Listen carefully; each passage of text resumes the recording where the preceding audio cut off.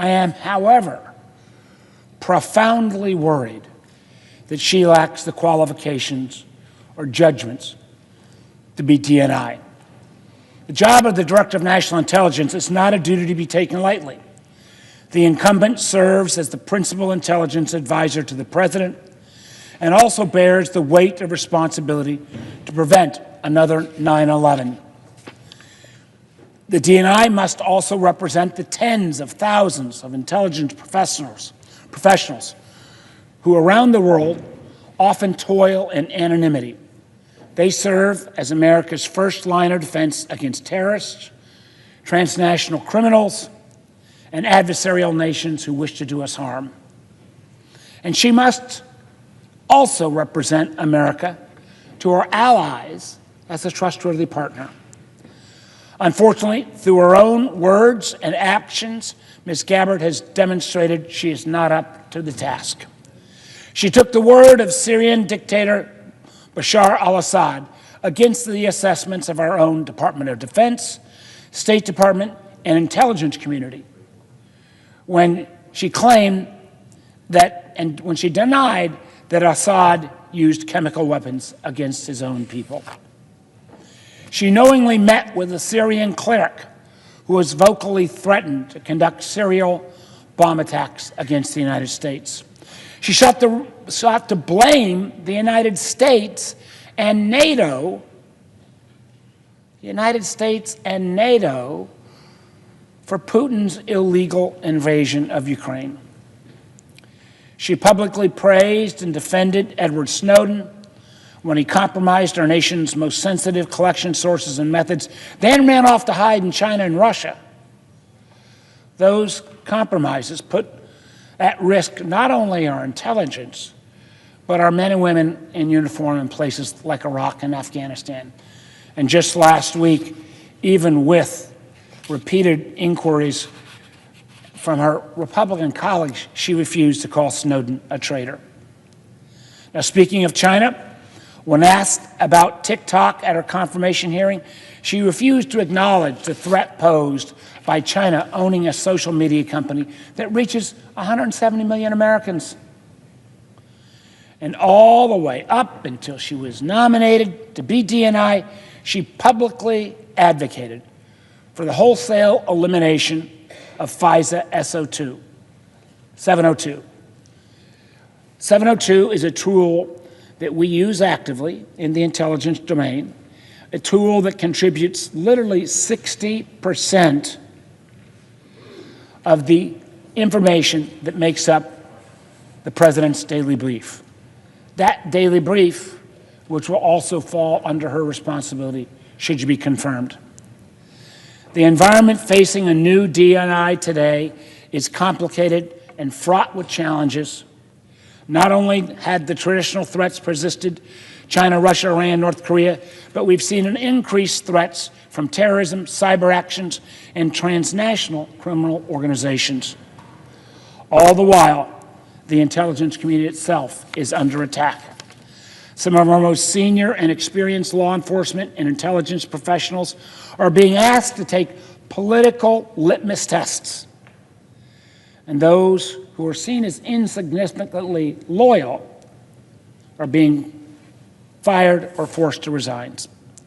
Whole agencies are being eliminated and funding impounded in flagrant defiance of the Constitution, which only gives the Congress, us here in this body, the power of the purse. And unvetted, unqualified individuals illegally burrowing into classified and sensitive information, this very action jeopardizing our national security and violating Americans' privacy. These Doge Bros seem to have no restriction on them at all, and I've seen no evidence that Ms. Gabbard is prepared to deal with this onslaught. Therefore, I must oppose her nomination and urge my colleagues to do the same.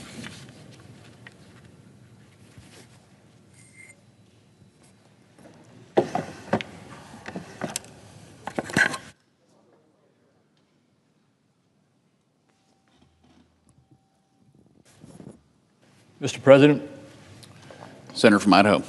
Thank you, Mr. President. In a moment, the Senate will proceed to a cloture vote on the nomination of Robert F. Kennedy, Jr. to be Secretary of the U.S. Department of Health and Human Services. I rise to encourage my colleagues to support this motion. As Secretary of HHS, Mr. Kennedy would oversee our nation's expansive health care system, from sources of coverage to advancement of public health.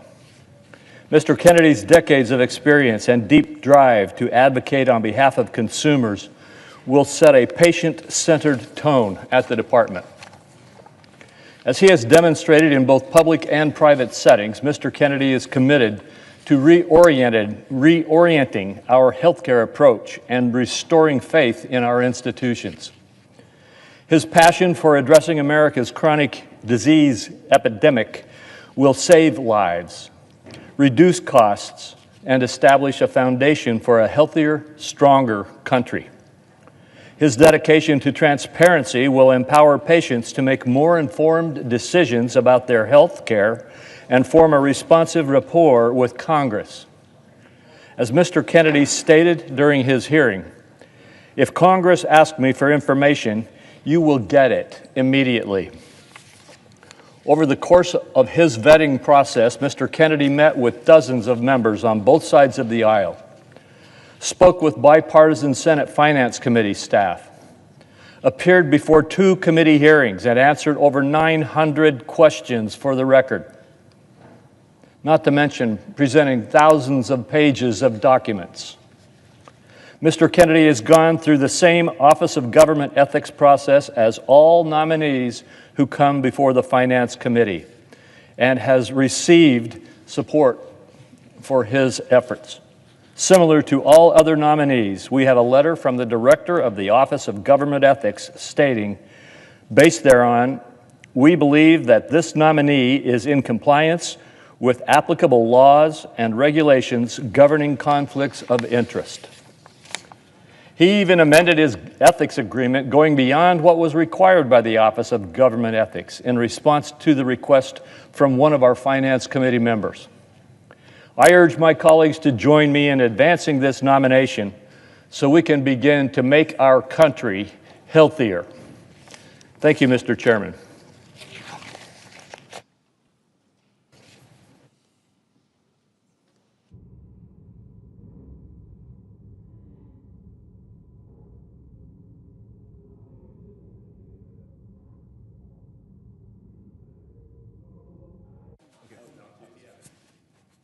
Should I do it or not?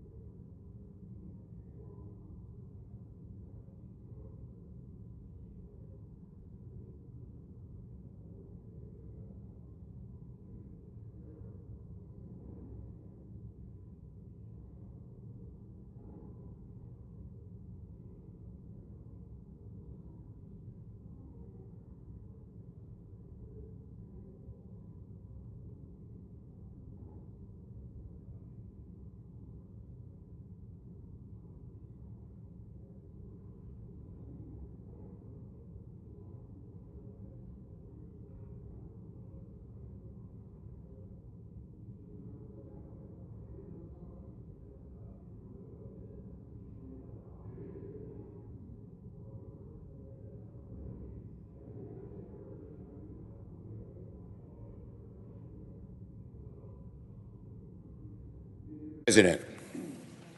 Democratic leader. I know I spoke a little while ago on Tulsi Gabbard, but I feel so strongly I just wanted to make one last plea to my Republican colleagues. In a moment, the Senate will vote to confirm Tulsi Gabbard as the next Director of National Intelligence. every single Democrat, I am really proud to say, will oppose this awful nomination, because we simply cannot, in good conscience, trust our most classified secrets to someone who echoes Russian propaganda and falls for conspiracy theories. It's hard to believe, of all the talented and capable people, that this is the person nominated. It's a person who has said things like the Ukraine invasion was caused by the United States, not by Putin.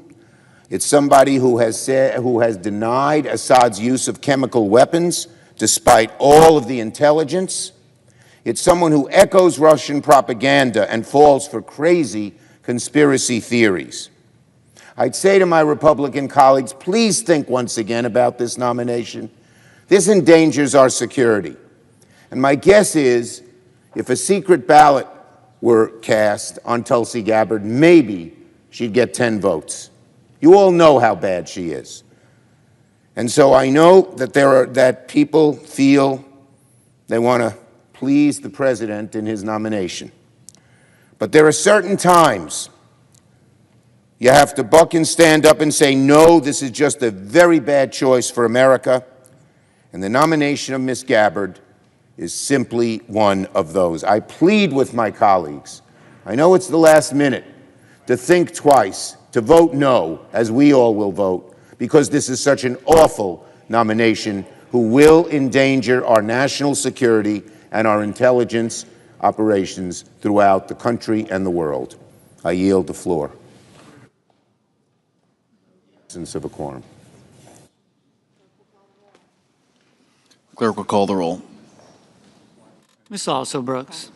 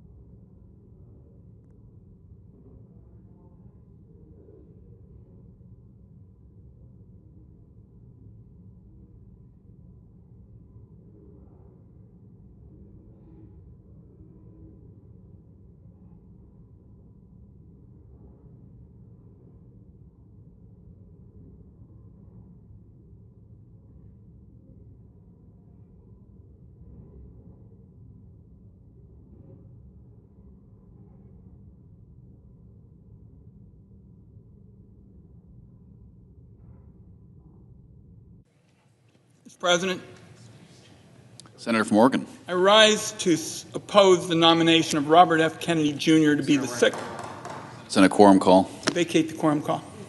Without objection. Mr. President, I rise today to oppose the nomination of Robert F. Kennedy, Jr. to be the Secretary of the Department of Health and Human Services. And let me put it very bluntly to my colleagues. A vote for Robert Kennedy for this position is a vote for a sicker America. And there's irony in that judgment, considering Mr. Kennedy is the figurehead of a mass movement known as Make America Healthy Again. But on issue after issue, Mr. Kennedy refused to stand up for policies that will keep Americans healthy and out of the hospital.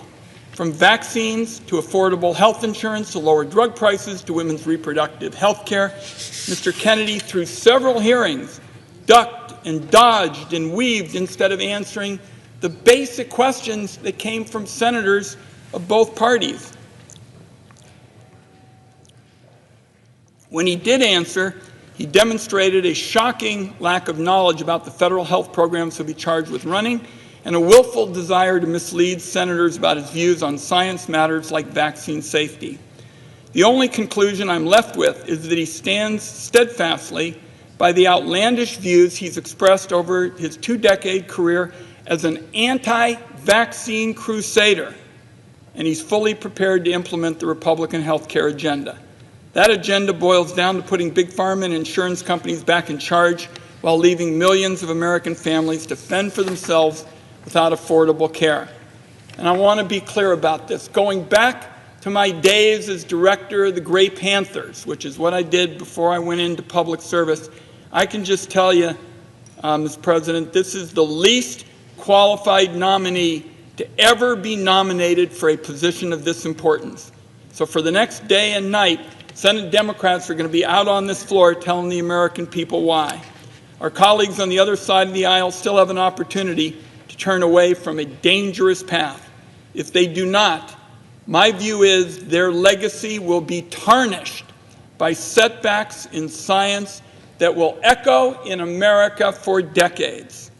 As I mentioned, I spent countless hours as a young man working with seniors to navigate the newly created Medicare program and help them avoid predatory insurance company tactics that remain all too common today. To me and many other Americans, healthcare colleagues is the most important issue, because if you and your loved ones don't have their health, everything else goes by the board.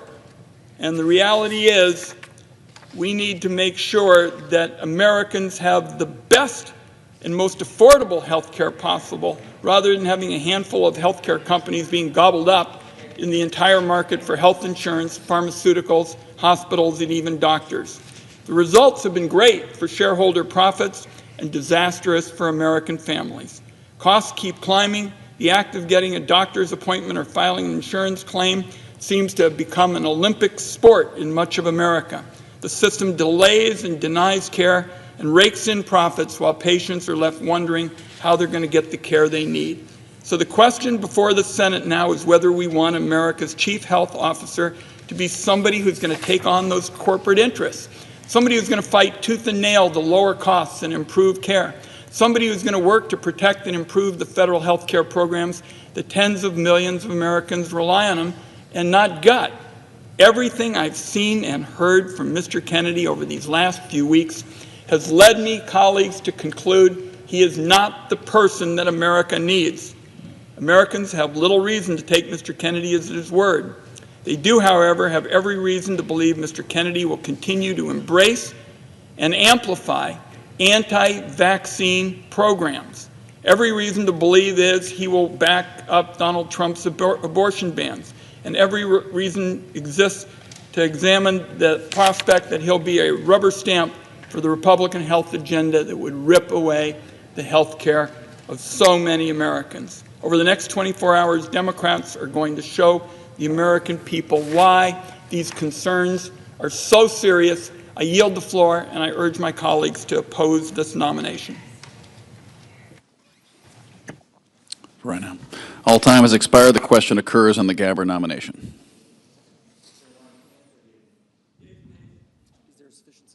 Is there a sufficient second? There appears to be. Clerk will call the roll. Ms. Also Brooks, Ms. Baldwin, Mr. Banks, Mr. Barrasso.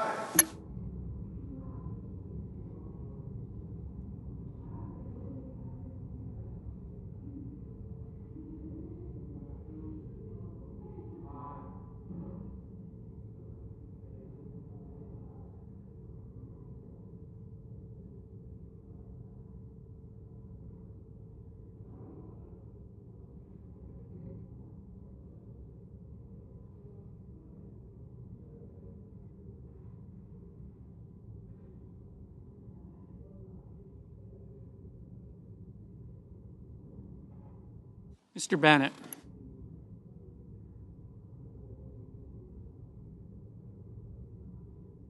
Mrs. Blackburn.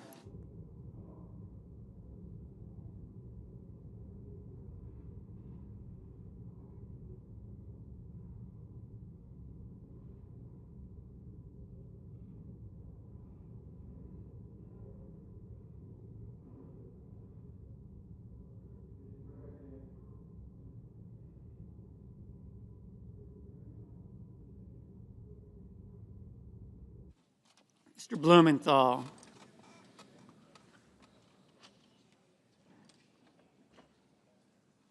Ms. Blunt Rochester. Mr. Booker. Mr. Bozeman.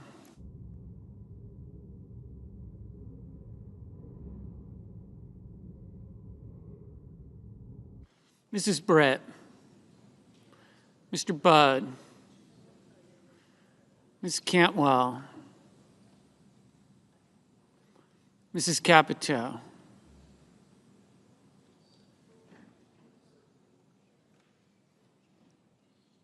Mr. Cassidy, Ms. Collins,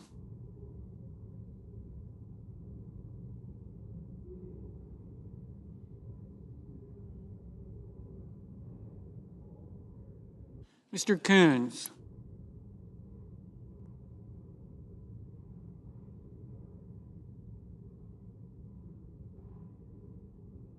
Mr. Cornyn,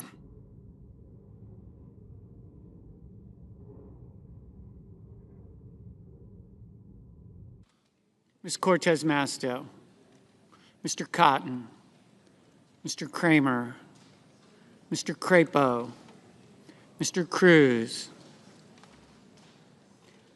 Mr. Curtis,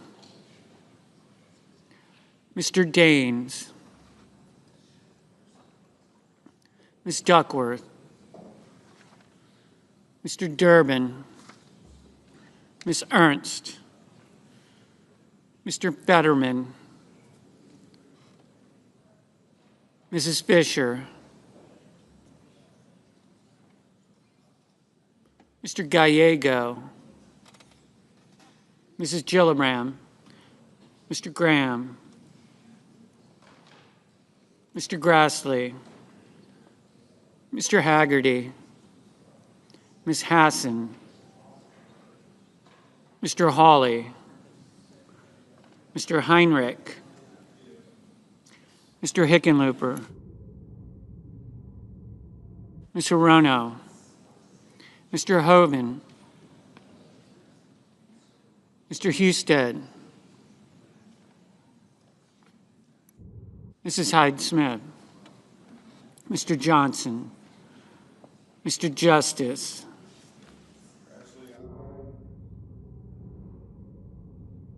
Mr. Kane, Mr. Kelly, Mr. Kennedy,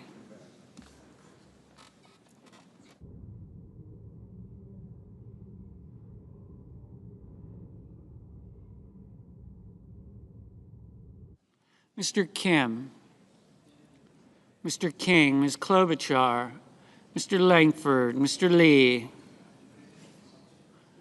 Mr. Lujan,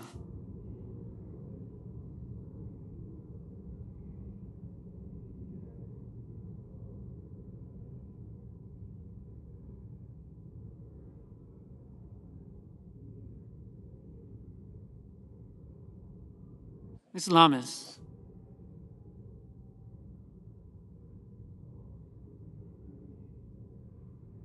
Mr. Markey, Mr. Marshall, Mr. McConnell, Mr. McCormick, Mr. Merkley,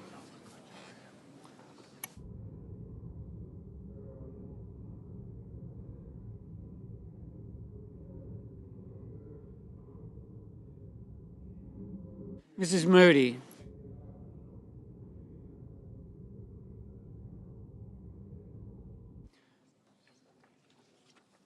Mr. Moran, Jim, are you still going back and forth every day? No, I spent the night last night here, and Mr. Moreno, back and forth enough, Mr. Mullen, too much.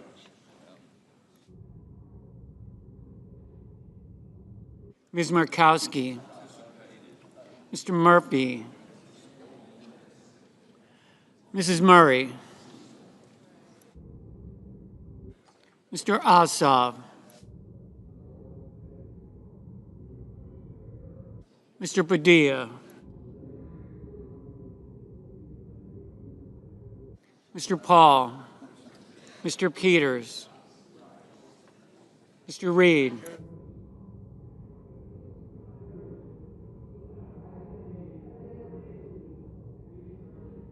Mr. Ricketts,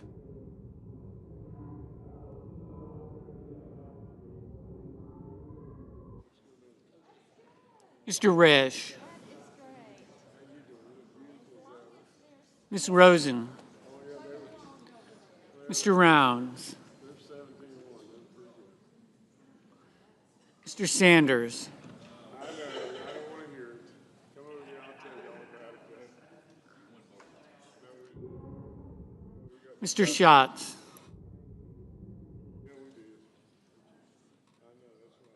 Mr. Schiff. Mr. Schmidt.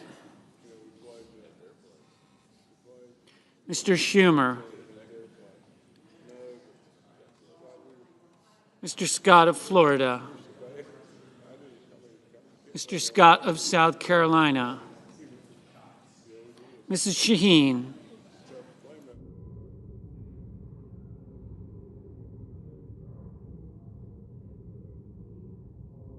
Mr. Sheehy.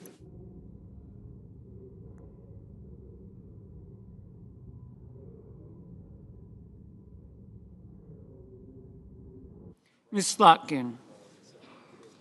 Ms. Smith.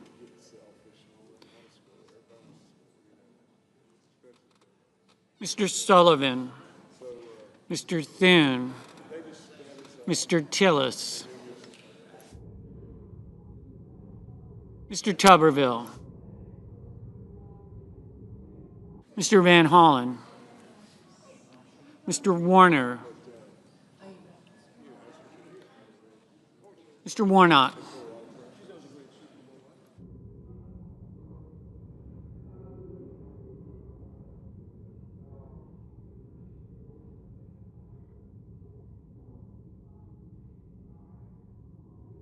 Ms. Warren. Mr. Welch.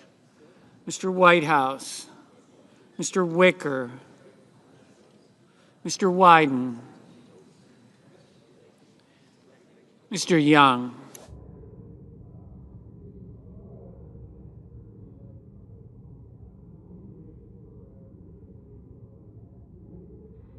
Senators voting in the affirmative: Banks, Barrasso, Blackburn, Britt, Budd, Cassidy, Cotton, Crapo, Curtis, Daines, Grassley, Johnson, Justice, Lankford, Moran, Mullen, Risch, Rounds, Schmidt, Scott of South Carolina, Sheehy, Tillis, Tuberville.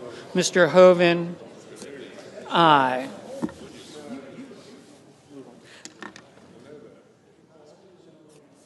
Senators voting in the negative: Also Brooks, Coons, Hassan, Heinrich, Kim, Klobuchar, Lujan, Murray, Peters, Schumer, Shaheen, Van Hollen, Wyden. Mr. McCormick, aye. Mr. Ricketts, aye. Mrs. Hyde-Smith, aye. Mrs. Fisher, aye.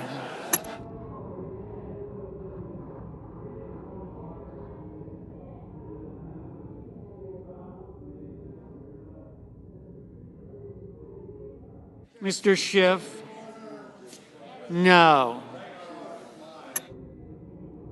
Mr. Bozeman, aye. Mr. Schatz, no. Mr. Marshall, aye. Mr. Gallego, no.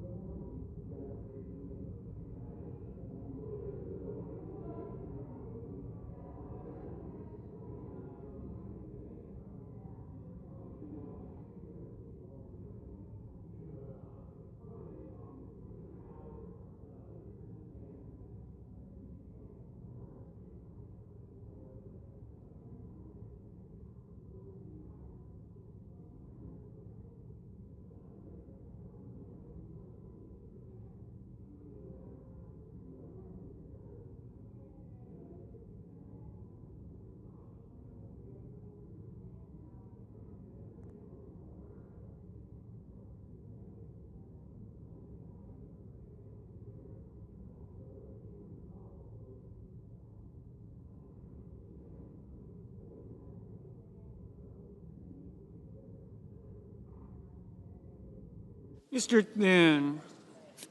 Mr. Thune, aye.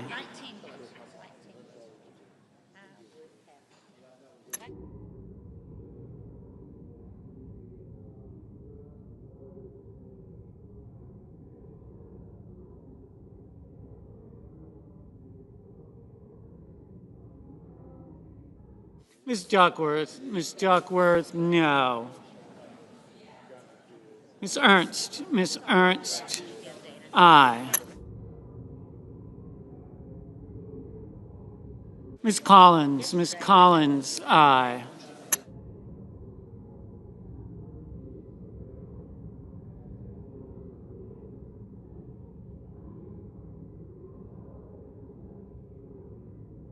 Ms. Hirono, no. Mr. Merkley, no. Ms. Cortez Masto, no.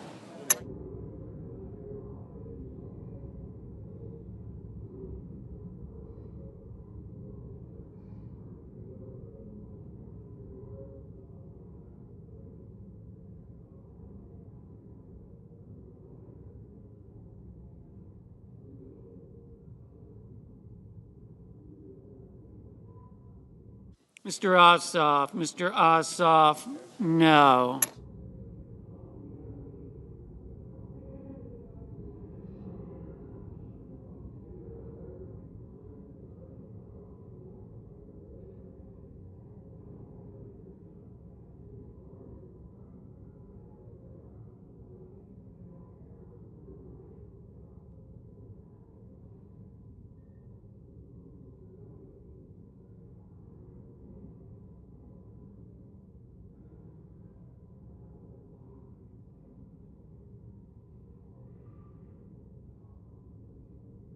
Mr. Welch, no.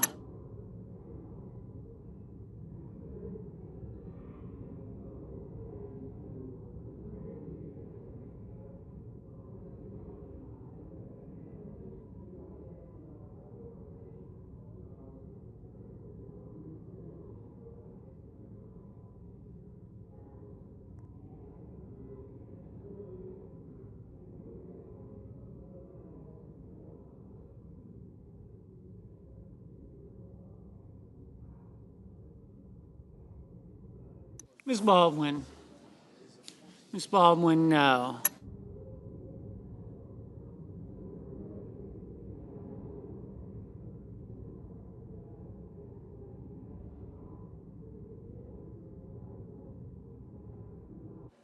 Ms. Cantwell, no.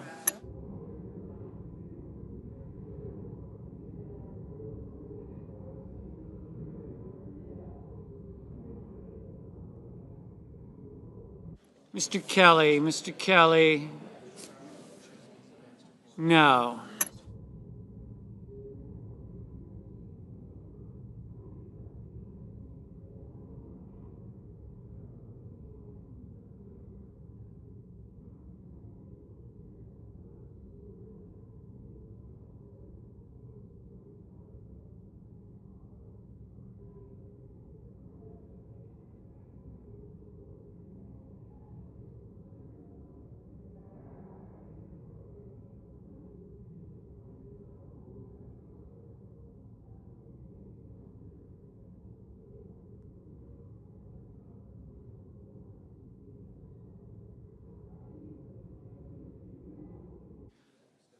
Mr. Graham, aye. Mrs. Moody, aye. Mr. Warner, no. Ms. Lummis, aye.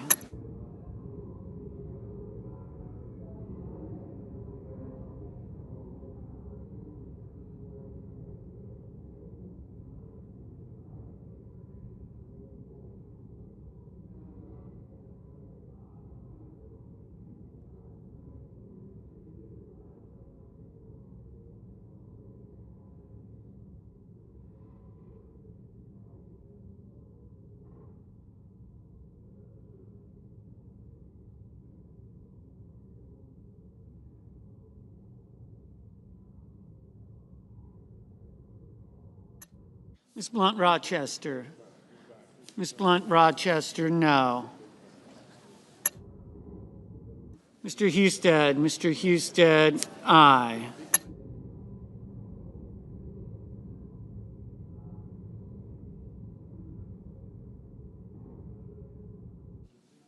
Ms. Slotkin. Ms. Slotkin, no.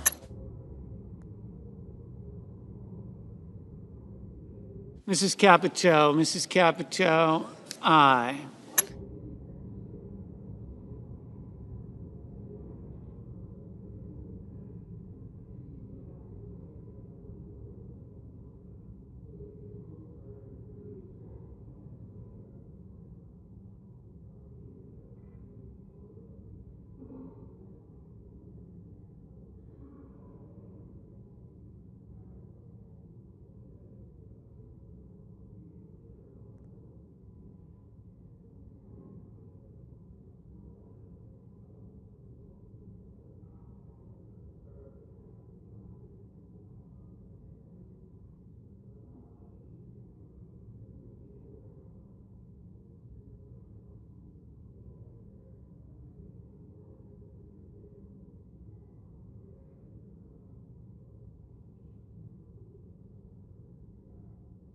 Mr. Murphy. Mr. Murphy, no.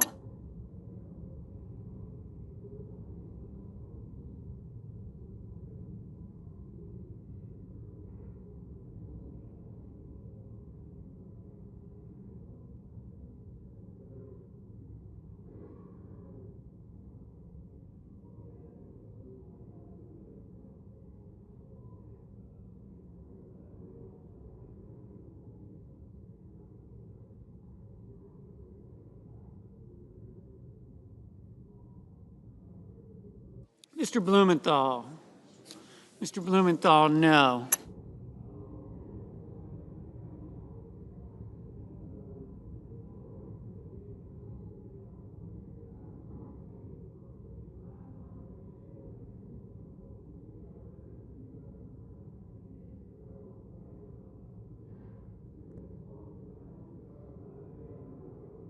Mr. Scott. Mr. Scott of Florida, aye. Mr. Sullivan. Mr. Sullivan, aye. Mr. Hickenlooper. Mr. Hickenlooper, no.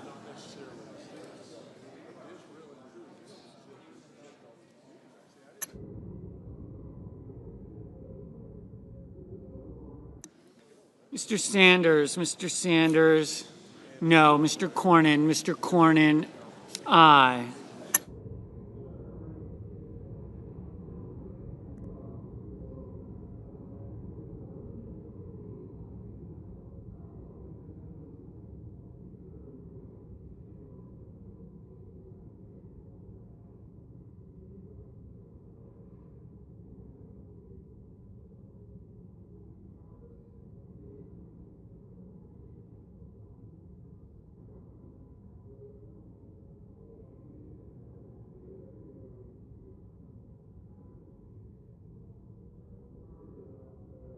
Mr.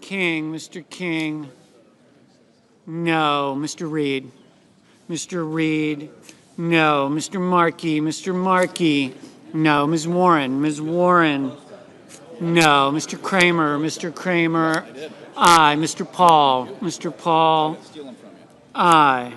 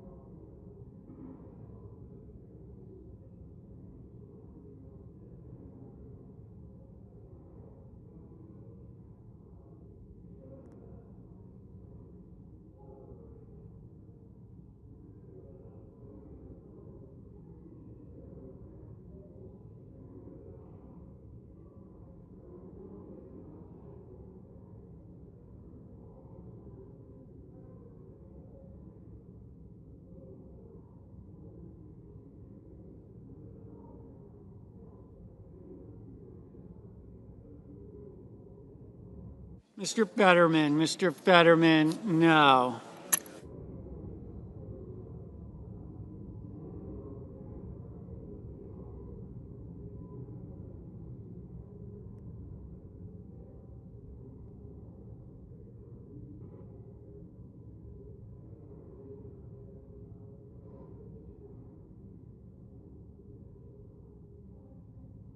Mr. Wicker, aye.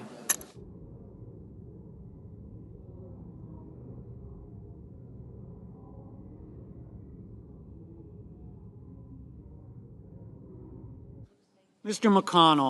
McConnell, no.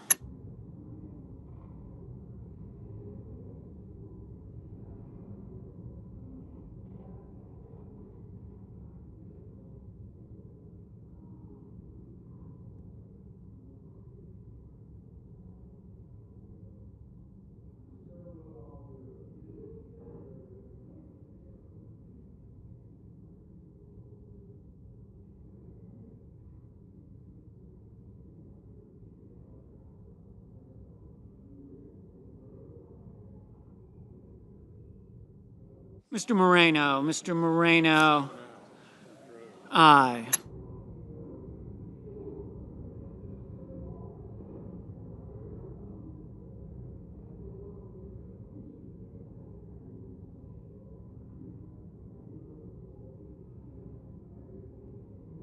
Mrs. Gillibrand, no.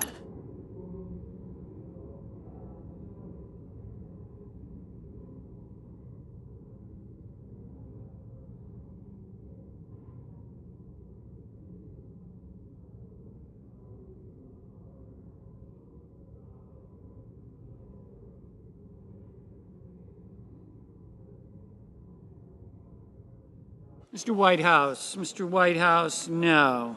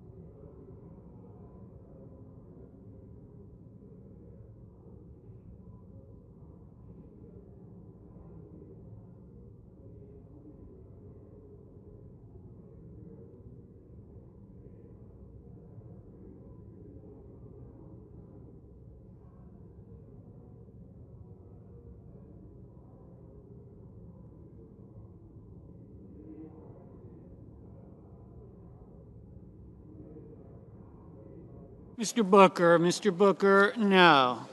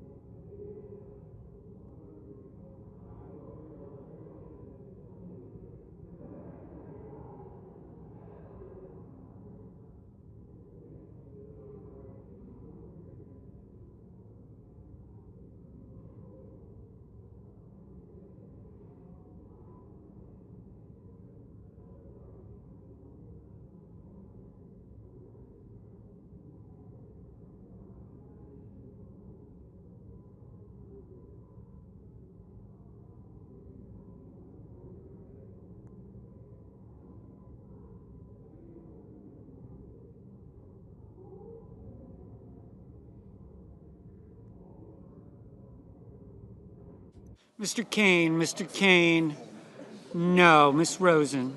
Ms. Rosen, no.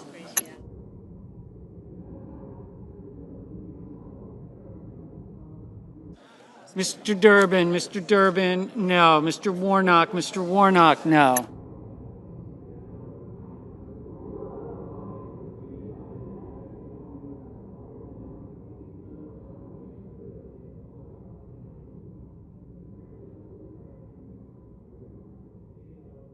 Ms. Smith, no.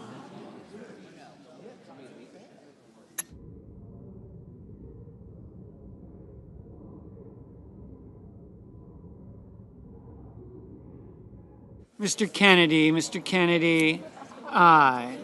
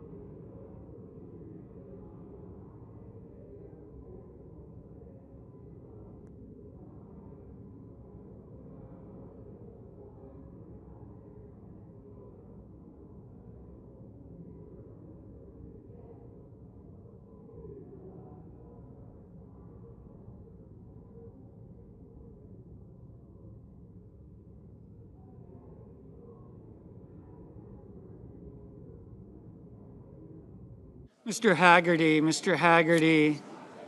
aye.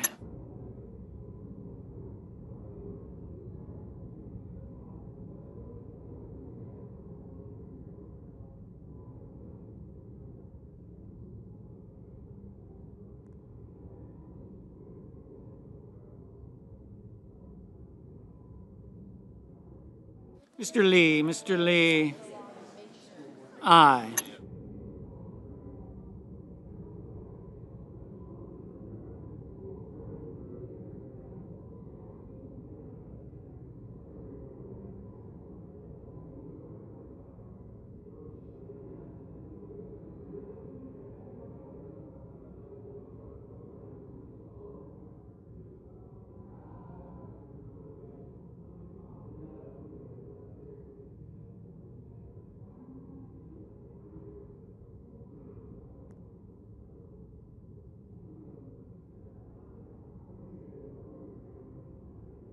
Mr. Cruz,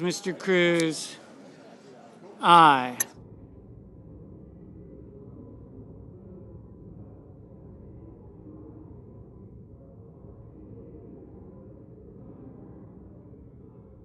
Mr. Padilla,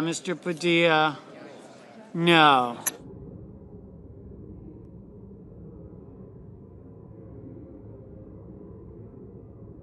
Mr. Young, aye.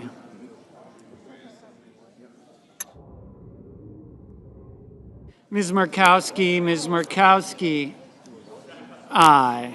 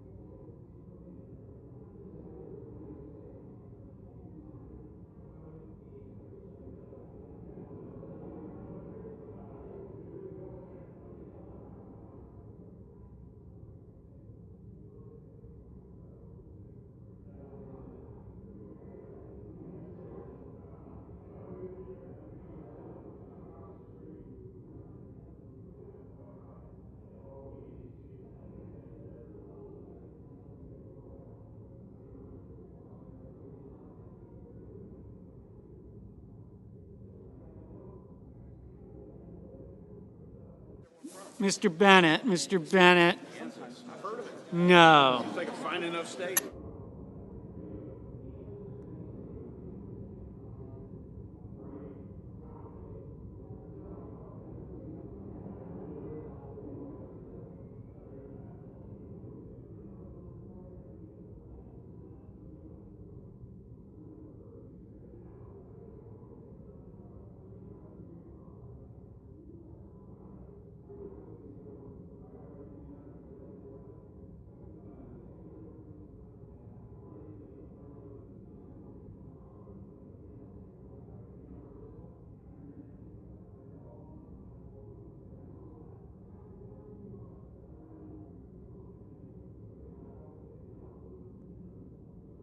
Mr. Hawley, Mr. Hawley.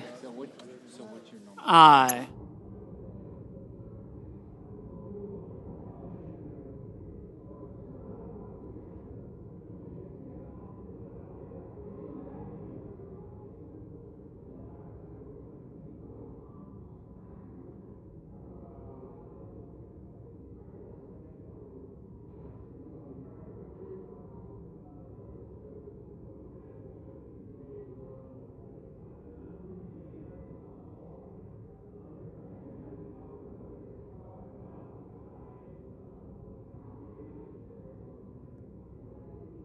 Okay.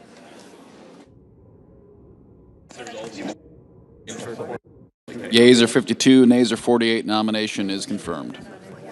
Under the previous order, the motion to reconsider is considered, made, and laid upon the table, and the President will immediately notify of the Senate's actions.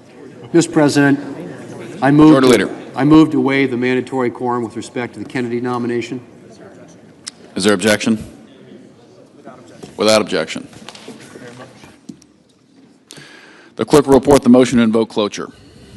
Cloture motion. We, the undersigned senators, in accordance with the provisions of Rule 22 of the Standing Rules of the Senate, do hereby move to bring to a close debate on the nomination of Robert F. Kennedy, Jr. of California to be Secretary of Health and Human Services, signed by 17 senators. By unanimous consent, the mandatory quorum call has been waived. A quorum is present. The question. What you want to do? The question is it the sense of the Senate that debate on the nomination of Robert F. Kennedy, Jr. of California to be Secretary of Health and Human Services shall be brought to a close? The yeas and nays are mandatory under the rule. The clerk will call the roll. Ms. Alsobrooks, Ms. Baldwin, Mr. Banks, Mr. Barrasso. Aye.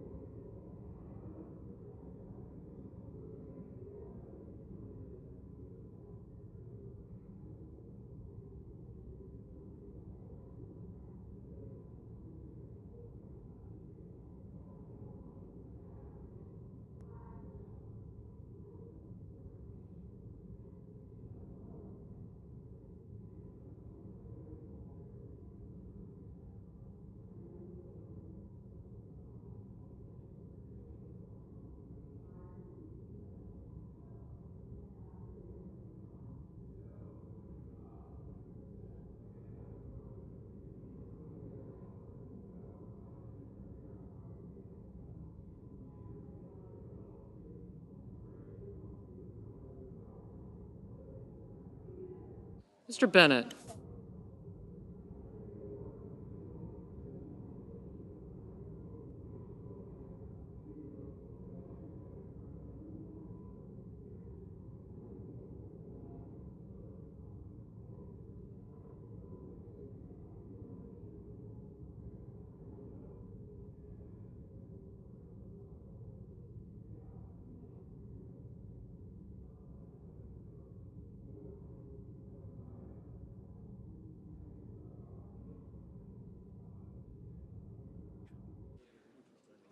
Mrs. Blackburn.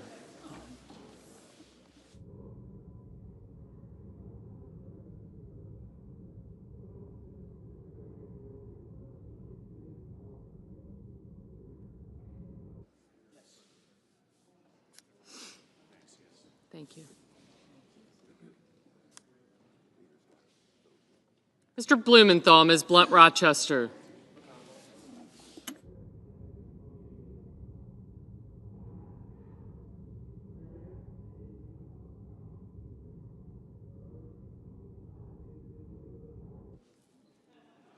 Mr. Booker. Mr. Bozeman. Mrs. Britt. Mr. Budd.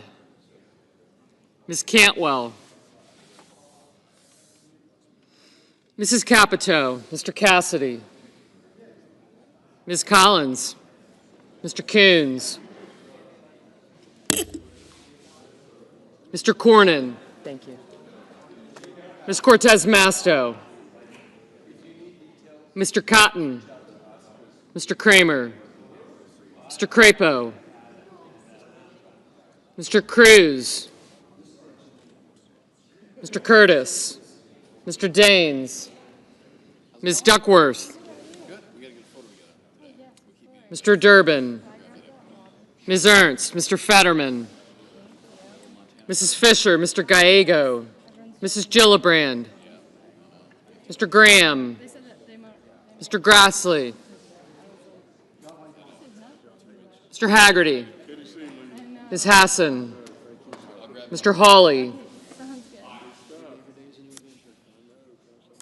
Mr. Heinrich. Mr. Hickenlooper.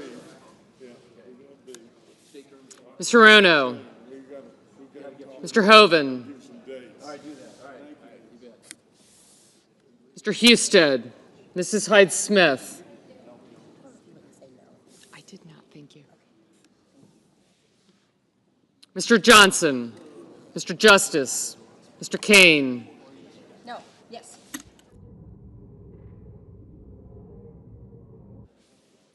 Mr. Kelly. Mr. Kennedy. Mr. Kim. Mr. King. Ms. Klobuchar. Mr. Langford. Thanks. Mr. Lee. Mr. Lujan. Ms. Lummis. Mr. Markey. Mr. Marshall.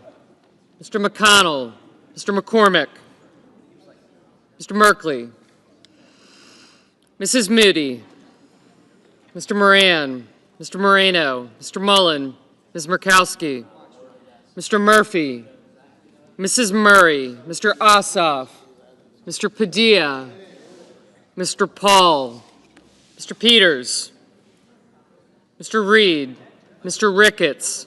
Mr. Risch. Ms. Rosen. Mr. Rounds.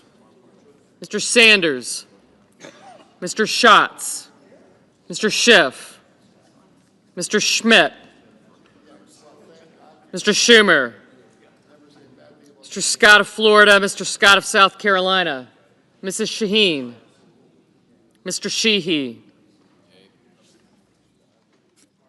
Ms. Slotkin. Ms. Smith. Mr. Sullivan. Mr. Thune. Mr. Tillis. Mr. Tuberville. Mr. Van Hollen. Mr. Warner. Mr. Warnock. Ms. Warren. Mr. Welch. Mr. Whitehouse. Mr. Wicker. Mr. Wyden. Mr. Young.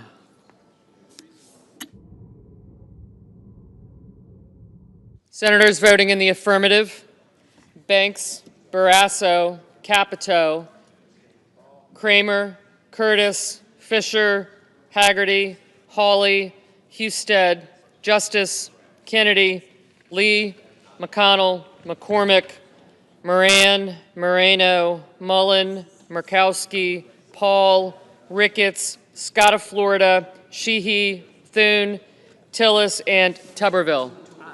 Ms. Collins, aye. Senators voting in the negative. Thank you.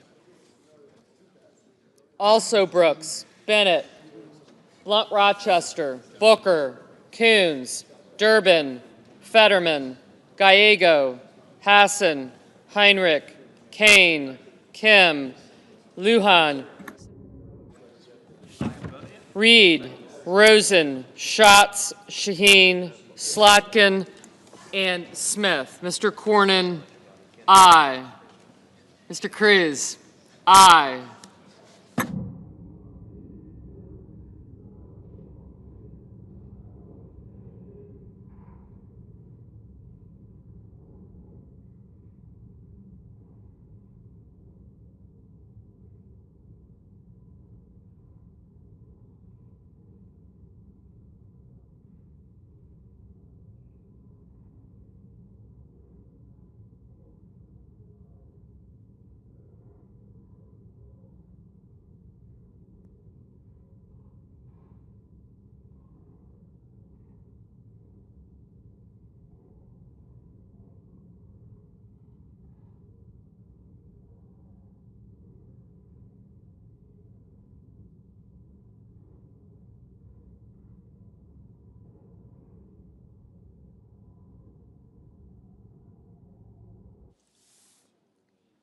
Ms. Duckworth, no.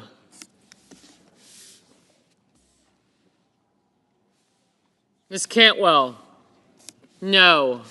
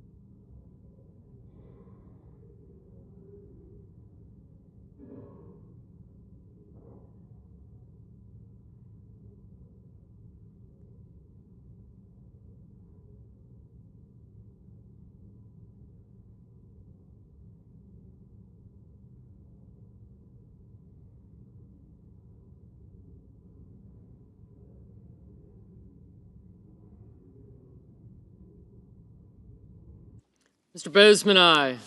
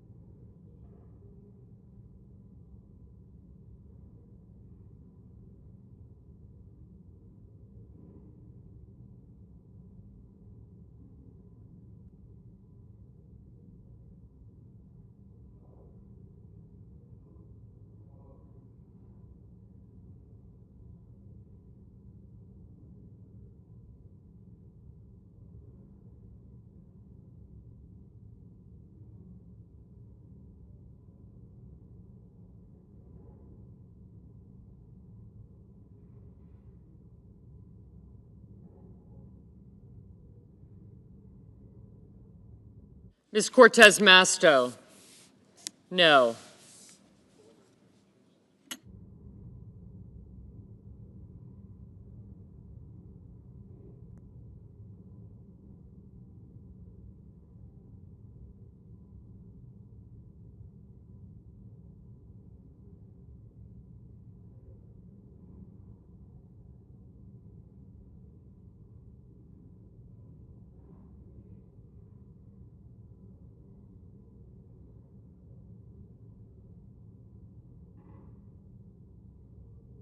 Mr. Peters, no.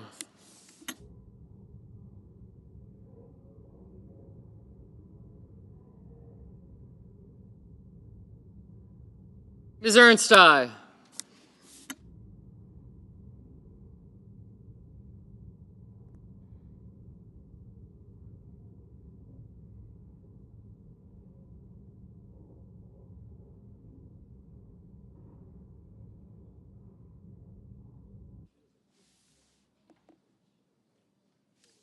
Mr. Johnson, aye.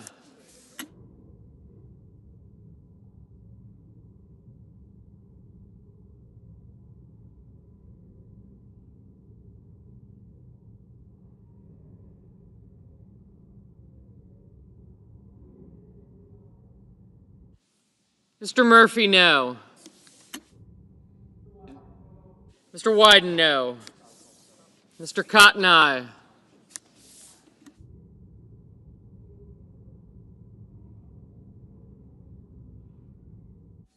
Mr. Crapo, aye.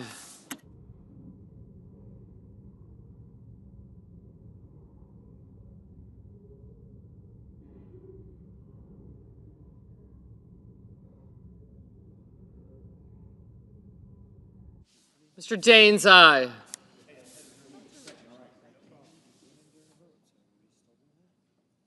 Mr. King, no.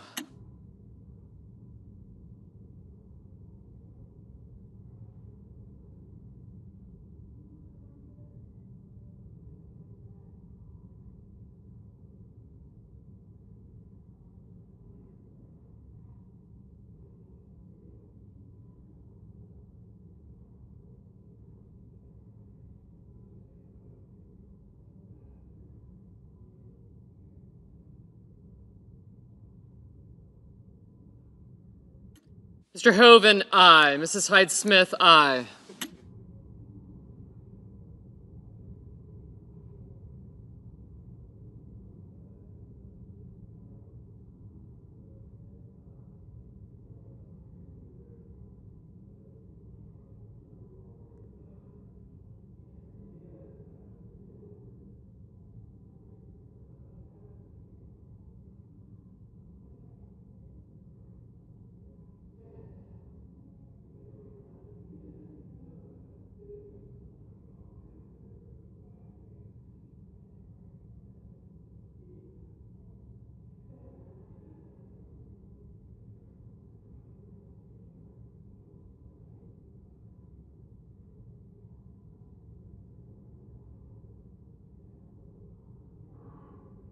Mrs. Blackburn, aye.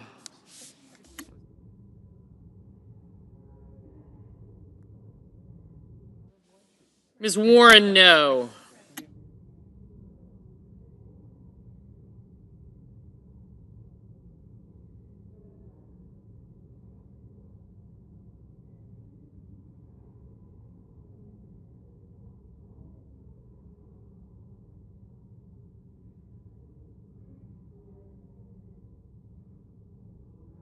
Mrs. Britt, aye.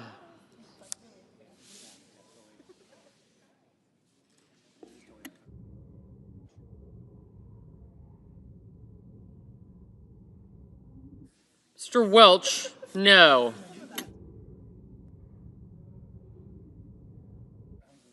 Mr. Rounds, aye.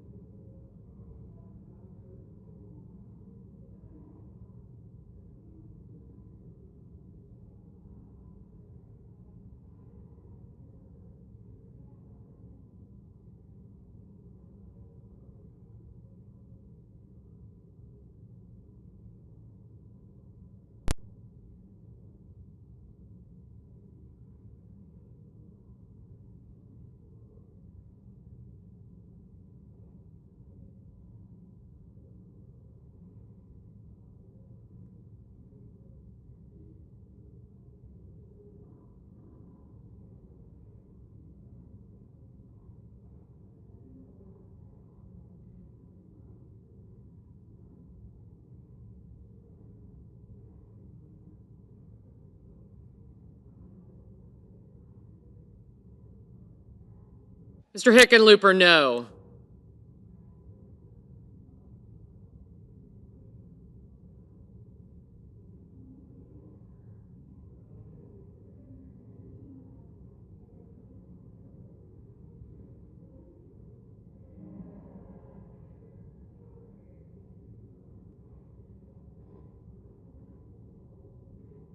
Mr. Kelly, no.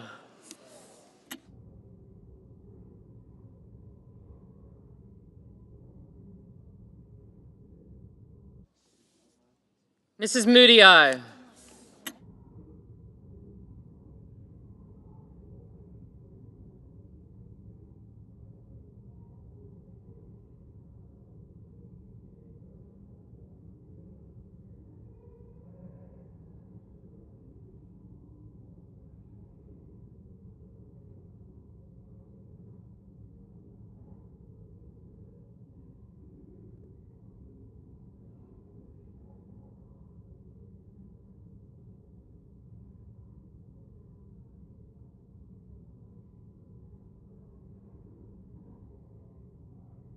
Mr. Langford, aye.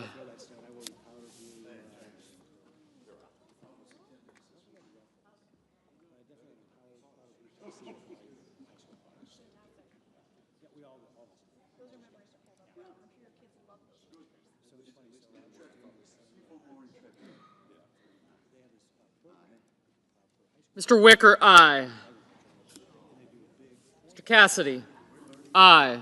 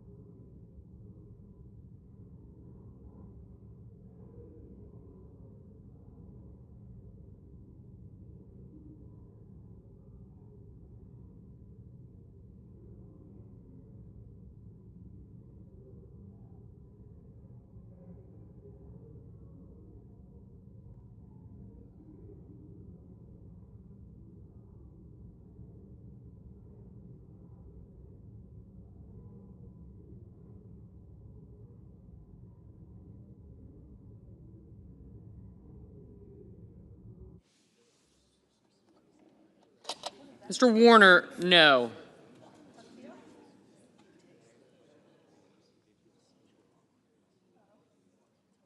Mr. Sanders, no.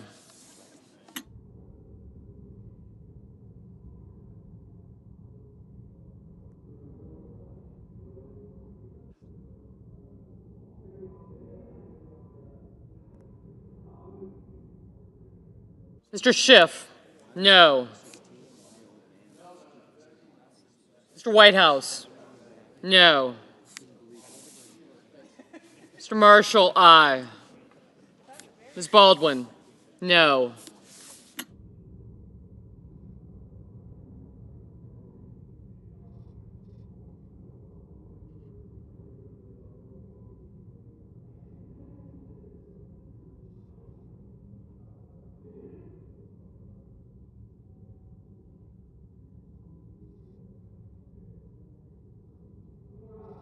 Mr. Warnock, no.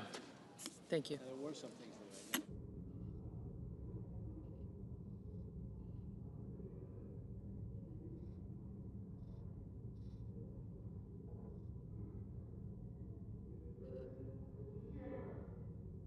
Mr. Schumer, no.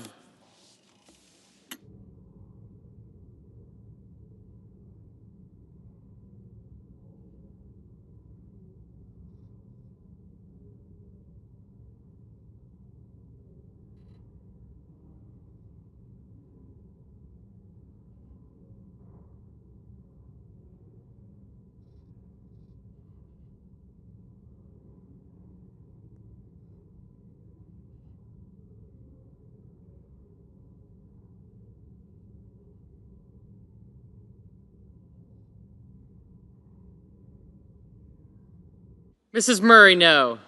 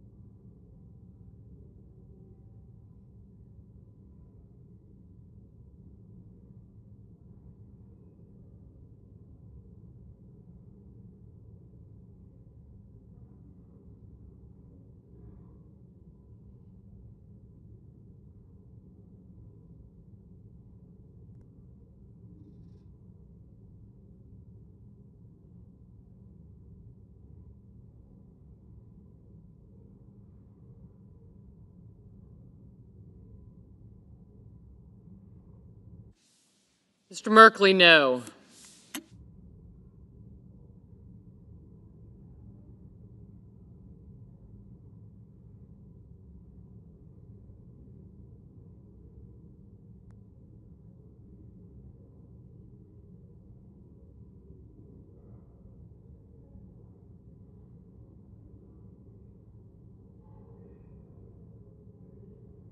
Mr. Graham, aye.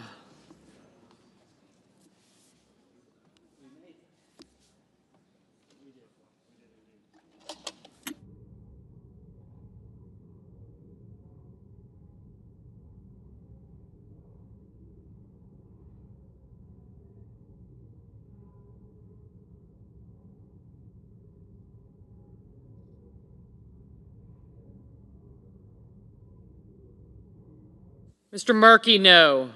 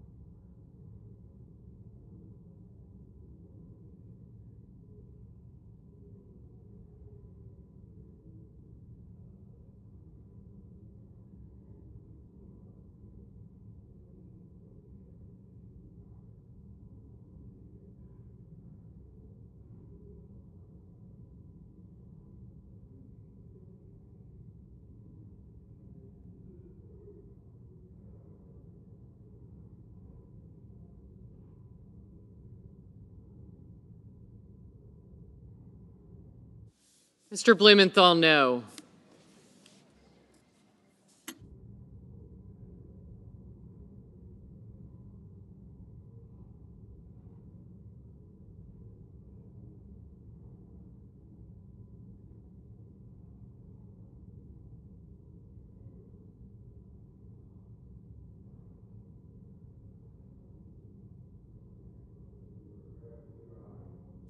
Mr. Grassley, aye.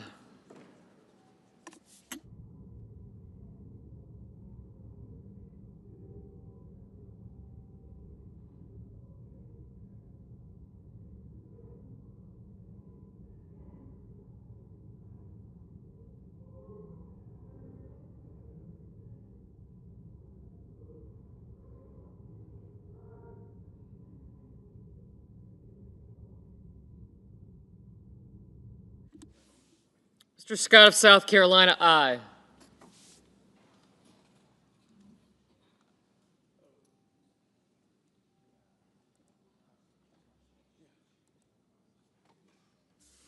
Mr. Ossoff, no.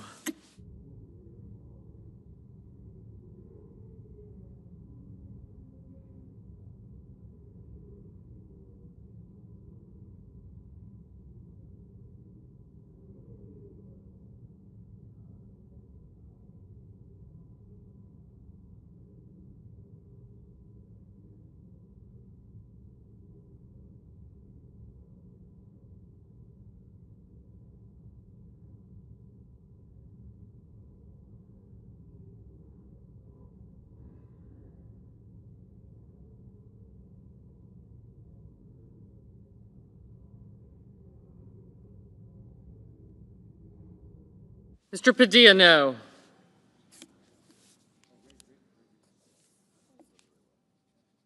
Ms. Klobuchar, no.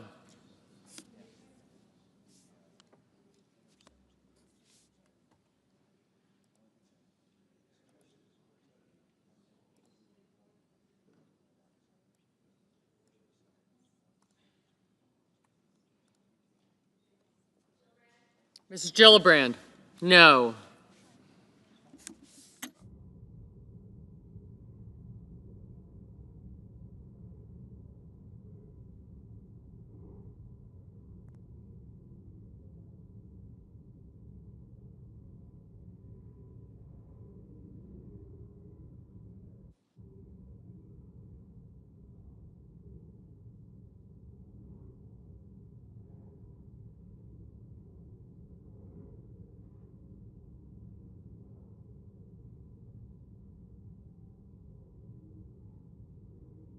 Mr. Risch, aye. Mr. Schmidt, aye.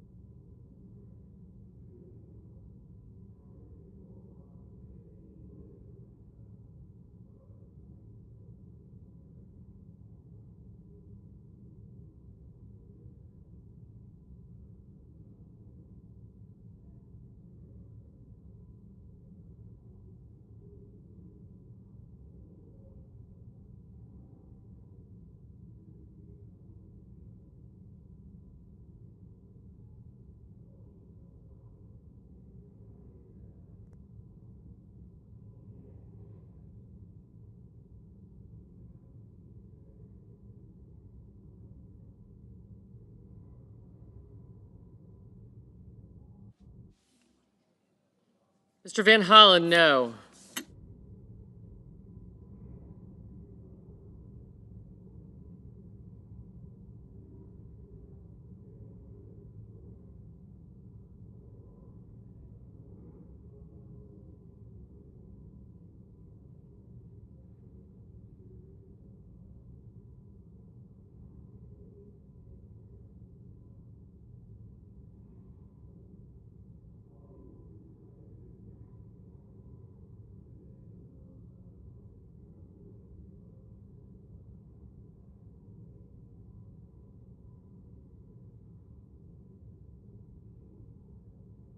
Mr. Budd, aye.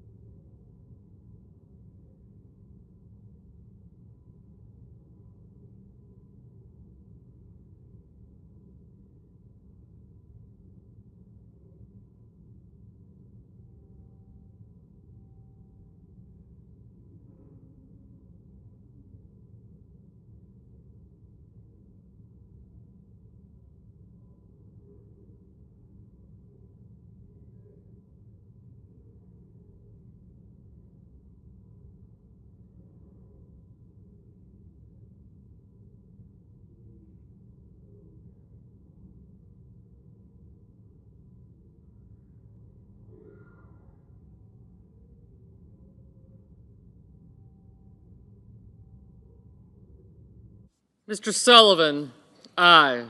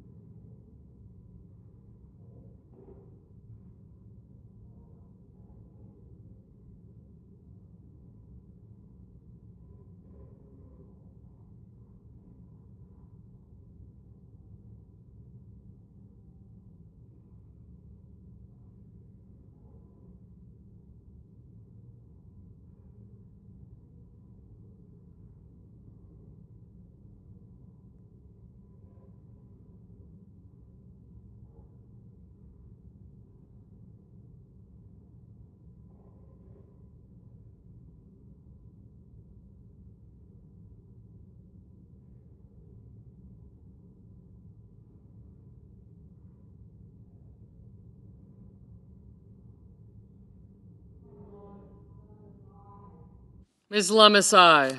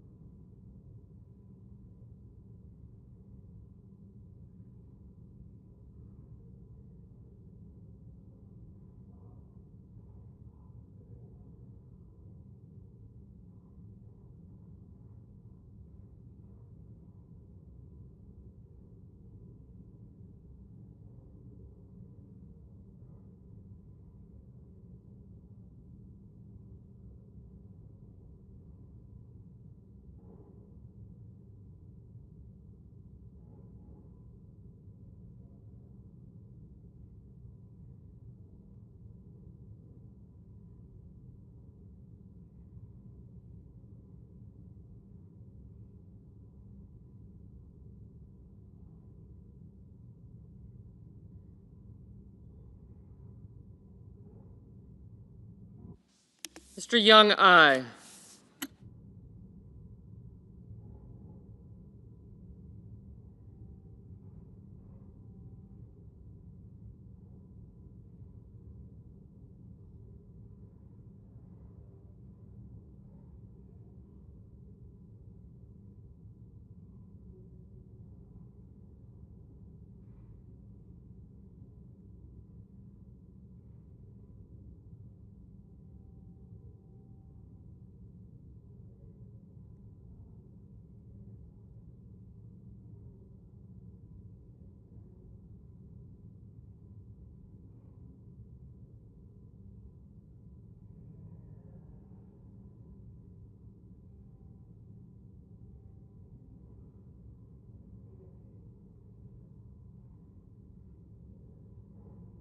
Ms. Hirono, no.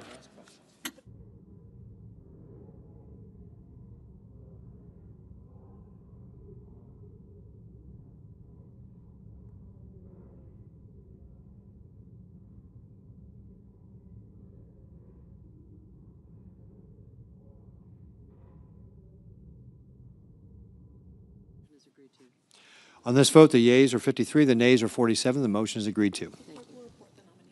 The clerk will report the nomination. Department of Health and Human Services, Robert F. Kennedy, Jr. of California, to be Secretary. Mr. President. Senator from Oregon, sorry. Mr. President, as we begin this discussion that is so important to America, I thought I would just mention the conversation I had recently with a couple of young medical students who came up to me and said, you know, we know you're interested in health care and have been involved in this, and I'm so appreciative of Senator Murray, who's going to pick up on the health care issue, an area where she has very substantial experience and expertise. And I thought these medical students summed up this debate because they said, the way we see this Kennedy nomination, it's not just a vote for next week or even next year. This is a vote with enormous impact for decades because Mr. Kennedy, according to these young students, these young medical students, has a long record of essentially being anti-science. And what we're going to do in our discussion of his nomination is go into that and other issues. And suffice it to say, during his confirmation hearings, and they've been in multiple committees now, he was given ample opportunity from members on both sides of the dais to clarify his views on science and vaccines and our nation's biggest federal health programs. And we're going to, in the hours ahead, touch on each of these and why Mr. Kennedy's failure to demonstrate a basic understanding of these important issues that impact America's health make him a uniquely unqualified nominee to become our nation's chief health care officer. And in beginning my remarks, Mr. President, I wanted to say that ever since my days with the Gray Panthers, I've always felt that health care is the most important issue. If you and your loved ones don't have your health, everything just goes by the board. So that just reinforces what these young medical students were saying about the decision we're going to make in future hours with respect to Mr. Kennedy. And I'm going to start with perhaps the most dangerous aspect of his long history, and that's his embrace and amplification of vaccine conspiracy theories. He's made a lucrative career out of sowing doubt in the minds of parents when it comes to vaccinating their kids. His, quote, nonprofit, the Children's Health Defense, is solely dedicated to peddling these conspiracies. You can even get merch. There are baby onesies, apparently, that read unvaxxed, unafraid, no vax, no problem. He's been the attorney of record on at least 5 cases against drug companies for their vaccines, which he didn't disclose to ethics officials and refused to answer questions about. He also refused to give up his 10% stake in any settlement agreements, instead passing them off to his son. And he refused to recuse himself from taking any actions that might affect his family's financial interest. A vaccine that has become routine for young people about 20 years ago is involved here, and since then, it's successfully cut cervical cancer rates into just a fraction of what they were before the drug came to market. All of this adds up to a future HHS secretary who stands to profit off undermining this vaccine and, as a result, raise cervical cancer rates. To quote my Republican colleague, Senator Cassidy, a physician, Mr. Kennedy is financially vested in finding fault with vaccines. He also played a big role in one of the most deadly measles outbreaks in recent history. In 2019, he traveled to Samoa and used his platform to promote his anti-vax agenda, taking aim at the measles vaccine. The vaccine rate in Samoa plummeted. By 2019, measles had torn through the entire population, making more than 5,700 people sick, and 80 people were killed, most of them young kids. During his confirmation hearing at the Senate Finance Committee, Mr. Kennedy told me, and I quote, "We don't know what was killing them," speaking about those 83 deaths. But just last week, the Director General of the Health of Samoa called this claim by Mr. Kennedy, and I quote here, "a total fabrication." So, Mr. President and colleagues, just put that in your thinking about this consideration. Mr. Kennedy saying that he didn't know what was killing these young people in Samoa, and the Director General of the Health of Samoa called Mr. Kennedy's claim a total fabrication. A recent analysis showed that Mr. Kennedy has made 114 separate appearances in the last 4 years where he took anti-vaccine views or spread misinformation about the efficacy of the vaccines. In 36 of these instances, Mr. Kennedy directly linked vaccines to autism.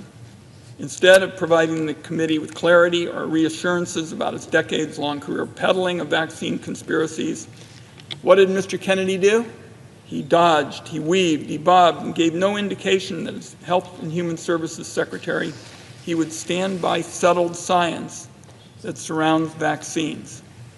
As HHS Secretary, Mr. Kennedy would have a huge amount of control over how vaccines are promoted and administered in our country. He could issue orders that discourage doctors from sharing information with parents and patients about life-saving vaccines. He could issue an order that discourages schools from talking about or even requiring vaccines. He could rubber stamp an executive order from Donald Trump that defunds the Centers for Disease Control, which is essentially the agency in charge of getting Americans up-to-date information about vaccines and when to get them. Just imagine you're a parent scrolling on Instagram or listening to a podcast. You hear this gentleman speaking passionately about the danger of vaccines. Maybe you do a bit of research, and lo and behold, you find this is the Secretary of Health and Human Services, America's chief healthcare guy. You think to yourself, This guy must know what he's talking about. Maybe he's right when he's questioning if vaccines are safe and effective. So the seed of doubt on vaccines gets planted.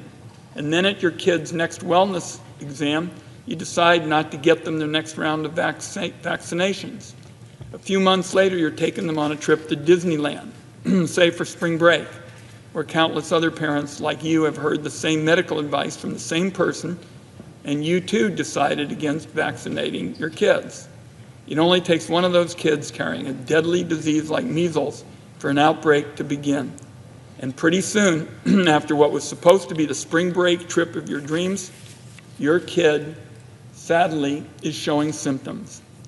What follows then is a slew of doctor's appointments, maybe even a stay in the hospital, sleepless nights, missed days of work and school, not to mention dread and fear for your child's very well-being.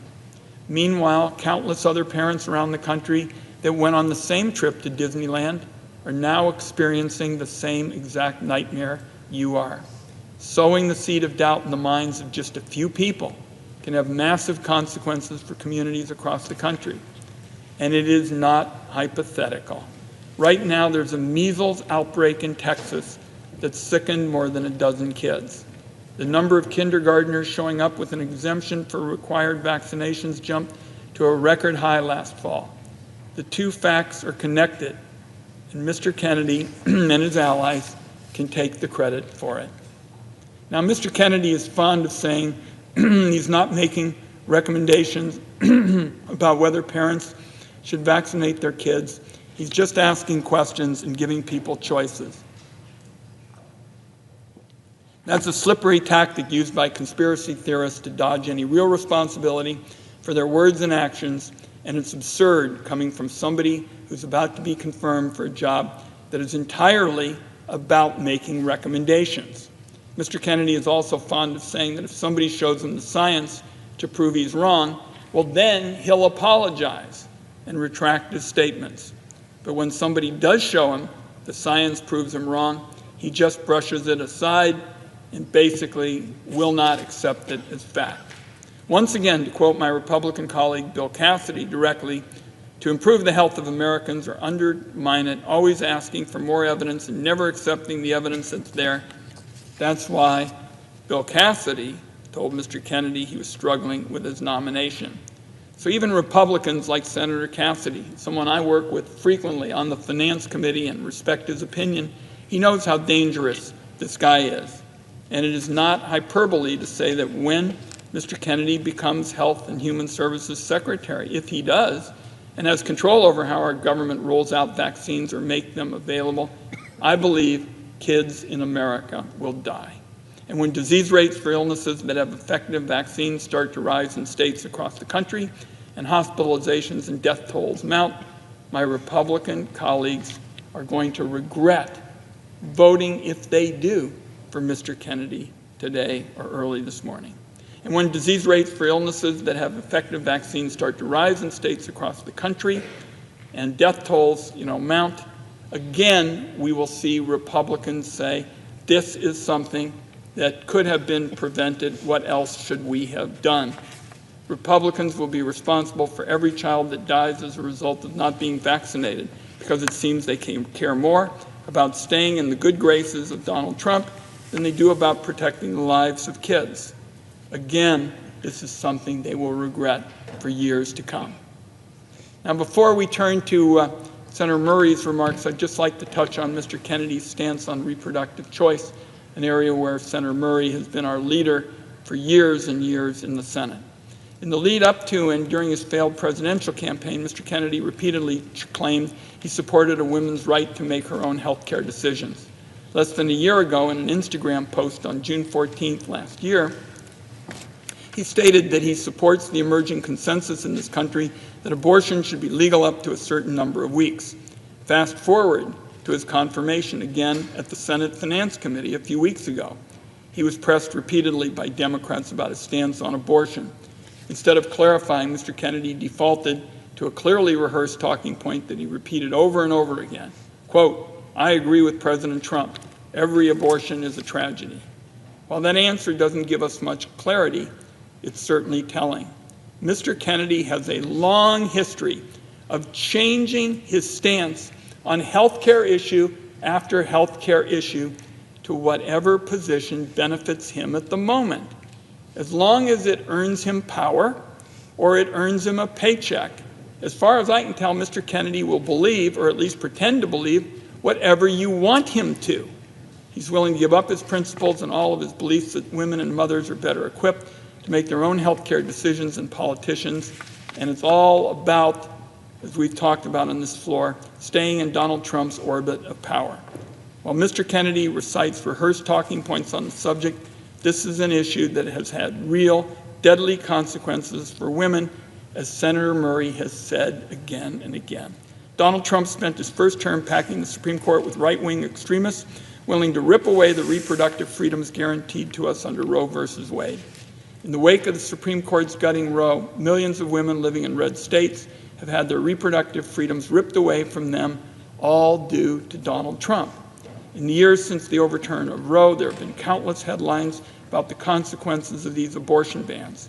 Women bleeding out in parking lots or in emergency rooms because they were denied care. Women becoming infertile and losing their ability to have kids in the future because they couldn't get care. And in the very worst cases, women dying. So it should horrify every American that we don't actually know where Mr. Kennedy stands. The man who could become our nation's chief health care officer, we don't know where he stands on reproductive health, short of perhaps just saying he's a yes man for anything Donald Trump tells him to do. So I think at this point, Mr. President, I want to yield the floor to my friend and colleague from Washington State, because she knows so much about the challenge of ensuring that women's reproductive health services are being protected. And as Secretary of Health and Human Services, Mr. Kennedy could do so much damage to the well-being and health of women, and I'm very pleased to be able to yield the floor to her to discuss that and other pressing issues. Mr. President. Senator from Washington.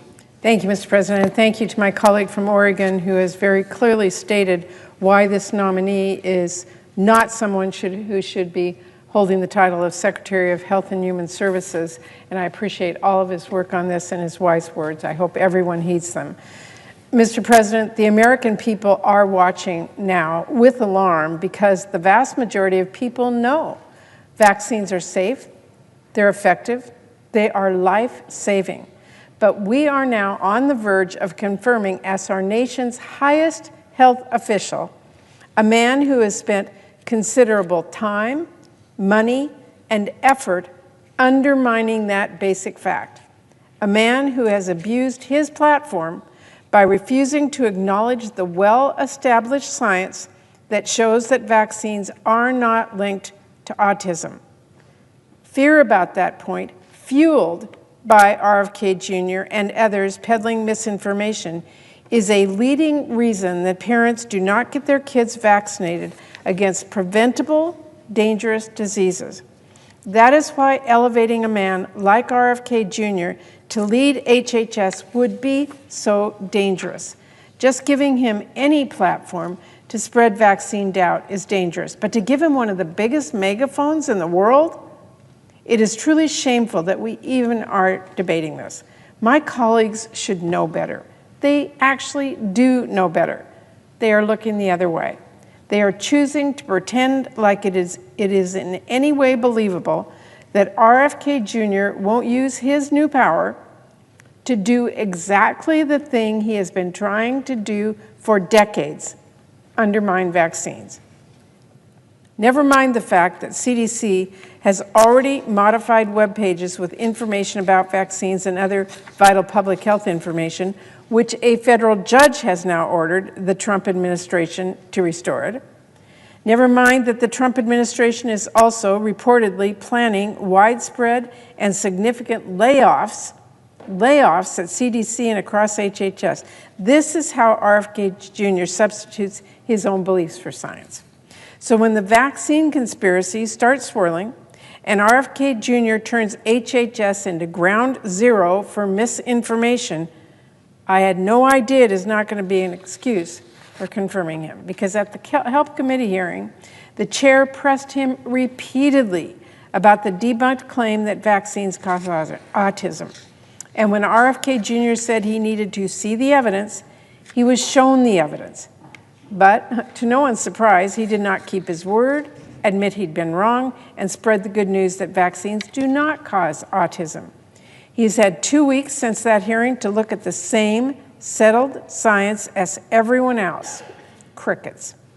But he won't hesitate to quote the latest anti-vax conspiracy. He's totally up to speed on that front. Are my colleagues really buying this guy will take an impartial look at the science? If you think RFK Jr. will change who he is, you are lying to yourself. He has given no evidence to suggest that and all the evidence in the world to the contrary. Given his long and growing track record, we cannot just pretend if RFK Jr. finally gets power to undermine vaccines, a cause he has dedicated a considerable amount of time and effort to, that he'll just give up. That is not believable. And I know I've been talking a lot about vaccines because it is so obviously alarming. But the responsibility he would have goes far beyond that. So let's break some of this down.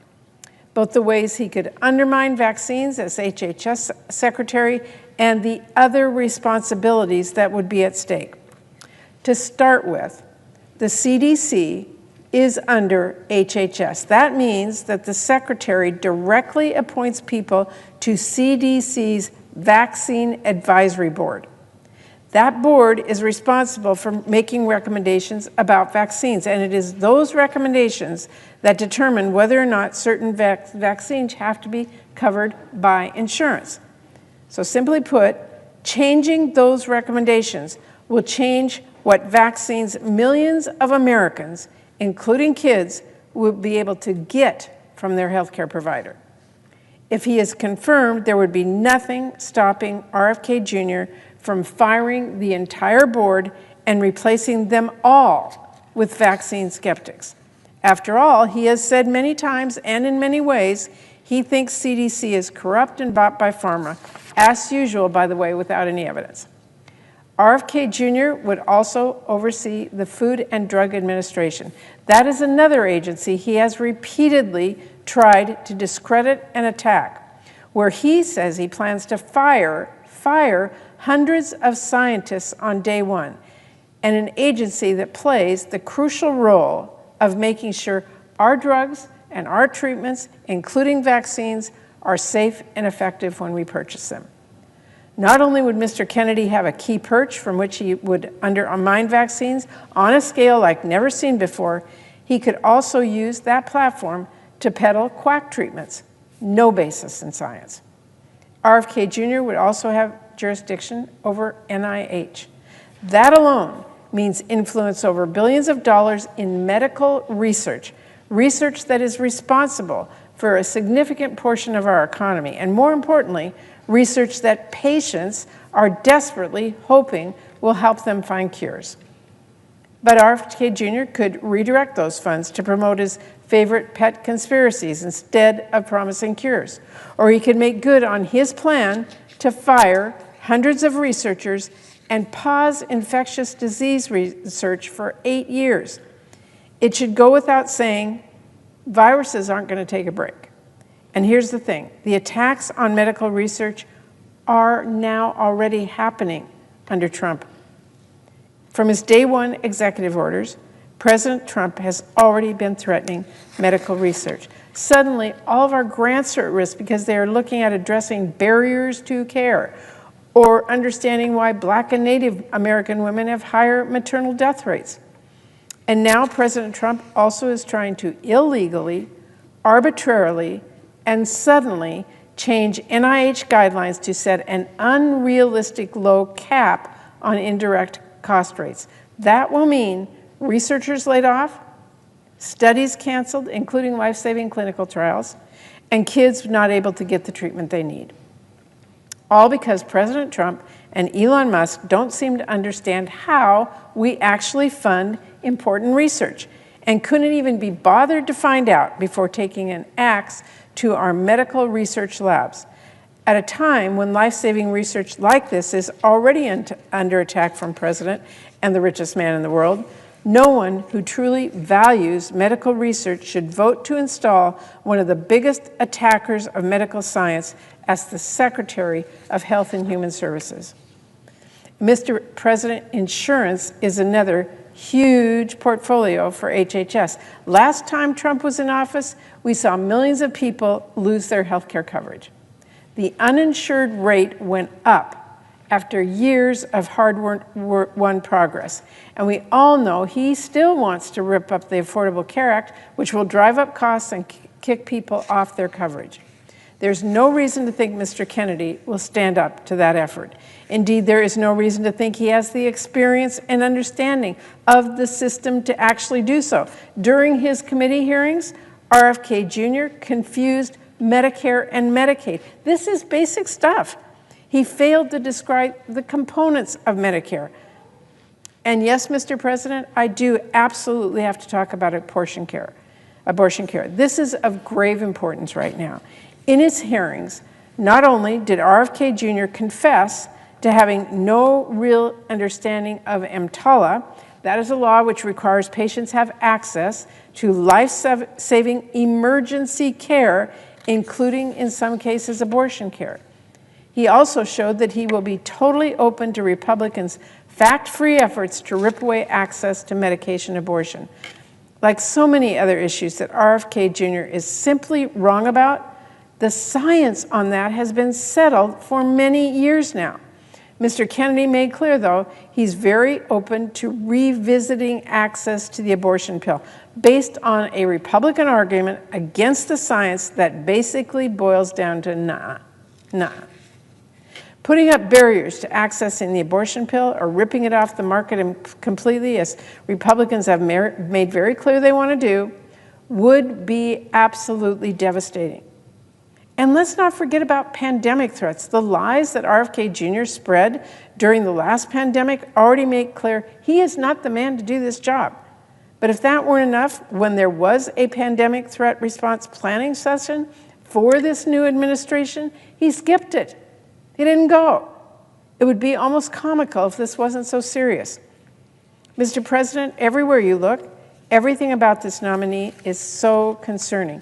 We cannot take this man at his word, something he has changed and gone back and forth on time and time again. But we can take him on his record, which is that he has consistently undermined vaccine confidence. And by the way, note, he profited from that. And we can take the threat of what he might do seriously, especially given the alarming things that are already happening. If RFK Jr. gives you his word of honor that he won't freeze research, guess what? We're already seeing the Trump administration totally upend medical research. Thanks to the Trump funding freeze, NIH hasn't issued any grants award in weeks. If RFK Jr. swears that he's not going to take down information about vaccines, he's not going to silence experts, well, don't look now. But the Trump administration has already taken down or changed CDC pages about vaccines. They have already silenced public health experts. If RFK Jr. pinky promises you that he won't undermine medical science or studies or and he won't ignore global health threats, well, you might want to sit down for this, but President Trump has completely demolished our global health aid work. He has already completely demolished it. The fallout is utterly heart-wrenching. Already we know of a woman who died because the USAID-supported hospital she went to for oxygen was forced to discharge her because they got a stop work order from the Trump administration. It's not clear if she was the first death caused by Trump's complete freeze, but there is no question she will not be the last. And Mr. President, let me make a really important point here. It is not just people across the world who will be affected by this. There was a study being done on a new HIV treatment with thousands of volunteers. Study being done, already having 1,000 volunteers doing the treatment.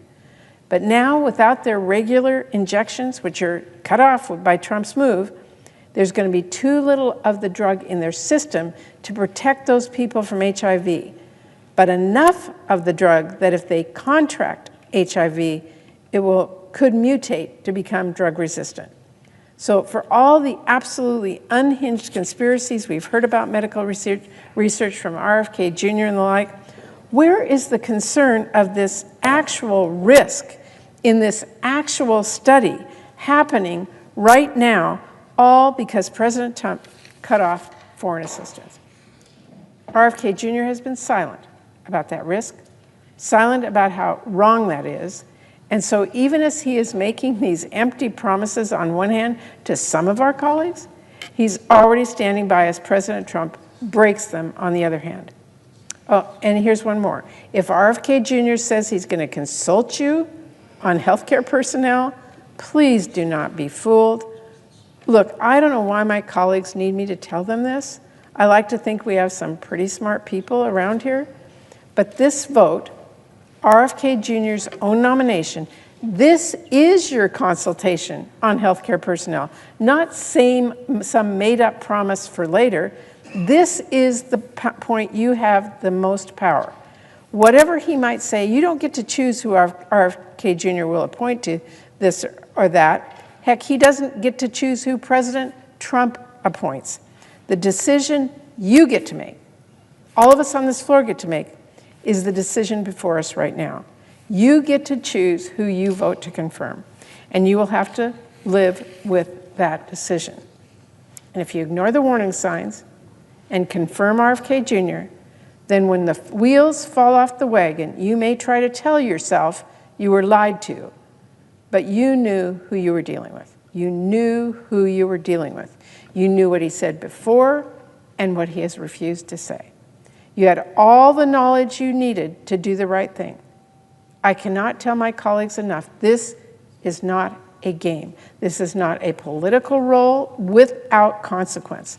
The health secretary has real power over whether Americans can get basic information and care that impacts whether they live or die. As I have tried to drive home throughout this process, vaccines save lives. That is not a question.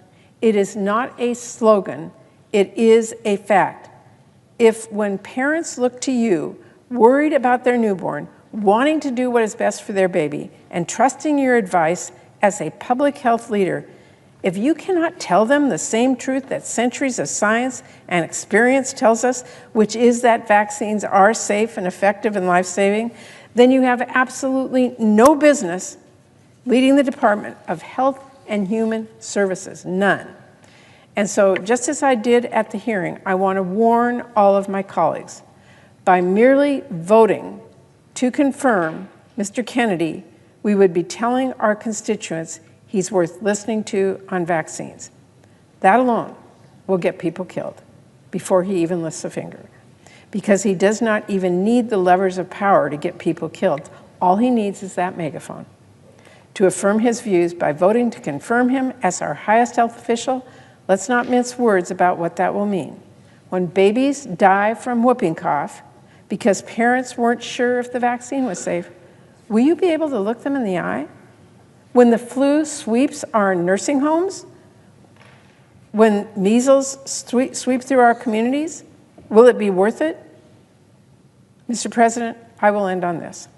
I'm sure there are plenty of members who know perfectly well just how dangerous it would be to confirm RFK Jr. They don't need to hear it from me. In fact, some of them even know the danger better than I do. But here's what I do know. Conscience is a muscle. Courage is a muscle.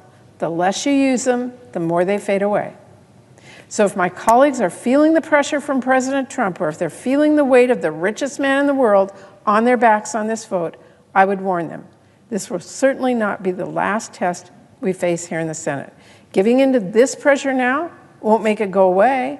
It won't soften the pressure you face later, and it will not strengthen your resolve when the stakes are higher. It will just show pressure works. If you do not draw a line somewhere, you will cross every line you could ever imagine. You will be pushed further and further into accepting things you thought you never would, things you thought you never could. I think most of my colleagues know what really is at stake here. I think most of my colleagues know what sort of man RFK Jr. is and what sort of damage he could do if he's confirmed. There are political realities, we all get that, but there is also right and wrong. There's fact and fiction. There's people staying healthy and people dying pointlessly, kids dying pointlessly from diseases that we can prevent because they thought Congress took its job vetting our health care secretary seriously. So, Mr. President, I urge my colleagues to show some courage. I urge them to show some conscience. I urge them to vote no on RFK Jr.'s nomination. Mr. President, I yield 30 minutes of post-cloture debate time to the Democratic leader, and I yield the floor.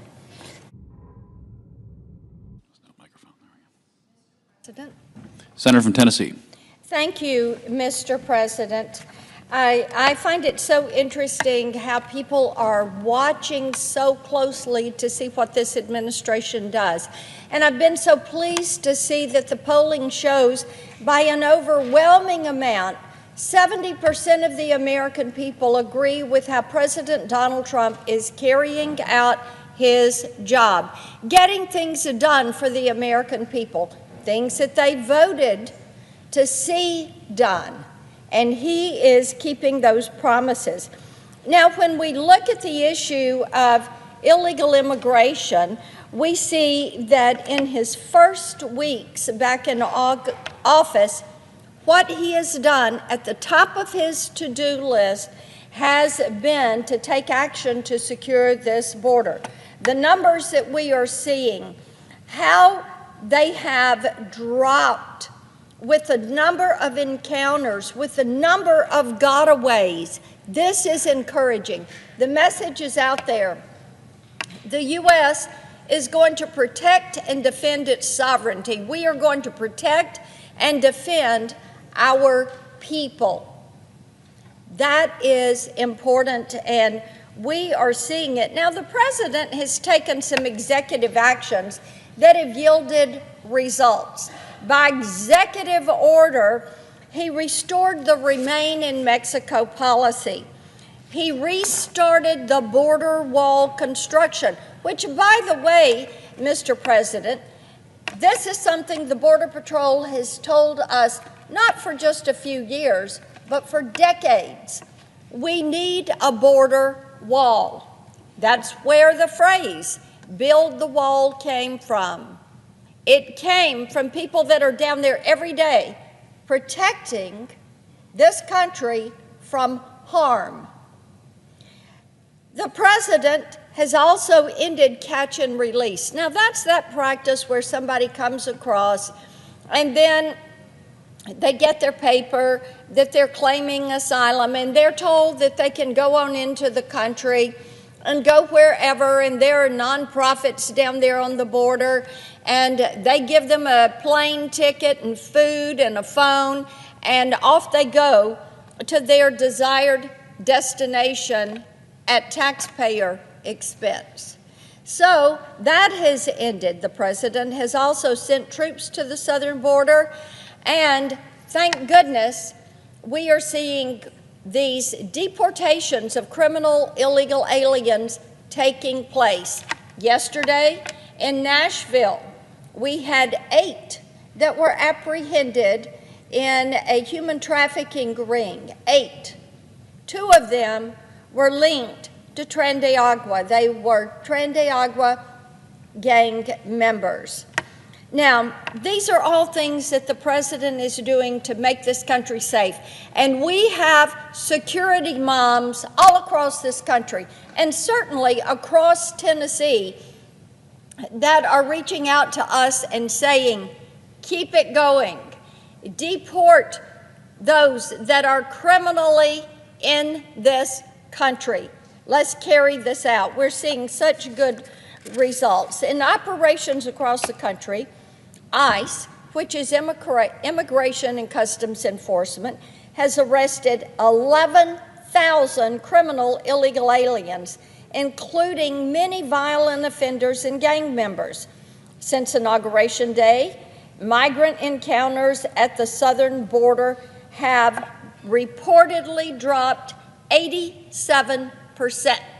As I said, Mr. President, we are seeing results.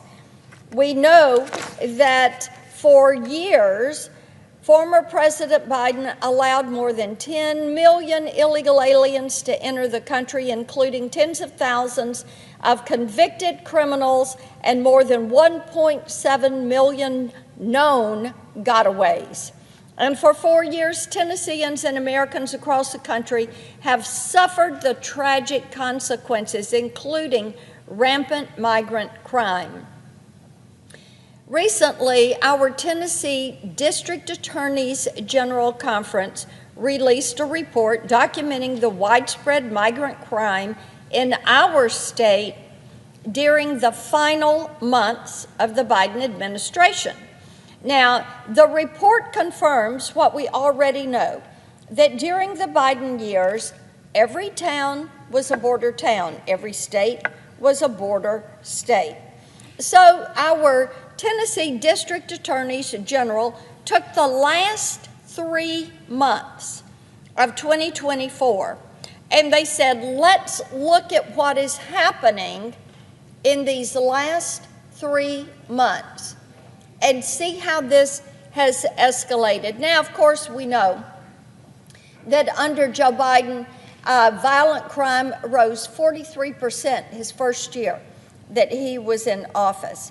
And what we saw from the District Attorney General's report, that there were in 3 months, now this is a 3-month number, there were 2,719 reports of illegal aliens being charged or convicted of 3,854 offenses in the state of Tennessee. Among them, the most common offense was driving under the influence. There were 654 arrests of those illegally in the country driving under the influence. These offenses accounted for more than 13% of all DUI arrests across the entire state. And this problem is a big reason why last year my Republican colleagues and I introduced the Protect Our Communities from DUIs Act. This bill would automatically deport any illegal alien who is charged with driving under the influence. Mr. President, as I have gone across our state, in each of our 95 counties, which I visit every year, into each of these counties, I have heard from law enforcement, from police chiefs, from sheriffs, that these DUIs are such an incredible problem, and the number that are committed by those illegally in the country. Now, over this same 3-month period, illegal aliens committed hundreds of violent, heinous crimes, 154 instances of domestic assault, 80 of aggravated assault, 21 convicted of child abuse, 9 of statutory rape, 8 of sexual exploitation of a minor, 7 of vehicular homicide, 4 of murder, 3 of rape of a child, and the list goes on and on. As I said, over 2,700 illegally in the country that were convicted of more than 3,800 crimes. Disturbingly, these numbers are likely an undercount. Only 73 of Tennessee's 95 counties reported data to the District Attorneys General Conference. Under Biden, national data showed that illegal aliens were pouring in from countries all over the world, and the Tennessee Migrant Crime Report also reflects this. There were 92 unique countries of origin from Mexico and Guatemala, Jamaica, Romania. Here's the bottom line. Because of Joe Biden's open border policy that was supported by far too many of my Democratic colleagues, Thousands of crimes were committed by thousands of criminal illegal aliens in the state of Tennessee over just a 3-month span. And this, my colleagues, is just one state. This is my state. But we know this is happening in communities all across this country. More than anything, the report underscores the importance of President Trump's mass deportations, which are underway. There are many ways that Congress can support these efforts. My CLEAR Act, which I've talked about many times on the floor, would ensure state and local law enforcement officials have the tools to help the federal government deport criminal illegal aliens. This is crucial, especially when you've got far-left leaders like the Chicago mayor refusing to turn over criminal illegal aliens to federal custody. Now, General Bondi is suing these sanctuary cities for allowing criminal illegal aliens who have no right to be in our great nation to harm Americans. And thank goodness she is being tough on crime. I've also introduced the Preventing Violence Against Women by Illegal Aliens Act, which would allow the deportation of illegal aliens convicted of sexual offenses or domestic violence. Any illegal alien who commits these heinous crimes should be removed from the country immediately, and I encourage all of my colleagues on each side of the aisle support this. And my Container Act would ensure that border states like Texas have the legal authority to place temporary barriers on federal land to help stop the flow of traffickers, drugs, and criminals coming across the border. There are thousands of criminal illegal aliens residing in Tennessee and across the country. We should be using every resource at our disposal to remove them from our country. In many ways, the bills that I've mentioned would help President Trump to get the job done. I yield the floor.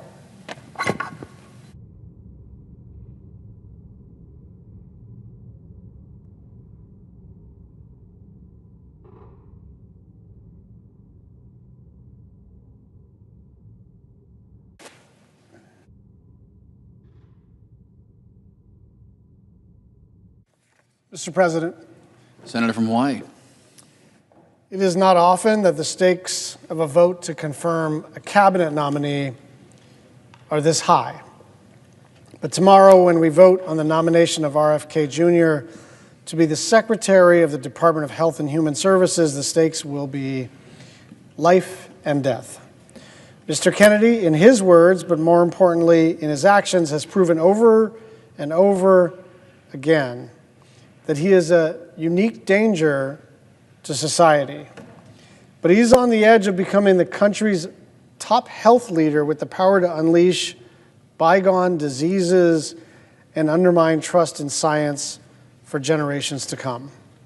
For the first time ever, we will have a health secretary who has actively helped to cause outbreaks instead of to contain them. We'll have someone in charge of medical research who's taken every opportunity to undermine science instead of promoting it. We'll have someone who's never come across a crazy idea that he didn't like, whether it's that antidepressants are the cause of mass shootings or chemicals in the water are turning children gay. This is the Secretary of the Health and Human Services Department. Those two things right there should be immediately disqualifying. This should be 100-0. This guy used to be a Democrat. This guy was pro-choice.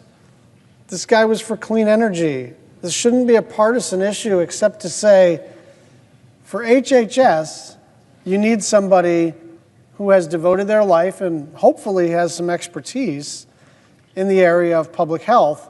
And it's not just that we didn't get someone who has expertise in public health. We have someone who has caused disease and death. And I say those words with precision. I understand that both sides of the aisle are prone to exaggerating their case and being apocalyptic when we describe a pending vote. I've been here for a while, and everything is always the most important vote that we will ever cast. And I don't know if this is the most important vote we'll ever cast. I do think, gosh, I hope I'm wrong.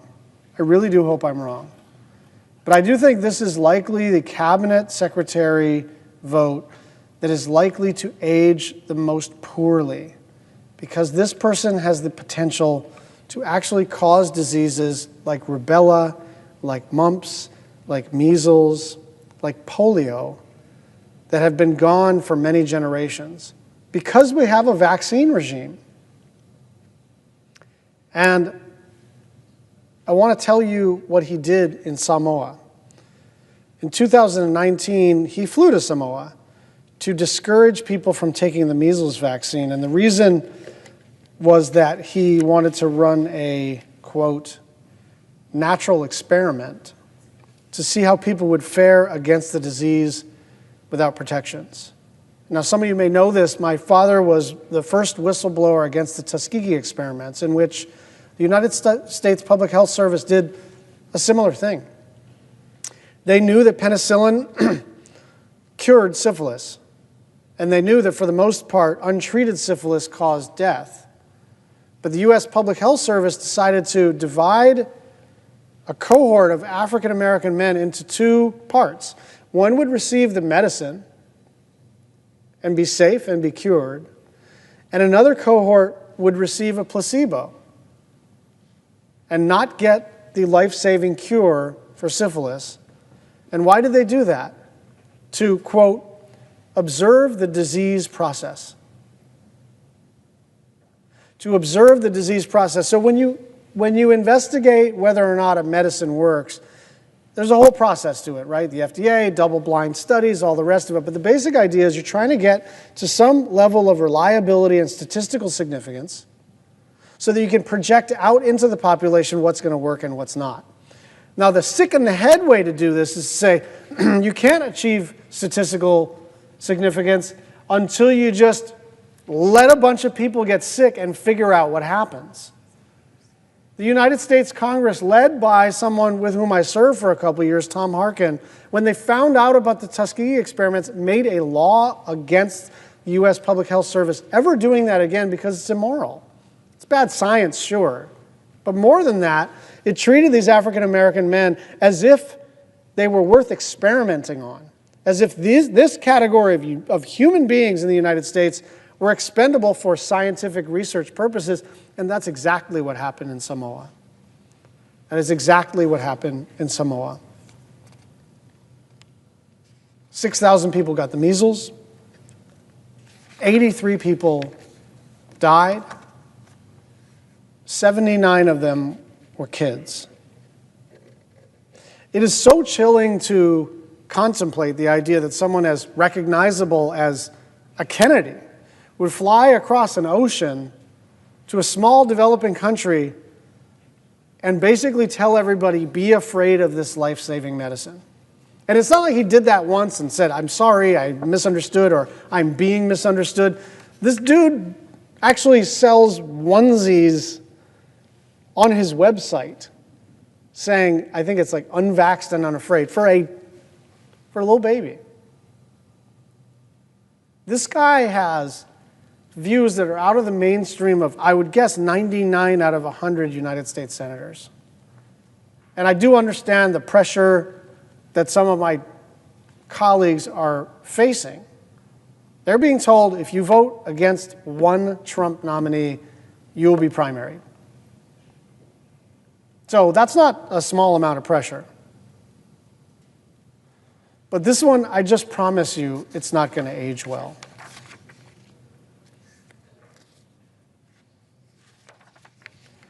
Some of my colleagues are expressing reservations in private. And I think that's better than not expressing any reservations at all. And some of them are getting private assurances from Mr. Kennedy that he does not, in fact, hate all vaccines. He just wants to answer questions and all the rest of it. I am not reassured. I think this person has demonstrated over a pretty long career that he says whatever is convenient in the moment, right? This is like an unreconstructed, he's Kennedy. He was running for president in the Democratic primary, and now he's a Trump guy like 10 months later.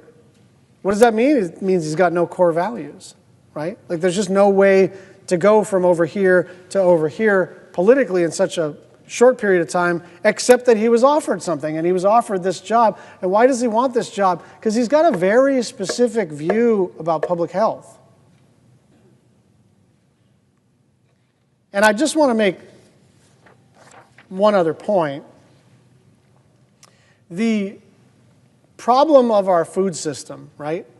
The problem of the extent to which we subsidize ultra-processed foods that are coming from commodities that are subsidized in the Farm Bill and causing people to get increasingly diabetic and all the related health problems that happen related to that.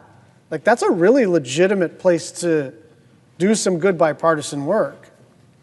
And I would love to do that. It's also not what the HHS secretary does. It's what the United States Department of Agriculture does for the most part. And it's what the Congress does. The problem is the Farm Bill.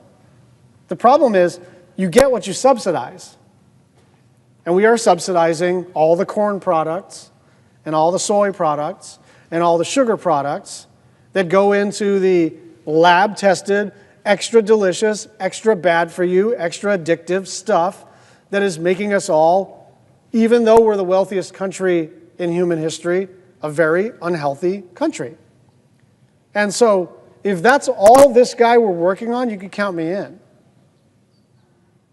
But if your idea of public health has to do with healthy food, has to do with prevention, has to do with understanding that our food system and our agricultural system and our USDA and our Farm Bill process is essentially broken, you don't actually have to purchase this kind of crazy, evil stuff.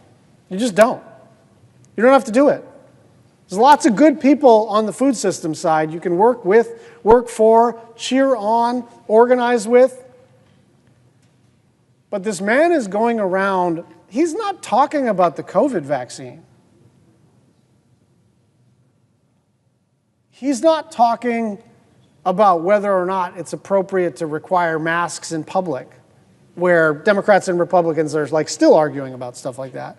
He's talking about stuff that, like, if you're a parent and now you don't know whether when your kid goes to school, they've reached herd immunity for stuff that is like way, way, way generations back in the rearview mirror. And so I don't know if this is going to mark one of the most important public health moments in American history, but I can't think of another time where we actually have the technology, we have the medicine, we have the science, we have the distribution system, we have the public infrastructure to keep people safe. And we just decide by a vote of 53 to 47 to make people unsafe. So, Secretary of Defense, DNI, all these are important. Treasury, every cabinet position is important. It's going to be a little more challenging to know whether your vote is vindicated in the sweep of history. I think this guy is going to age very poorly in the job because I think we are going to see bad public health outcomes very, very shortly. This really is a matter of life and death. And I understand. What I have learned over the last 10 days is if Republicans are going to display courage, it's not going to be on the cabinet. There are a few that have voted, not with their party. But for the most part, like, they're in line and Trump is going to get his cabinet. But let this be a marker for everybody. Let today be a marker for everybody. Even if you voted for Trump, if you didn't vote for Trump, if you're not a voter, it doesn't matter. If you think it's a good idea to leave all of these diseases in the rearview mirror, then this is a very, very bad person to have running the Department of Health and Human Services. I yield the floor.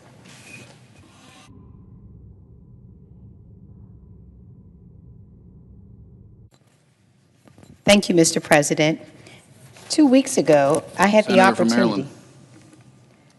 2 weeks ago, I had the opportunity to question Robert F. Kennedy, Jr., the President's nominee to serve as the Health and Human Services, to serve as the Secretary of Health and Human Service.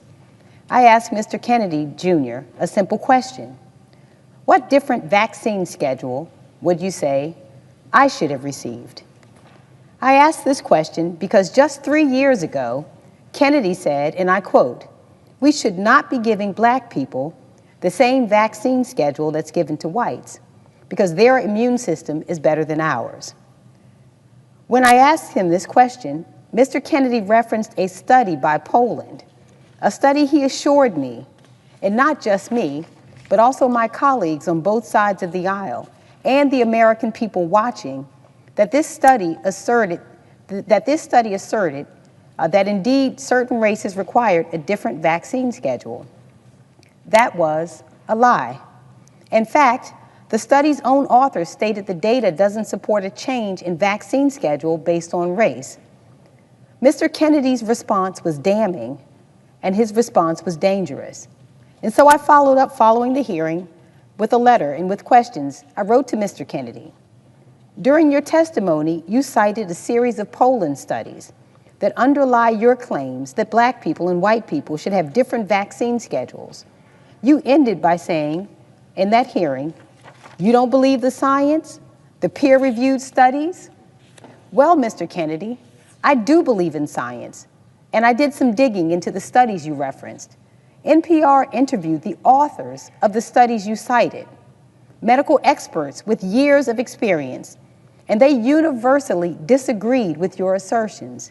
In fact, Dr. Richard Kennedy of the Mayo Clinic, who was involved in a study you mentioned, made clear that the data doesn't support a change in vaccine schedule based on race. Dr. Kennedy also stated that your suggestion would be, quote, twisting the data far beyond what the studies actually demonstrate. Dr. Gregory Poland, who you mentioned by name during the hearing as doing research supportive of your claim, told NPR that his team, quote, found no evidence of increased vaccine side effects, and that any claim of increased vulnerability among African Americans who received the rubella vaccine is, quote, simply not supported by either this study or the science. NPR quoted Dr. Carlos Del Rio of Emory University as saying that your conclusion was, quote, taking it to a very unsafe place because black children already have lower vaccination rates than their peers. That is why I said your claims on this issue were dangerous. I have to ask you, Mr. Kennedy, do you still believe that black and white individuals should have different vaccination schedules? Now, you should think that the man who wants to serve as the Secretary of Health and Human Services, the man who wants to be tasked with the mission of HHS, which is improving the health, safety, and well-being of America, would provide a thoughtful and nuanced response. It was anything but. Because let's be clear, Mr. Kennedy is not a doctor, he is not a scientist. In fact, his only tangential connection to the world of health and science is decades-long activism questioning the efficacy and safety of vaccines. Maybe I shouldn't have been surprised at his curt and dismissive response. Mr. Kennedy wrote, if confirmed, I will do nothing as HHS Secretary that makes it difficult or discourages people from taking the vaccines, but instead seek transparency in these products. Yet another lie. Mr. Kennedy's life story is one riddled with quackery and laden with conspiracy theories. I quote him when he said, "There's no vaccine that is safe and effective." I quote, "None of the childhood vaccines have ever been studied." He also said, I quote, "They get the shot, that night they have a fever of 103, they go to sleep, and 3 months later their brain is gone. This is a Holocaust, what this country is doing.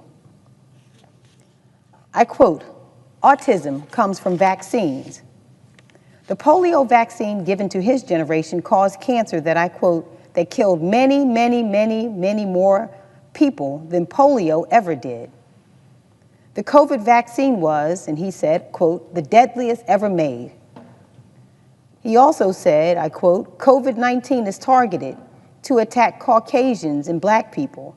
The people who are most immune are Ashkenazi Jews and Chinese."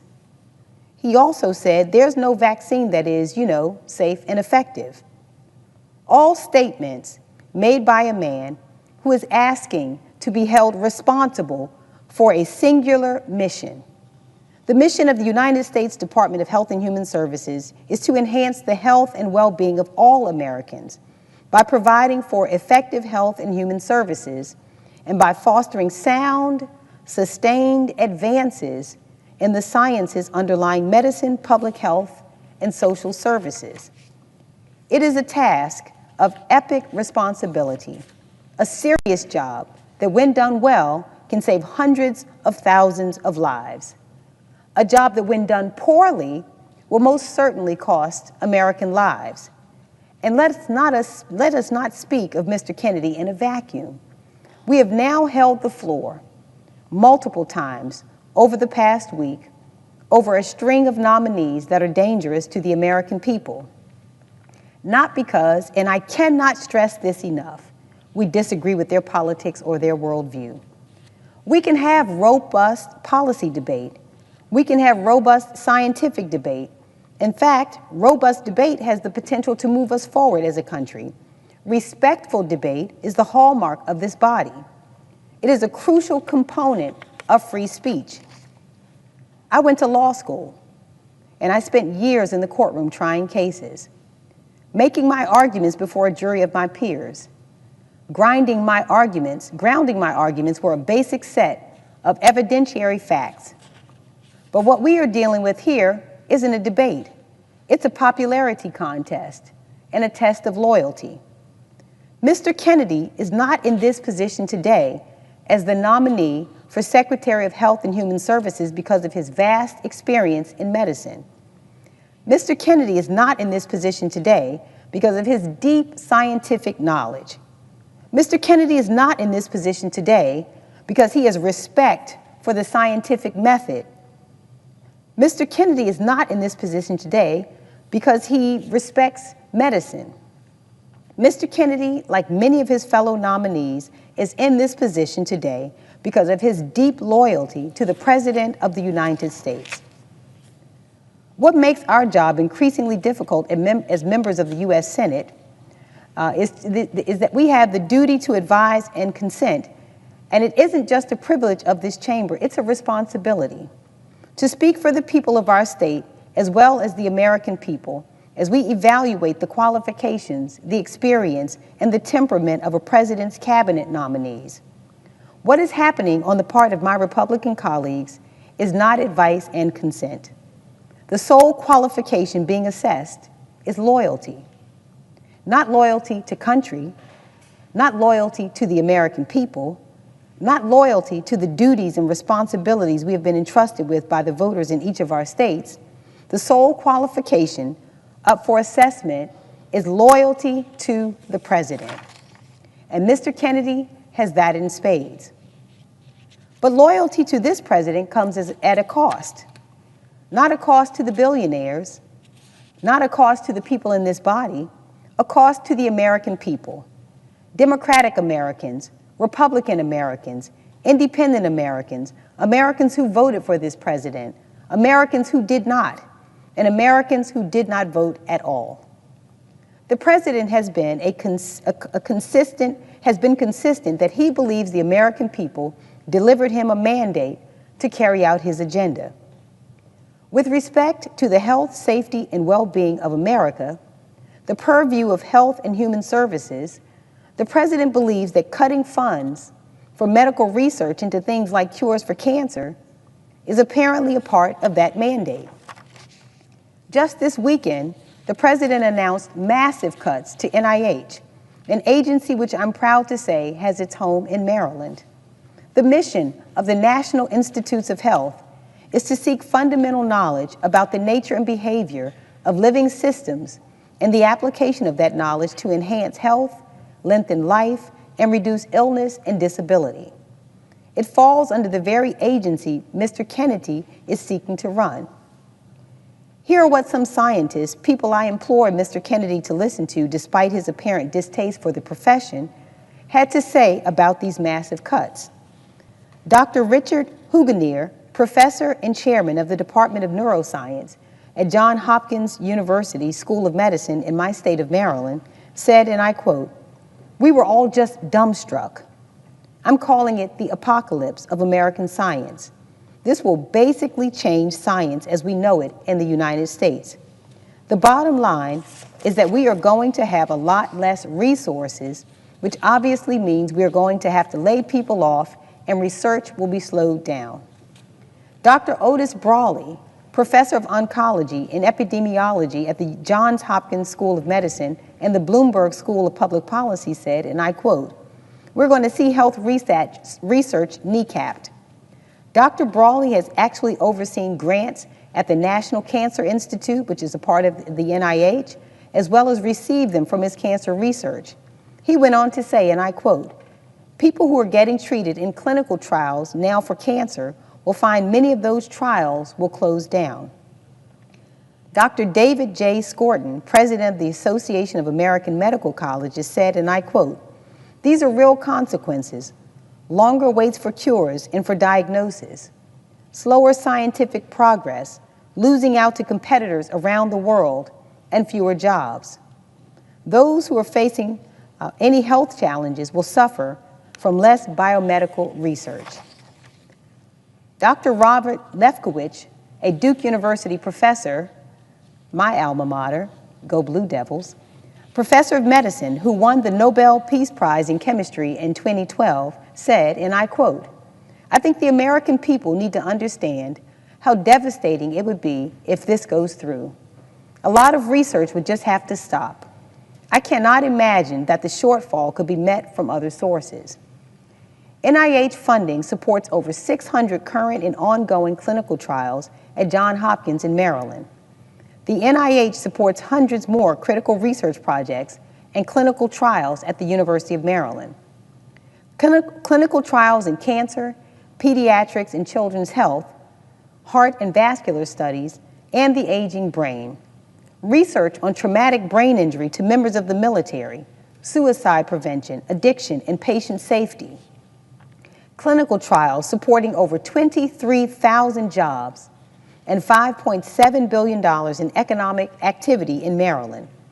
These massive cuts will lead to over $200 million in losses to Hopkins and over $50 million in losses to the University of Maryland. Now, I may not be a Republican voter, but I can assure you Republicans across our country aren't seeking to stymie progress on a cure for cancer. By putting the NIH in its crosshairs, the president is targeting some of the most vulnerable Americans. The young child suffering from sickle cell disease, the working mom who's also struggling to care for a parent with Alzheimer's, the family member suffering from an opioid addiction, the father dying of lung cancer, all diseases being actively researched by the NIH. Disease and suffering does not respect the boundary of partisan politics. It impacts each and every American family. And it falls in part to the Secretary of Health and Human Services to do everything in his power to get us closer to cures. Instead, I fear we have a nominee before us who is more interested in getting us closer to conspiracies. And with loyalty to the man in the White House, as opposed to the health and well-being of the American public, Mr. Kennedy is likely to follow his boss in supporting a tax on Medicaid. This administration and my Republican colleagues are seeking to upend federal Medicaid financing and are considering per capita caps and repealing Medicaid expansion funding. Let me make this simple. The Republican framework to cut Medicaid puts nearly 435,000 Marylanders at risk of losing coverage. It will lead to major gaps in health care coverage and undermine family economic security. It will put quality care out of reach for more families. And at the risk of sounding like a broken record, these are Democratic families. These are Republican families. That shouldn't matter to the president or the nominee for the Department of Health and Human Services. All that should matter is that these are proud American families. The administration's attacks on Medicaid would kick millions of people off their health coverage and force states to make deep cuts to benefits, eligibility, and reimbursement rates. My state can't afford these cuts. Maryland's families can't afford these cuts. 96% of eligible children in Maryland are supported by Medicaid and/or CHIP. Cuts would disproportionately hurt children with the lowest incomes and the highest health care needs. At a time when Americans are struggling under the weight of inflation, scraping to pay for food, gas, and housing, we cannot strip away or cut their health coverage. That's a cruel move that will certainly bankrupt many individuals and families. Many Americans are one catastrophe away from financial ruin. And if you take away their coverage and access to affordable care, it will be realized. Don't just take it from me. Marylanders have been calling and writing in, demanding that Congress do everything it can to fight against attacks to Medicaid. Jacqueline from Baltimore shared this with us. One day I was at work and passed out in the bathroom. Had to be cut out of the restroom by the firemen. After being in a coma for 12 days, it was determined that I was diabetic. Having Medicaid saved my life. If I did not have Medicaid or any insurance, I would have been sent home and who knows what would have happened. Another constituent from Ellicott City shared this. My 22-year-old son has autism and a significant cognitive disability. He is a happy, affectionate person who loves being around people and being physically active. Due to behavioral challenges at home, he lives in a group home. This environment is one in which he can be safe and thrive. He also attends a program licensed by the state's Developmental Disability Administration Monday through Fridays, 9 to 3. This program provides meaningful day services. Both his group home and day program services are funded through DDA's Medicaid waiver. Given the cost of my son's services and the services of many other individuals with developmental disabilities, a limit on federal Medicaid dollars would no doubt force Maryland to reduce services. If my son was not able to continue living in his group home, he would have become homeless. Another impact of Medicaid cuts could be his health care, as he is fully reliant upon Medicaid for his health insurance. He will never be able to work enough hours to draw health insurance benefits due to his disability. Such an anecdote should stir all of us to action. It should stir the members of this body to take more seriously our duty to advise and consent, to push back against the nominee who sees his role as a loyal foot soldier to one American who sits in the White House and not the millions of Americans whose health and health care are on the line. Last week, I looked Mr. Kennedy in the eye and said I would not be supporting his nomination. I said that his views are so dangerous to our state and to our country that his voice would be a voice that parents would listen to. I honored my constitutional duty of advice and consent. On behalf of every single Marylander who's lost a loved one to disease, every single Marylander who works at NIH or is actively researching cures, every single Marylander who has been led astray by a snake oil salesman peddling quackery instead of science, I will be voting no on Mr. Kennedy for them. And to my colleagues on the other side of the aisle, I urge you to think long and hard about the phrase that you believe encapsulates your mandate, America First. If we are not putting the people of this country first, then we are most certainly not putting this country first. America First cannot exist if the people in this country are too sick to be strong. And when you have someone like Mr. Kennedy responsible for the health of our citizenry, I fear that it is where we are headed, dead last, literally and figuratively. I may not be able to stop this nominee from being confirmed, but I want every Marylander to know that I will never stop fighting for your health and for the health of your loved ones. Thank you, Mr. President. I yield the floor.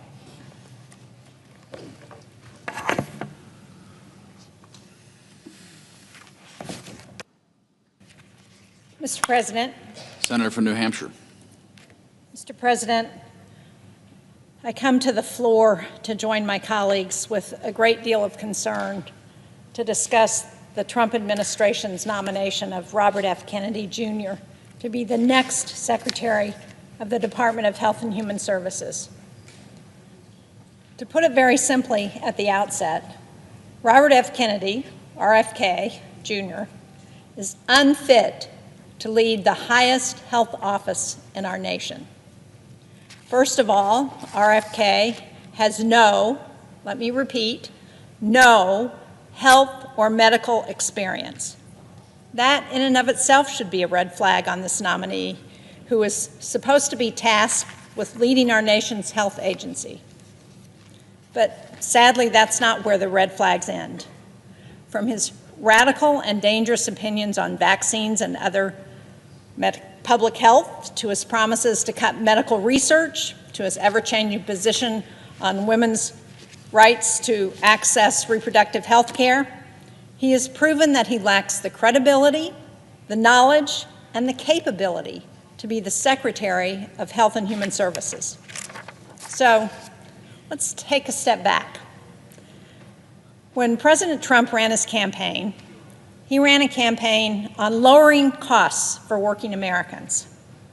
Well, where has that promise gone? We saw today that inflation has gone up in the last quarter. It's over 3% now. And we've seen nothing from President Trump's first weeks in office that addresses the high costs of health care, of food, of housing, of child care. 2 weeks ago, this administration, including the Health and Human Services Agency, halted funding across the board for programs like our community health centers and substance use treatment programs. These centers are often the main source of health care for their communities.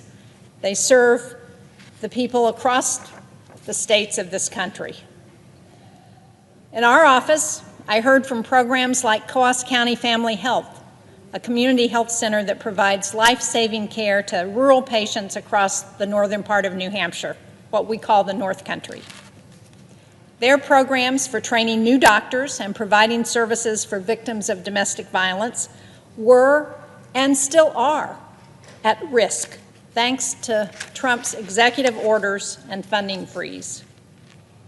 And I heard from Navigating Recovery in Laconia. That's a substance use treatment service that depends on federal funding for more than 50% of its budget. They're worried about keeping their doors open. And this is an organization with providers who will literally sit with a patient by their hospital bed following an overdose to make sure they're getting the best guidance, the best treatment, and the follow-on services like housing and child care that allows them to start their recovery. And this is a real issue for us in New Hampshire, where we've been hit very hard by the opioid epidemic. The Trump executive orders and funding cuts will force Navigating Recovery to lay off staff and to curtail services should those funding cuts continue. These are actions on the part of the White House that don't lower costs for families. They do just the opposite. They put people out of work, and they weaken our ability to care for our most vulnerable populations.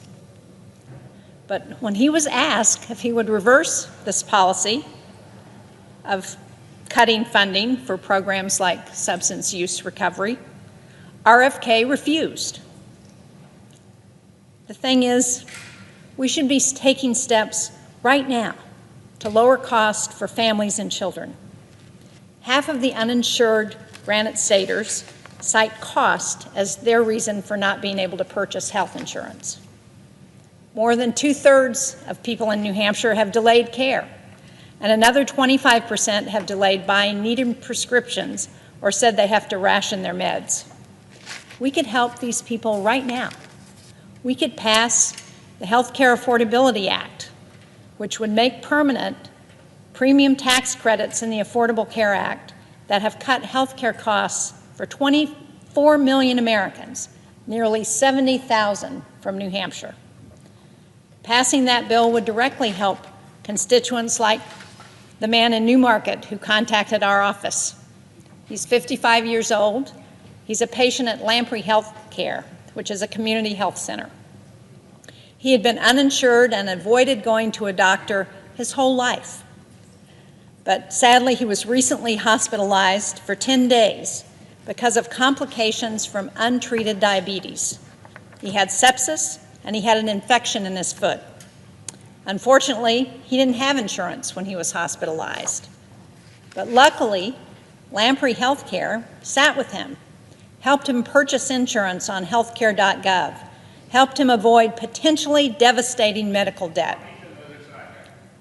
These tax credits are vital to his and to millions of Americans' ability to afford health care.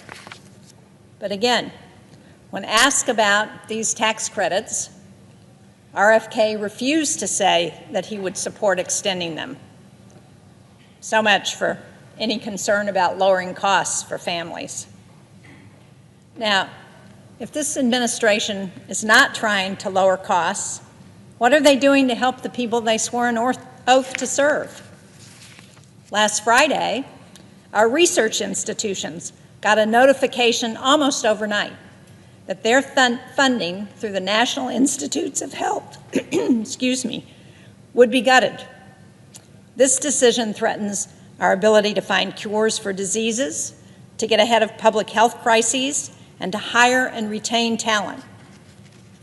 I think it was made rashly and irresponsibly without really understanding what the impact would be. Slashing those funds won't make research more efficient. Instead, it's going to cripple our ability to treat and cure horrific diseases. Dartmouth College, which is in Hanover, New Hampshire, is one of our preeminent research institutions in the country. Last year, Dartmouth received nearly $100 million in NIH funding to help with its cutting-edge research to treat diseases like diabetes, cystic fibrosis, and Alzheimer's. This NIH decision, this decision by the Trump administration, will cut Dartmouth's funding by $38 million. And we don't know what the future impact of that would be. Will we miss the next cure for a pediatric cancer? Will we fail to advance treatments in Alzheimer's? What we do know is that this has an immediate impact on the people living in the Upper Valley of New Hampshire. More than 1,300 employees are supported by federal grants at Dartmouth, and the vast majority of these are supported by the National Institutes of Health.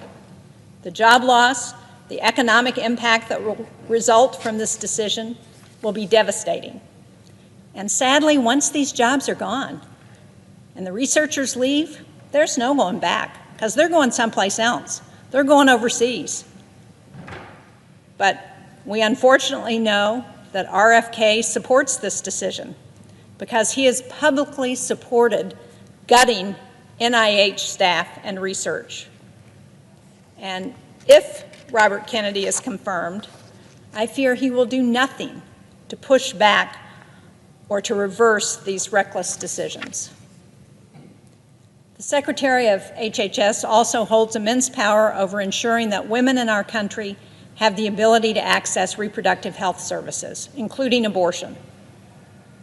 Interestingly, I thought this was something that RFK and I agreed on, but now I'm not clear what he supports. He used to proudly say that he was pro-choice, but since being nominated, that belief seems to have disappeared overnight. The only thing I think he truly believes is in his desire to do whatever Trump wants, even if it means compromising his own values. Women in this country need to know that the Secretary of Health and Human Services will defend our rights to access all the health care we need. But at every turn, Republicans and the Trump administration have pushed forward dangerous policies intended to threaten access to full reproductive care. They put on the Supreme Court the justices who overturned Roe v. Wade.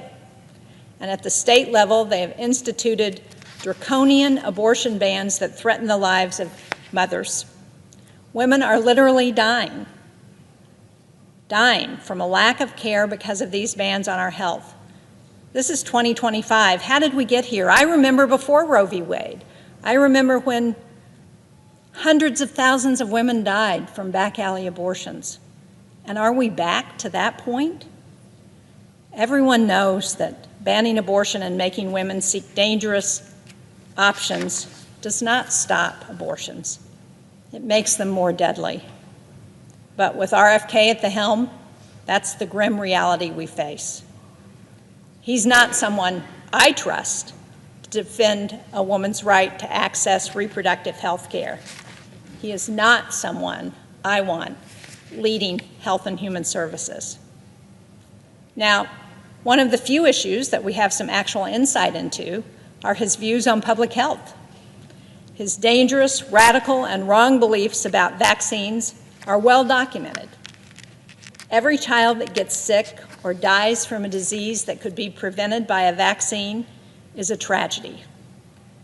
RFK will not only undermine public confidence in vaccines, he indicated that he intends to continue to profit from anti-vaccine lawsuits. It's shameful and it's corrupt. Now, we've also heard reports that the Trump administration plans to cut as much as 50% of Health and Human Services staff and decimate the work of the Centers for Disease Control and Prevention. The CDC is our first line of defense for public health.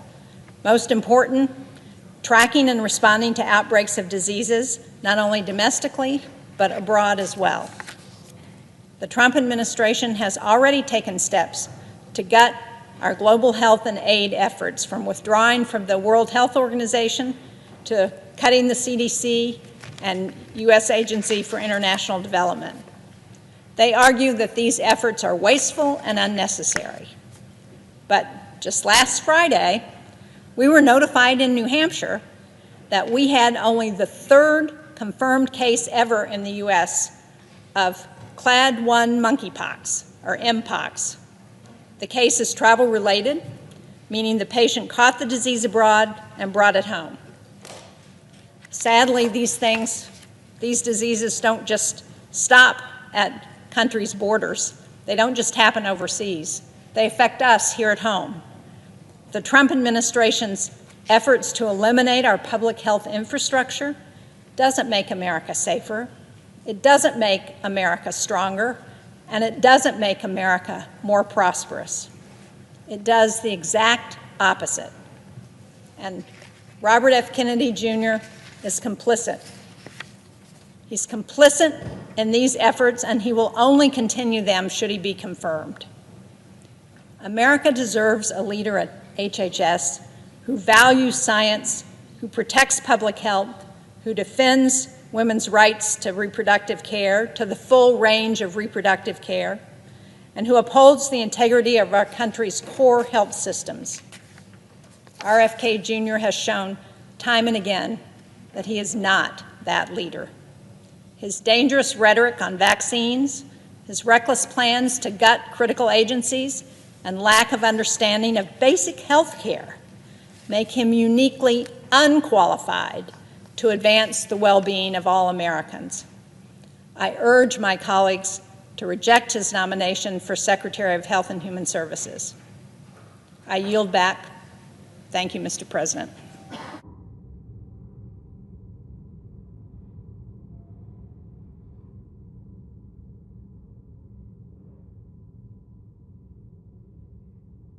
President,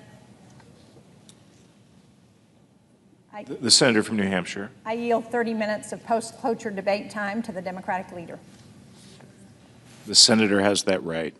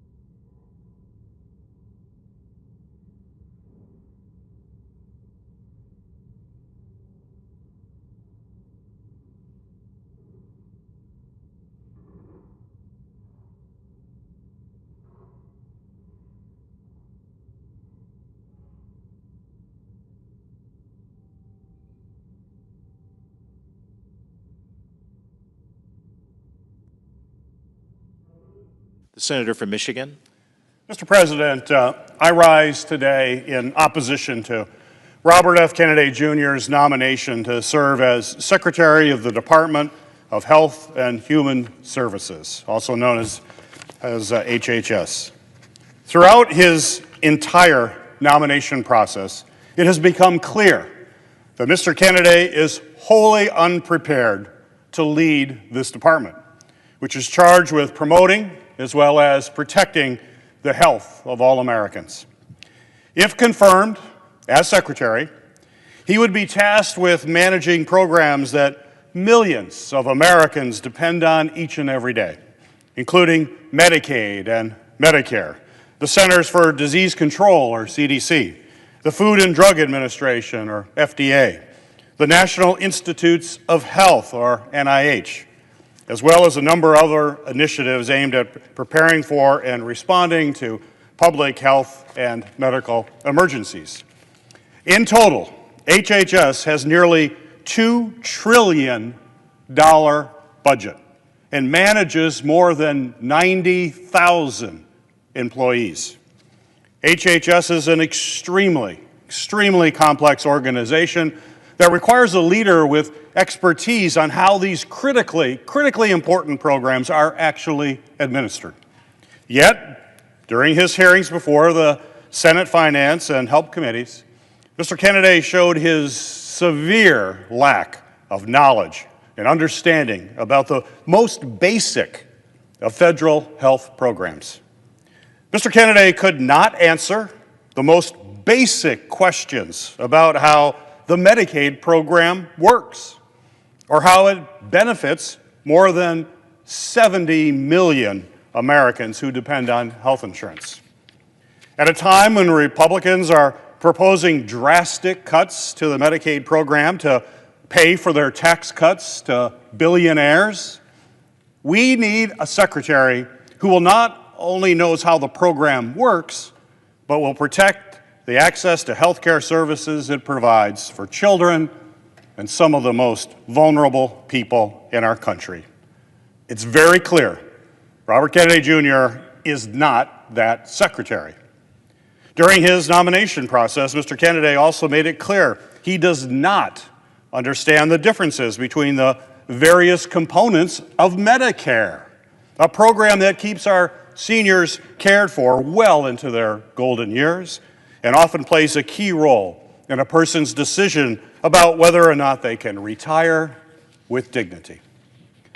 Amid ongoing threats from Republicans to privatize Medicare, we need a secretary who will protect this program that generations of seniors have counted on to get care, and generations to come that are paying into that fund for their future. Mr. Kennedy's lack of experience and basic understanding of our nation's healthcare system is, to say the least, extremely alarming. We cannot confirm a nominee who doesn't even know the most basic answers about programs that he's actually in charge of administering. Since Mr. Kennedy was nominated to lead HHS, I've heard from thousands of my constituents from every corner of Michigan, from densely populated cities to some of the most rural areas in our state, who are deeply concerned about his plans for the department would impact families. For example, I've heard from countless folks about the rising cost of health care that is squeezing Michigan families' budgets. Health care prices are rising faster than inflation, making it even harder for people to get the care that they need. I've heard from a constituent who has operated a food pantry in her community for 13 years. She worries about what will happen to the people that she serves if they do not have access to the food security programs made possible by HHS. In her letter, she shared that most of her people in her pantry services are literally one ER visit or one car breakdown away from being able to feed themselves or their families. Public health initiatives are a lifeline for so many in Michigan as well as across our country.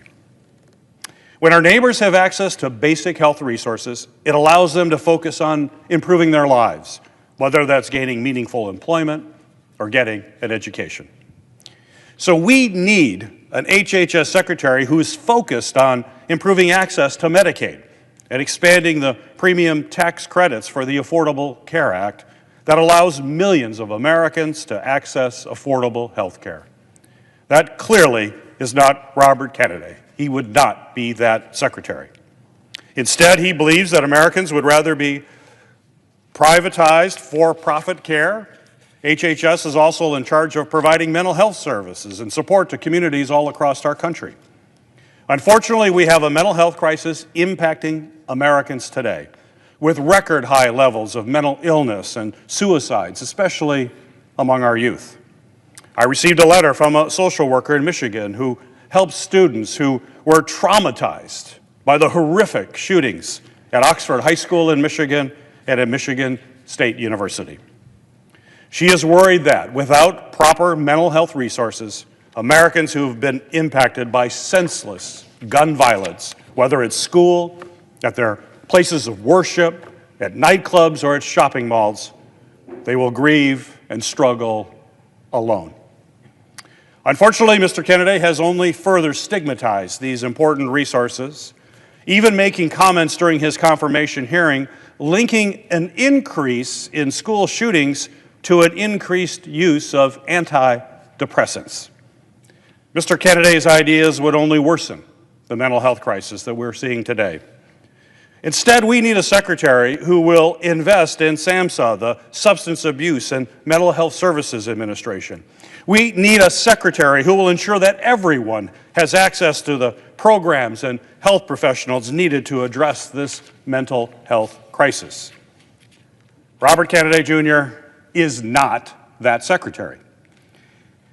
HHS oversees our nation's major medical research, helping to advance breakthroughs in science and development of new treatments for deadly diseases from childhood cancers to Alzheimer's. Research institutions across my home state of Michigan are conducting critically important research to improve health outcomes for Americans who suffer from these diseases. A Michigan scientist who specializes in CDC research contacted my office. They fear that if Mr. Kennedy is confirmed, it could impact their ability and the ability of thousands of researchers all across our country to conduct medical research that is literally saving lives. In a matter of weeks, we have already seen the Trump administration freeze funding and halt critical work at the National Institute of Health and its research partners across the country. We need a secretary who will fight to do this important research moving forward. Research to cure cancer, to treat deadly viruses, and to address cardiovascular disease. Mr. Kennedy is not that secretary. Advancing medical research is especially important today as we face increased cases of vaccine-preventable infectious diseases like measles. And despite this, Mr. Kennedy has time and time again sown doubt and promoted dangerous lies about the safety of vaccines. And my constituents are alarmed at what that will mean for their families. A concerned mother wrote me in my office that when she was 38 weeks pregnant and told me that Mr. Kennedy's long history of spreading dangerous medical disinformation and undermining public health initiatives is directly at odds with how she plans to keep her future child from infectious disease. I also heard from a constituent who was born before the polio vaccine was approved. She said that to this day, she can still remember the relief on her mother's face when the polio vaccine became available. This moment has stuck with her throughout her 30-year career as a registered nurse, where she has made it her life's work to study and safely administer vaccines in her community. And let's be clear, let's be absolutely clear. Vaccines are scientifically proven to protect against diseases like chickenpox, polio, influenza, and yes, COVID-19. We have eradicated deadly diseases and protected our children due to incredible scientific advances in vaccine research. But now, vaccine skeptics like Mr. Kennedy have risen to prominence, discouraging people from getting safe, proven vaccines and putting every American's health at risk when it comes to infectious diseases. We need a secretary who understands the effectiveness of vaccines and will do more to prevent these diseases through routine childhood immunizations. Mr. Kennedy is not that secretary, and if confirmed, Mr. Kennedy has made it perfectly clear that he will stand in direct opposition to this evidence-based medicine. Mr. Kennedy's falsehood about basic public health practices have impacts that stretch far beyond our physical health. Another constituent, a clinical therapist, said she is seeing firsthand the devastating impacts that misinformation can have on mental health, adherence to treatment, and overall patient well-being. Specifically, she mentioned that the spread of falsehoods about vaccines, psychiatric care, and medical service fuels distrust in life-saving interventions. It exacerbates existing mental health crises and hinders efforts to connect patients with effective, evidence-based treatments. I've even heard from parents who are concerned about Mr. Kennedy's narrative suggesting vaccines cause autism. Because he has given credibility to these lies and questioned facts from scientists and doctors, these parents worry that their children will not receive the most basic routine care that they deserve. And in the midst of so many healthcare challenges, from prescription drugs to mental health to various public health threats, we cannot afford to have someone as unprepared as Robert F. Kennedy Jr. in charge of all these public health agencies. Even well-respected organizations know that Mr. Kennedy would be an absolute disaster for our public health. Take the American Public Health Association, for example.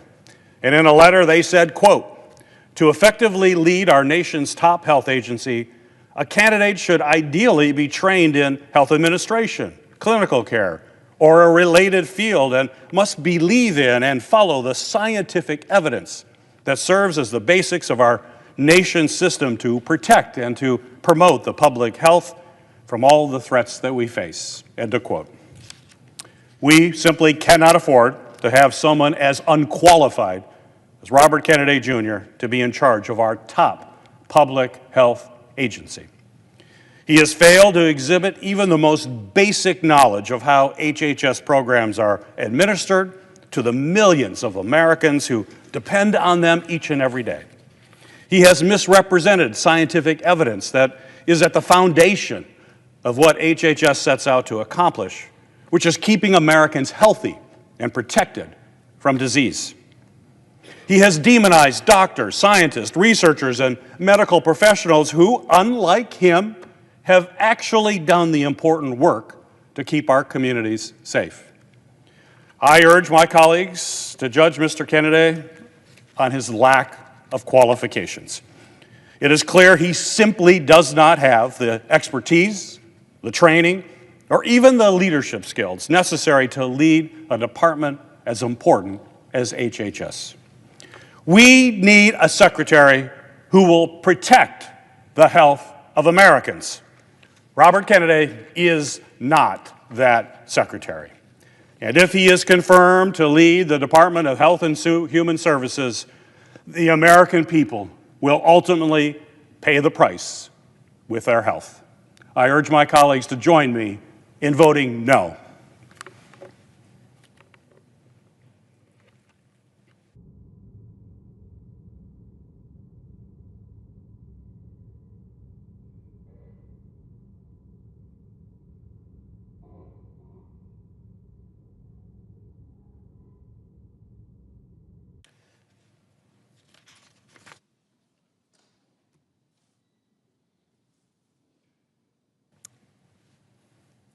Mr. President. The senator from New Mexico.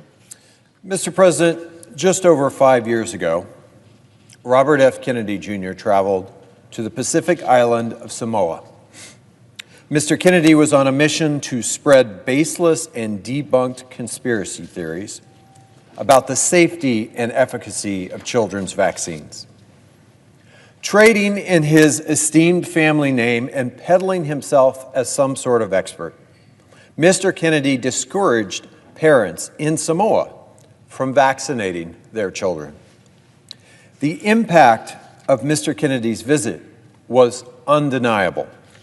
Health providers in Samoa reported that anti-vaccine voices got louder after his visit, and the rate of measles vaccinations for eligible 1-year-olds in Samoa fell to under 33%, well below herd immunity.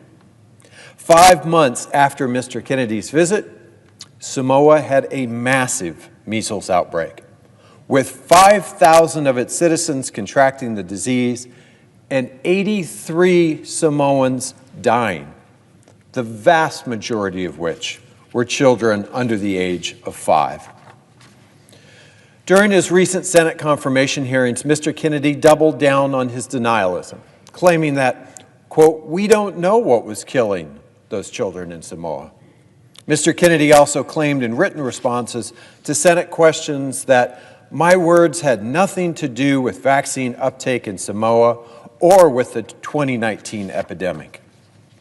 But the current top health official in Samoa has denounced Mr. Kennedy's characterization of the measles outbreak in his country and Mr. Kennedy's role in it as an outright lie and a total fabrication. As someone with a background in science, but more importantly, just as a father of 2 young men, I am horrified by this story. The measles vaccine has been one of the most successful public health and science stories of the last century. One vaccine, administered in 2 doses, now provides protection against 4 devastating diseases: measles, mumps, rubella, chickenpox. In the late 1950s and early 60s, nearly twice as many young people died from measles as from polio. And thanks to incredible scientific research and medical advances, we now have a vaccine that is proven to be safe and effective at protecting our kids from these deadly diseases. This vaccine has largely eradicated the measles outbreaks that used to result in the devastating loss of babies and young children. That is, until anti-vaccine crusaders like Mr. Kennedy started promoting phony science and conspiracy theories in places like Samoa. Over the last 2 decades, thanks in large part to Mr. Kennedy, this anti-science movement has moved from the darkest corners of the internet into the mainstream. And the Samoan story provides us a heartbreaking example of just what is at stake if we give this movement's leader a national platform to spread his junk science. I hope all of my colleagues take seriously what it would mean to confirm this anti-vaccine, anti-science snake oil salesman as our next Secretary of Health and Human Services. As the leader of the largest anti-vaccine organization in the country, the so-called Children's Defense Fund, and I use air quotes for a reason, Mr. Kennedy has repeatedly pushed junk science studies to spread fear and skepticism of vaccines. And it's not limited to the measles. Mr. Kennedy has repeatedly and falsely alleged that safe and effective vaccines for tetanus, for the flu, for COVID, for HPV are dangerous to human health. Mr. Kennedy has even promoted the completely discredited conspiracy theory that vaccines lead to autism. And I want to be real clear that decades of extensive peer-reviewed scientific studies have found no connection, zero connection between vaccines and autism. When he was pressed about this during his confirmation hearings, Mr. Kennedy continued to promote junk science studies rather than walk back his misinformation. In response to Mr. Kennedy's words in his confirmation hearing, Christopher Banks, the president and CEO of the Autism Society of America, said, "The autism community deserves leadership that prioritizes evidence-based policies and respects the lived experiences of autistic individuals and their families. The continued promotion of debunked vaccine theories only serves as a distraction from the critical research needed to better understand autism and provide support for the autism community today." I completely agree with Mr. Banks. Financial disclosures from his confirmation process have also revealed that Mr. Kennedy has made millions of dollars in referral fees from law firms suing vaccine manufacturers based on baseless conspiracy theories.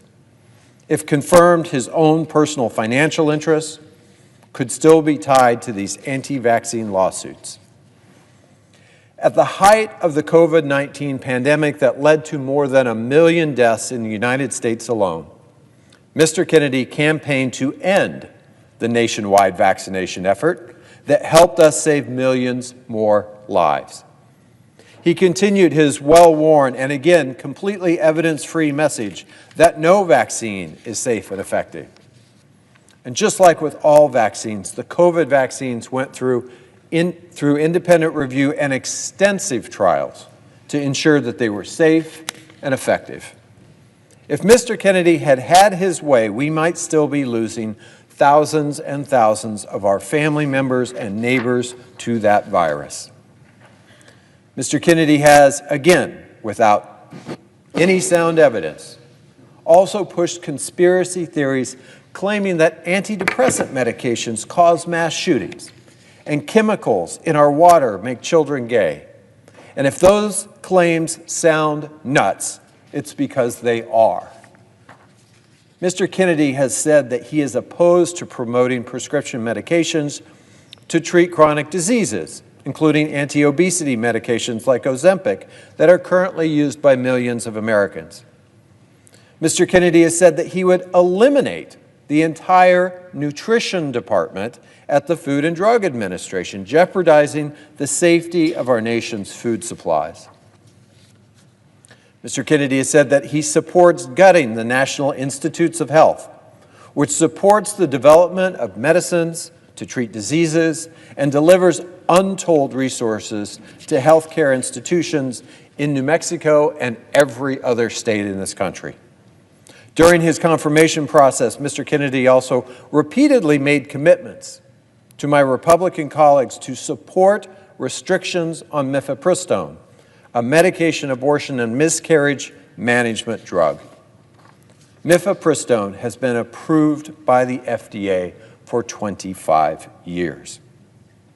It's true that Mr. Kennedy has made a number of conflicting statements in the past about his personal views on women's reproductive health care.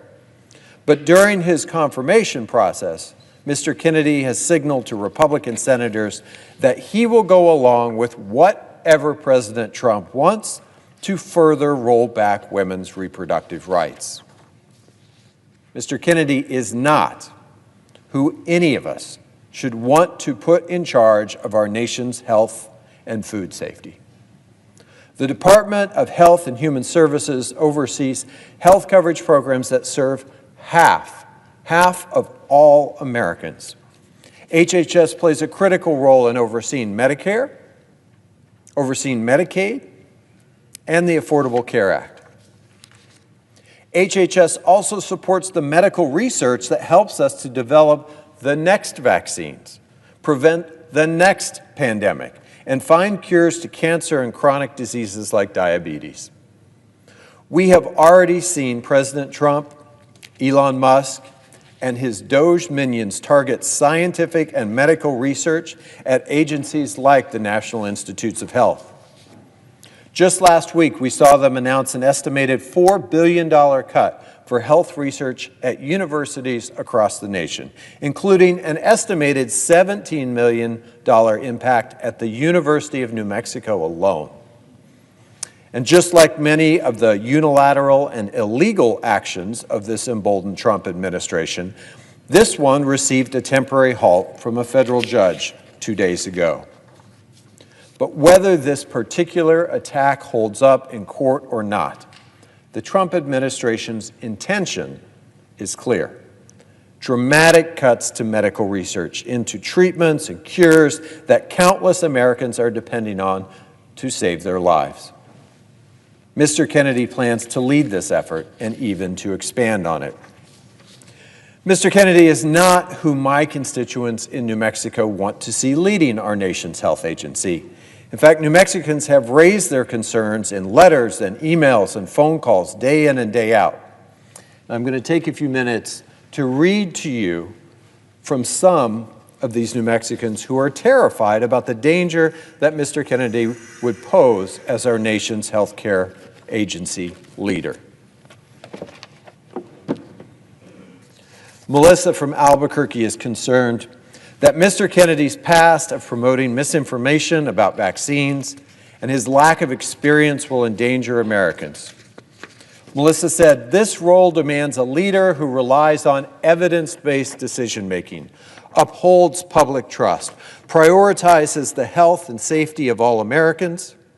RFK Jr.'s history of promoting conspiracy theories makes him fundamentally unfit for this critical position. If RFK Jr. were confirmed to head HHS, millions of Americans' lives would be put at risk. His policies would jeopardize public health and undermine efforts to protect our communities from preventable diseases and health crises." William from Albuquerque, a retired University of New Mexico health communications professor and longtime NIH principal investigator, knows that Mr. Kennedy's harmful rhetoric and lies will hurt public health efforts and lead to unnecessary deaths. William said, "My research team and I have had to continually battle anti-vax misinformation. Robert F. Kennedy Jr. is often at the center of that misinformation. I urge you in the strongest possible terms to oppose his nomination as Secretary of HHS. The damage he would do will take decades to undo and will lead undoubtedly to U.S. morbidity and mortality increasing due to infectious diseases. Jane from Albuquerque is concerned that Mr. Kennedy's lack of experience will negatively impact the health of New Mexicans.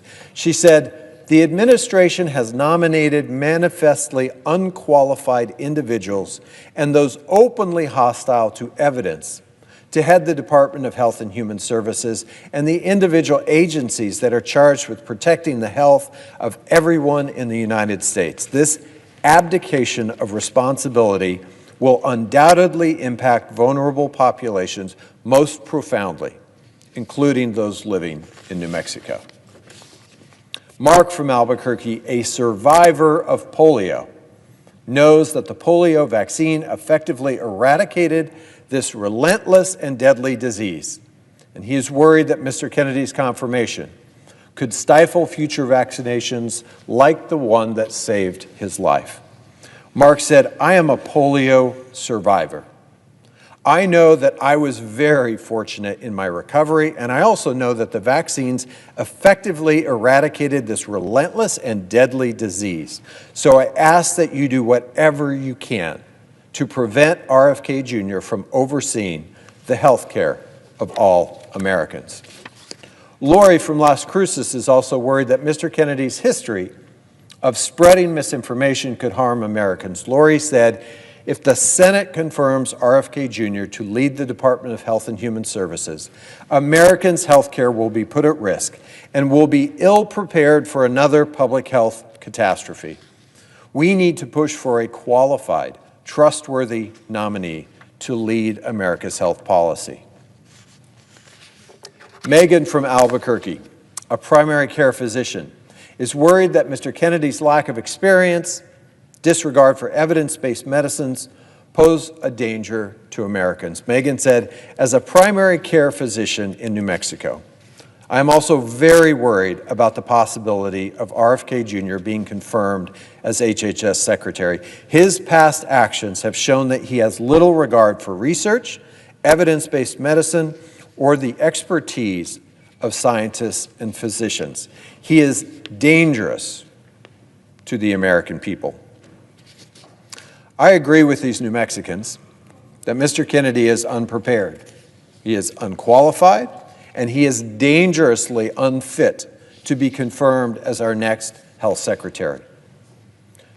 Unfit to protect our kids' health from debunked conspiracy theories, unfit to defend women's reproductive rights, unfit to safeguard the future of Medicare and Medicaid, and unfit to continue life-saving medical research and medical care in my state and across the country. And for all of these reasons, I would urge all of my colleagues to join me in voting no on confirming Robert F. Kennedy, Jr.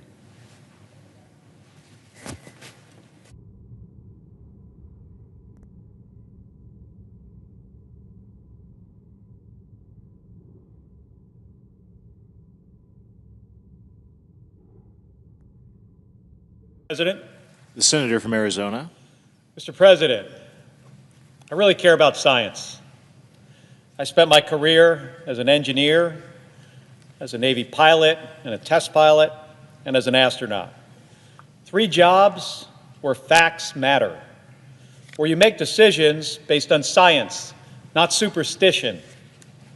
Because when you're launching off of an aircraft carrier or orbiting the Earth at 17,500 miles an hour, there's no room for conspiracy theories.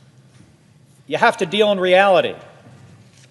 In my career, relying on science literally meant the difference between life and death. And the same is true for the person who is responsible for our nation's health. The Secretary of Health and Human Services is responsible for making sure that the best science guides our healthcare from developing life-saving medicines to preventing deadly diseases. This job requires a commitment to science, facts, and to public health. But the nominee before us today, Robert F. Kennedy Jr., has spent much of his career doing the exact opposite, rejecting science, spreading conspiracy theories, and putting public health at risk. That's not someone that I want in charge of keeping Arizonans healthy. And that would be his job, by the way, responding to disease outbreaks, approving new medicines and treatments, overseeing health care coverage for millions of Arizonans and millions more of Americans. So this isn't just some bureaucratic decision that we're about to make. This is about whether the next HHS secretary will protect public health or undermine it with dangerous misinformation. Let's be clear about Mr. Kennedy's record. This is not someone who is simply asking questions about vaccines. Healthy skepticism is one thing, and I always told my space shuttle crew members to tell me when they thought I was wrong, to constantly question the way that we were doing things. We should be doing the same thing here in the Senate. But what Mr. Kennedy has engaged in goes far beyond that, far beyond. Even when presented with definitive science, he's doubled down on conspiracy theories. Because for him, that is what paid the bills. He was the chairman of the most well-funded anti-vaccine organization in the country. The group he led has spread false claims that vaccines cause autism, that vaccines cause cancer, and they cause autoimmune disease. This organization, they filed lawsuits to block children from getting vaccinated. And what happens when people believe that? We get outbreaks of disease that we thought was long gone in the rearview mirror. In America, Samoa, he spread misinformation about vaccines during a measles outbreak that killed 83 people. Instead of helping families get life-saving care, Mr. Kennedy sowed fear and doubt. And then he had the audacity to question whether measles was really the cause of those 83 deaths. In Texas, right now today, there is a measles outbreak. It's in a county that has low vaccination rates. So far, all of the cases are in unvaccinated people. Now, we know exactly what causes these outbreaks. It's not science. It's misinformation. It's people like Mr. Kennedy telling parents that they can't trust their doctors. Mr. President, I'm thinking about this nomination, not as a senator, but as a father and a grandparent. I know how much Arizona families care about their kids' health. All they want to do is do what is right for their family and for their kids. And I know what it means to trust doctors, to trust medicine, to trust science. I want my granddaughter Sage to grow up in a world that is safer and healthier than the one before her, where we don't have to worry about diseases that we already know how to prevent. And I think about my daughter, her mom, who, like any first-time parent, is doing everything she possibly can to make the best decisions for her child. And that's already hard enough. The last thing parents need is one more loud voice, especially one in a position of authority, pushing conspiracy theories that make it harder to know what is true. It's bad for kids across Arizona and across the country. And when he spreads these conspiracy theories about vaccines and autism, it has cascading effects. Senator Hassan made this point, I think, better than anybody else could, just last week or the week before.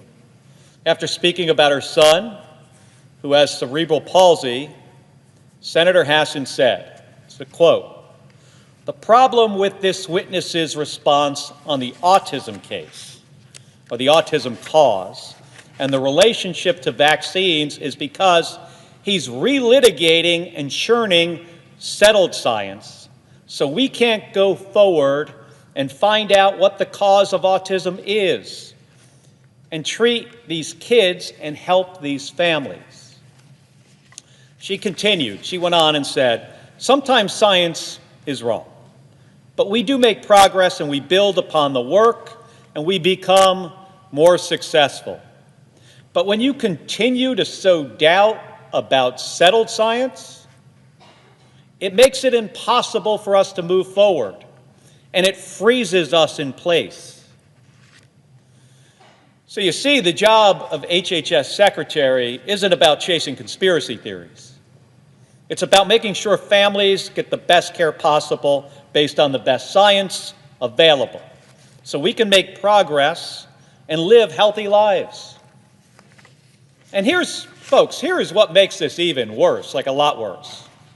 Mr. Kennedy, get this, Mr. Kennedy vaccinated his own kids while telling other parents not to.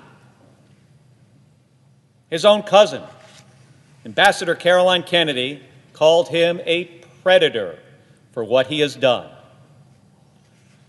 That's not leadership, folks. That's hypocrisy. And here is what Ambassador Kennedy wrote. "Bobby preys on the desperation of parents of sick children, vaccinating his own children while building a following by hypocritically discouraging other parents from vaccinating theirs." She went on, even before he fills this job, his constant denigration of our healthcare system and the conspiratorial half-truths he has told about vaccines, including in connection with Samoa's deadly 2019 measles outbreak, have cost lives. She continued, "And now we know that Bobby's crusade against vaccination has benefited him in other ways too. His ethics report makes clear that he will keep his financial stake in a lawsuit against the HPV vaccine." In other words, this is Ambassador Kennedy's words. In other words, he is willing to enrich himself by denying access to a vaccine that can prevent almost all forms of cervical cancer and which has been safely administered to millions of boys and girls. That was a quote from his own cousin. The Senate, Mr. President, the Senate cannot ignore this massive conflict of interest. Mr. Kennedy has personally made millions of dollars from lawsuits attacking vaccines, including the HPV vaccine, which prevents cervical cancer. And if confirmed, he would oversee the FDA, the very agency that regulates the vaccines that he is suing over. That's a direct financial incentive to undermine vaccines, even if it puts people's lives at risk. And he wouldn't commit to removing himself from this equation. And it's not just vaccines. Mr. Kennedy has made a career of embracing conspiracy theories over facts. He claims It's almost would be funny in another context. But Mr. Kennedy, get this, he claims Wi-Fi and 5G cause cancer. He thinks the COVID vaccine is part of a government plot. He suggested that vaccines are a holocaust. But of course, when he was confronted about that, he said he didn't recall saying it. He believes that the people who are running our vaccine programs should be in jail. And when asked about 9/11, one of the most defining moments in our nation's history, he refused to say who was responsible. And his response? He said, "It's hard to tell what's a conspiracy theory and what isn't." Well, Mr. President, we cannot put somebody in charge of our nation's health care who doesn't know how to separate fact from fiction. No one in the Senate should be comfortable with that. But the dangerous misinformation, it doesn't stop with vaccines. Mr. Kennedy claimed that antidepressants, not guns, are to blame for school shootings. Let's be clear, folks, there is zero evidence to support that. None. What we do know, and what the data tells us, is that every other developed country, they also have antidepressants. What they don't have is America's level of gun violence. The difference is not mental health treatment. It's easy access to guns for kids, for criminals, and dangerous people who shouldn't have them. Mr. President, my family and I have lived with the consequences of gun violence. My wife, Gabby Giffords, was nearly killed by a gunman when meeting with her constituents outside a grocery store in 2011. 6 people died, 12 were injured. You won't find anyone at that grocery store who believes that an excess of mental health treatment was responsible for that tragedy. Not one. Gabby and I have sat in living rooms of parents who have lost their children in mass shootings. And we have fought for real common sense gun safety laws that can save lives. Just like Senator Hassan, I will not stand here and let conspiracy theories distract from real solutions. And this is the core of the problem. Mr. Kennedy treats health care like it's a conspiracy theory. Mr. Kennedy is not the person who should be running the Department of Health and Human Services. It's very clear. Now, if Mr. Kennedy was simply a private citizen saying these things, that would be one thing. It would still be a problem, by the way. But this is someone who wants to be in charge of all of our health care. And if his dangerous views weren't enough, he doesn't even understand the weight of the job he is applying for. In his confirmation hearing, he didn't know the difference between Medicare and Medicaid. He didn't understand the different parts of Medicare and what they provide for seniors. He didn't know what a community health center was.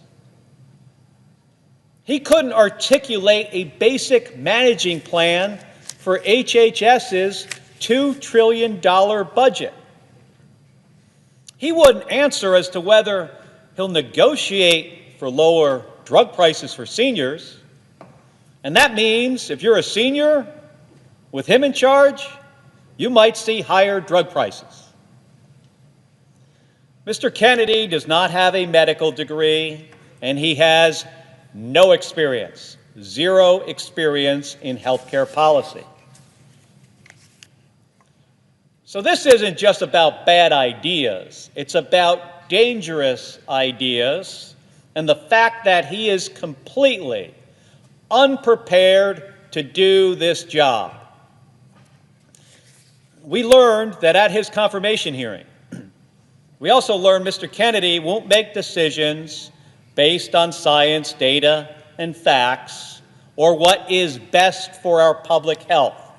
Instead, he will do whatever President Trump tells him to do. Over and over again, when asked about his policies, he didn't give answers based on what he believes is right. He said, quote, "President Trump has not told me what his policy is." On reproductive health, quote, "Trump has told me to look into it, but I don't know what his policy is." This is a nominee who traffics in conspiracies, who doesn't know much about the agency he's nominated to lead, and who has said he'll just do whatever he's told. Which, considering what we heard all along, that President Trump, he has a concept of a health care plan, not a real plan. But we still don't know what that is. I mean, now that to me feels like a big problem. Mr. President, we need an HHS secretary who will lead with facts, not fear,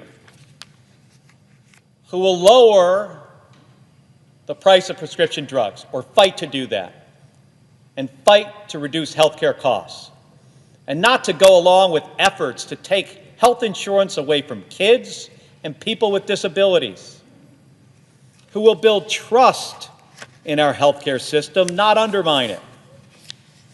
Mr. Kennedy has built a career out of rejecting science, spreading misinformation, and profiting off of fear.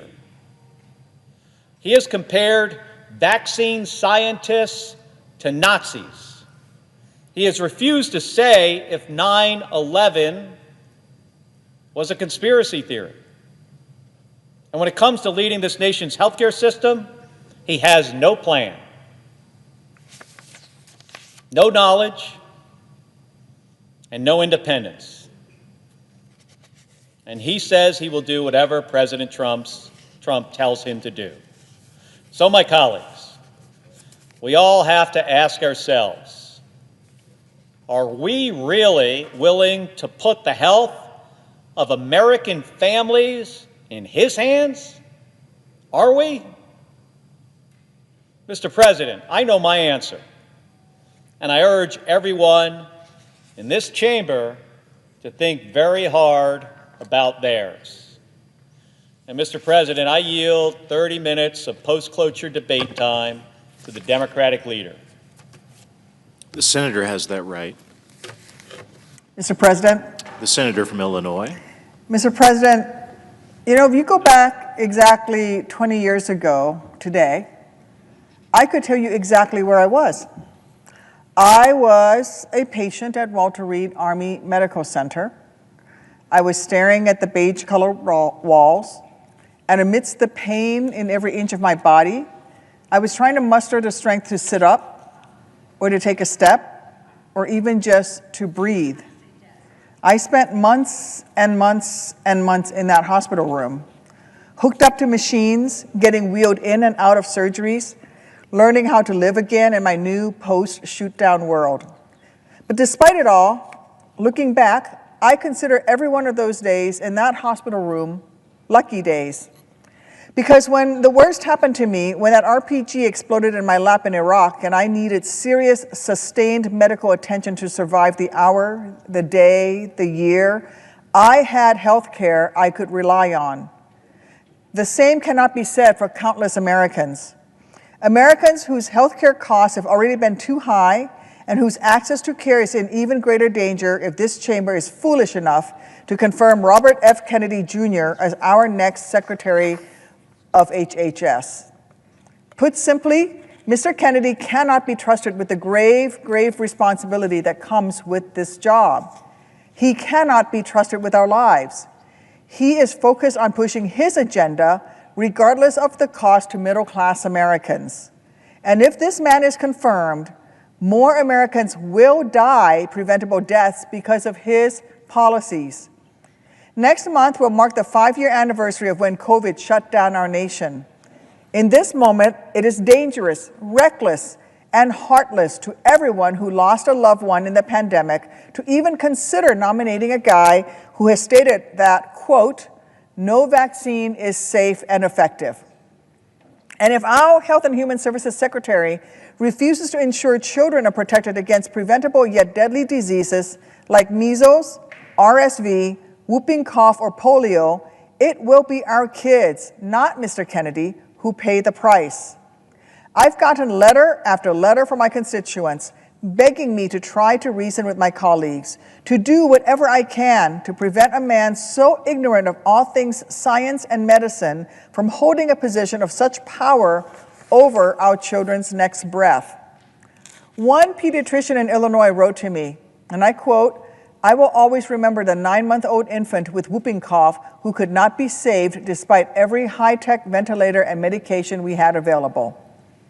Another said, "I recall a father screaming and punching a hole in the wall when his 4-year-old son died of chicken pox." The stories, the letters, the avoidable tragedies go on and on. Imagine how much worse the heartbreak will become under a guy who acts like the term vaccine is a swear word. Look, the only reason that Kennedy is even up for confirmation is because he, like Elon Musk, decided to throw his dignity to the wind and bow down at Trump's altar. And because of that, he gets to be yet another rich guy with too few qualifications and too much power, somehow now charged with leading our government. Trump is running this country like the mob. Kiss his ring, pledge your unyielding loyalty, get made.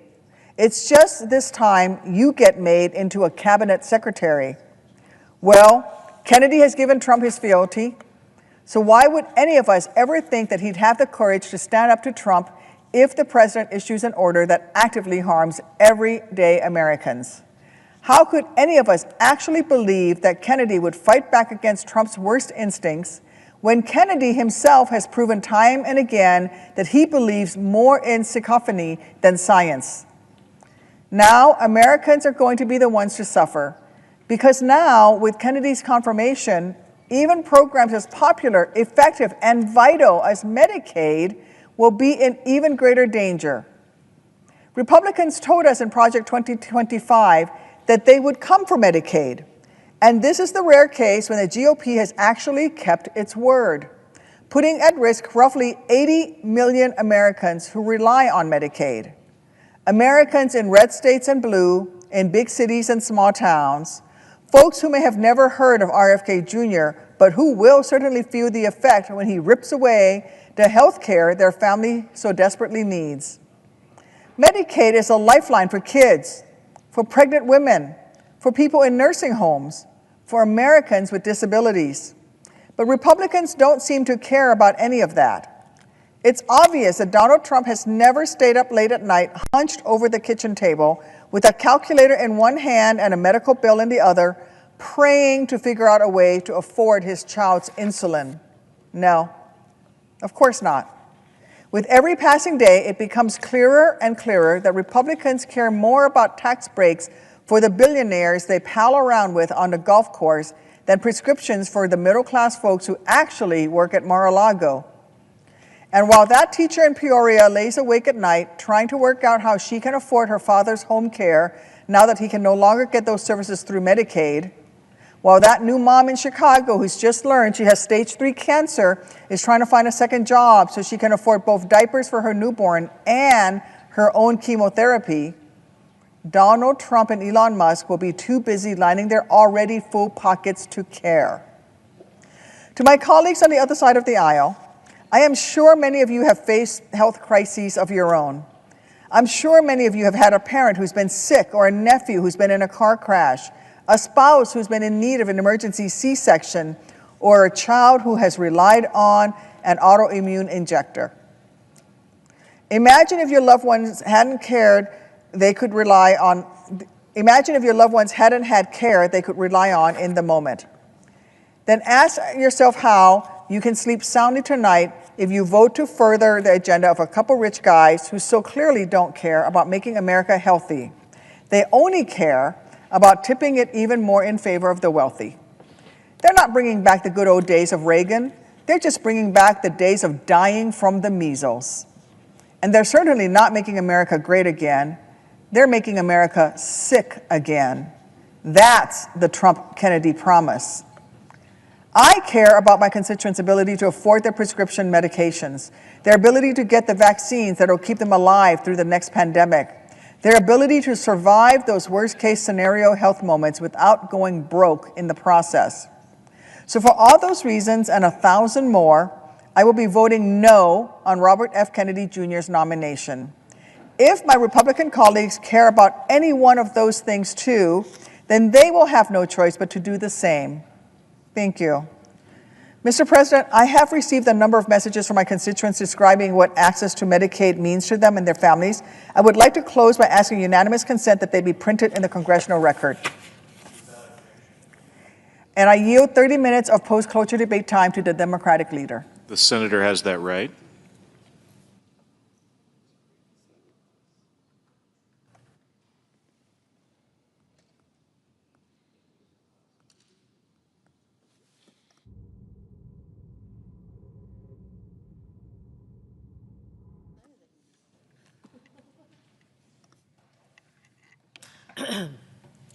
Mr. President. The senator from Nevada. Thank you, Mr. President.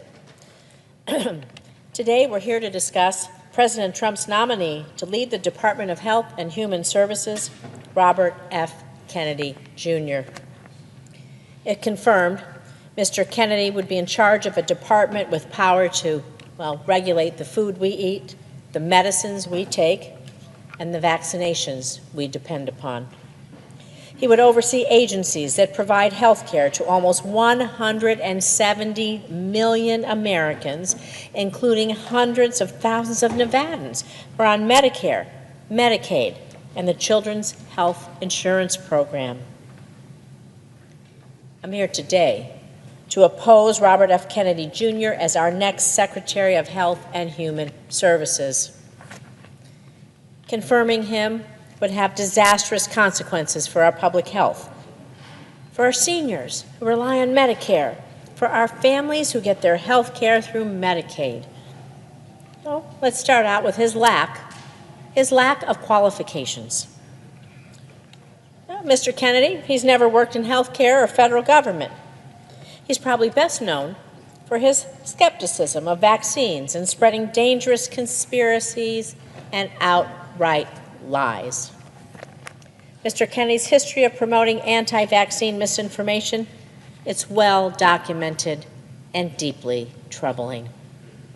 Vaccines have saved millions of lives throughout history, and they remain one of the most effective tools we have to protect public health.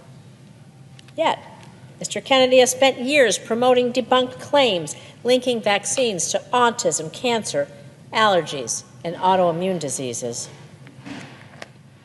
He spread lies about vaccine safety, making people fearful and increasing rates of unvaccinated people, which put all of us at risk.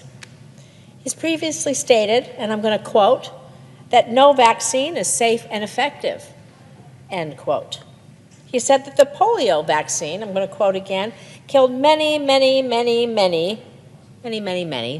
more people than polio ever did, end quote. And Mr. Kennedy has called the COVID vaccine, again I'll quote, the deadliest vaccine ever made. This rhetoric isn't just reckless, it's dangerous. If Mr. Kennedy had been around during the first Trump administration, he would have undermined President Trump's Operation Warp Speed and efforts that helped us end the pandemic. And he doubled down during his confirmation hearing, even though he was asked multiple times. Mr. Kennedy refused to acknowledge that vaccines don't cause autism. He's also engaged in Holocaust distortion to push his dangerous views. While attending an autism conference, he was asked why the CDC wasn't acknowledging autism as an epidemic. And he said, I'm going to quote again, these are his words, "To me, this is like Nazi death camps, what happened to these kids. I can't tell you why somebody would do something like that. I can't tell you why ordinary Germans participated in the Holocaust. End quote. And frankly, Mr. President, these aren't the words of someone you want to be in charge of America's public health. These are not the words of someone you want anywhere near the White House, anywhere near our health care, our safety. He's even gone so far as to falsely suggest that certain antidepressants are behind the rise in school shootings, and that certain chemicals in the water might be part of why more young people are identifying as transgender, neither of which is backed by any science. And we can't allow someone who spreads this kind of vitriol and dangerous misinformation to lead the Department of Health and Human Services. But his problematic views are just the start. During his confirmation hearing, Mr. Kennedy was also asked about his understanding of Medicare and Medicaid. Just asked if he knew about it. Well, he struggled, I mind you, to remember which program covered older and disabled Americans. Struggled to remember which program provided for low-income people. This is Medicare and Medicaid. That's something that's so brand new that even Robert F. Kennedy Jr. shouldn't know what it is. Because Medicare and Medicaid are not mere government programs. They are a lifeline for millions of Americans, including our seniors, our parents, our grandparents, people with disabilities, families in need, including half of all children and around 40% of all babies born in this country. Why would we trust someone with the future of Medicare and Medicaid when he doesn't even understand the basics of the system he would oversee? This makes no sense. And we can't overlook the broader impact of Mr. Kennedy and President Trump's proposals on medical research, safety, and innovation. We're already seeing devastating attempts to go after the National Institutes of Health, or NIH, the very institution that has pioneered life-saving research in areas like cancer, heart disease, and diabetes. And this is not just any research, this is life-saving research. We're talking about research and clinical trials. Well, in my home state at the University of Nevada, Las Vegas, and the University of Nevada, Reno, to better understand Alzheimer's disease and improve care for patients. We're talking about advancing breast cancer therapy at the University of Nevada, Reno, and clinical trials on treating and preventing cancers at the Southern Nevada Cancer Research Center. You know, I lost my mother to cancer. I lost my brother to leukemia. I think it's shameful that this administration, enabled by RFK Jr., would target research into these deadly diseases, which cost lives in my family. I don't want anyone to go through what I went through. I want other people's families, their parents, their siblings, their friends, to be able to live. And we know lives are saved every day because of investments in research and those clinical trials and what the NIH does. I want people to live because of the research. It matters. You know, Mr. Kennedy's also proposed radical changes to the Food and Drug Administration, the agency in charge of, well, the food we all eat and keeping it safe. And just like many of the other reforms proposed by Mr. Kennedy, his suggested changes to the FDA, well, they're based largely on the many conspiracy theories he peddles. These broad changes include clearing out entire departments like the Food and Nutrition Center, which is responsible for preventing foodborne illnesses and ensuring that chemicals in food, the food we all eat, every single one of us, all around this country, every day, from young to old and everywhere in between, that our food is safe. How does dismantling this keep any of us Safe? How does it keep any of us healthy? Mr. Kennedy has an overarching plan to gut the funding for FDA, which will severely limit regulation and safe implementation, also of new drug trials, medications. And this could lead to dangerous drugs flooding the market, putting countless lives at risk. You know, Mr. President, the role of the Health and Human Services Secretary, it is one of profound responsibility. And Robert F. Kennedy Jr. has undermined the very foundations of our public health system. Mr. Kennedy's vision for the future of our healthcare system, well, he wants to undermine Medicare and Medicaid. He wants to slash cancer research funding. He wants to push dangerous public health conspiracies. These are visions and these are things I cannot support. No one should support. We all want a healthier future for America, one that both prevents diseases and where we can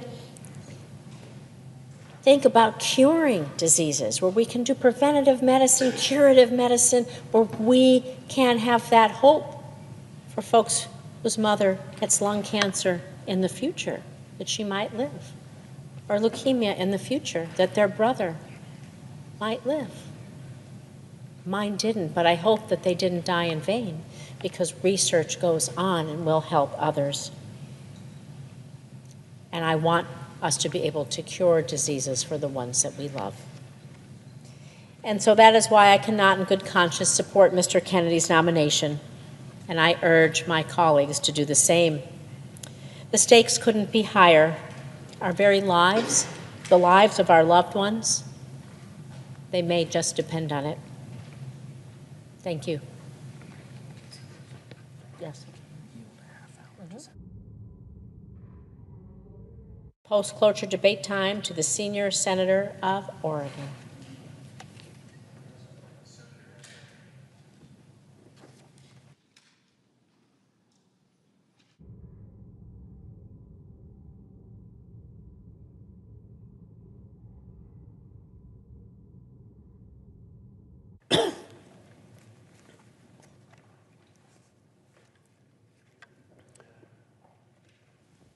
Mr. President. The senator from Massachusetts. Thank you, Mr. President.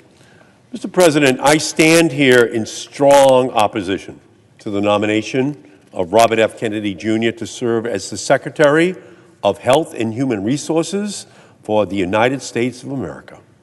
The American people know that our healthcare system is broken. Families have to work through too much health insurance red tape, only to be denied care or forced to pay out of pocket. Medical debt is the leading cause of bankruptcy in the United States. Families are saddled with medical debt from prices that are too high and burdened by quality of care that is too low. When they need to get an appointment, they have to wait months, drive hours, or simply go without the care which they need. Pharmacies, hospitals, community health centers struggle to keep their doors open, and communities are watching health providers and workers burn out under the strain of a healthcare system that is increasingly being sold out to greedy investors and the billionaire class. The American people deserve a real healthcare system, not the current sick care system, and they deserve leadership which will recognize all of these problems and commit to solving them. Instead, Donald Trump and Elon Musk are only making things worse. To Elon Musk, move fast and break things is not in the United States Constitution. That's why these federal district court judges are stopping your actions. In Trump's first 3 weeks in office, he has taken illegal and unconstitutional action that disrupted life-saving health research, sent Musk and his Doge acolytes to make cuts in Medicare and Medicaid, cut off federal funding for community health centers, use discriminatory fear-mongering to threaten federal funding for hospitals and health providers just trying to provide care for their patients. Every chaotic decision, every cut, every illegal action are all to make it easier for this administration to work alongside congressional Republicans to slash and burn our core health care programs. They're not doing this to make things better for everyday Americans. It's Robin Hood in reverse. They are working to take from those who need it the most just to give billions more in handouts for defense contractors and their billionaire donors. They want hundreds of billions of dollars in tax breaks for billionaires. They want to increase defense spending by $150 billion, more nuclear weapons, more. But then it turns and says, where are we going to get the money? And they say, oh, we're going to Medicaid. We're going to the Affordable Care Act. We're going to community health centers. We're going to go to the programs that actually do protect people. More nuclear weapons aren't going to protect people. It's having access to the health care system that can help protect their families. Now, Trump and Musk and Republicans, they're going to call it efficiency, or they'll call it transparency, or they'll say it's just adding basic requirements to Medicaid. This is all code, the code for cuts. Efficiency, transparency, or just be honest about it, Elon. Just be honest about it, President Trump. Cuts to programs. They keep saying there's all kinds of waste in the system. Well, point it out to us. We'll cut it out for you. Give us the list of the programs you want to have cut because they're waste, and we'll do it. But you want to know what they don't want to say? They don't want to say that they want to cut Medicaid.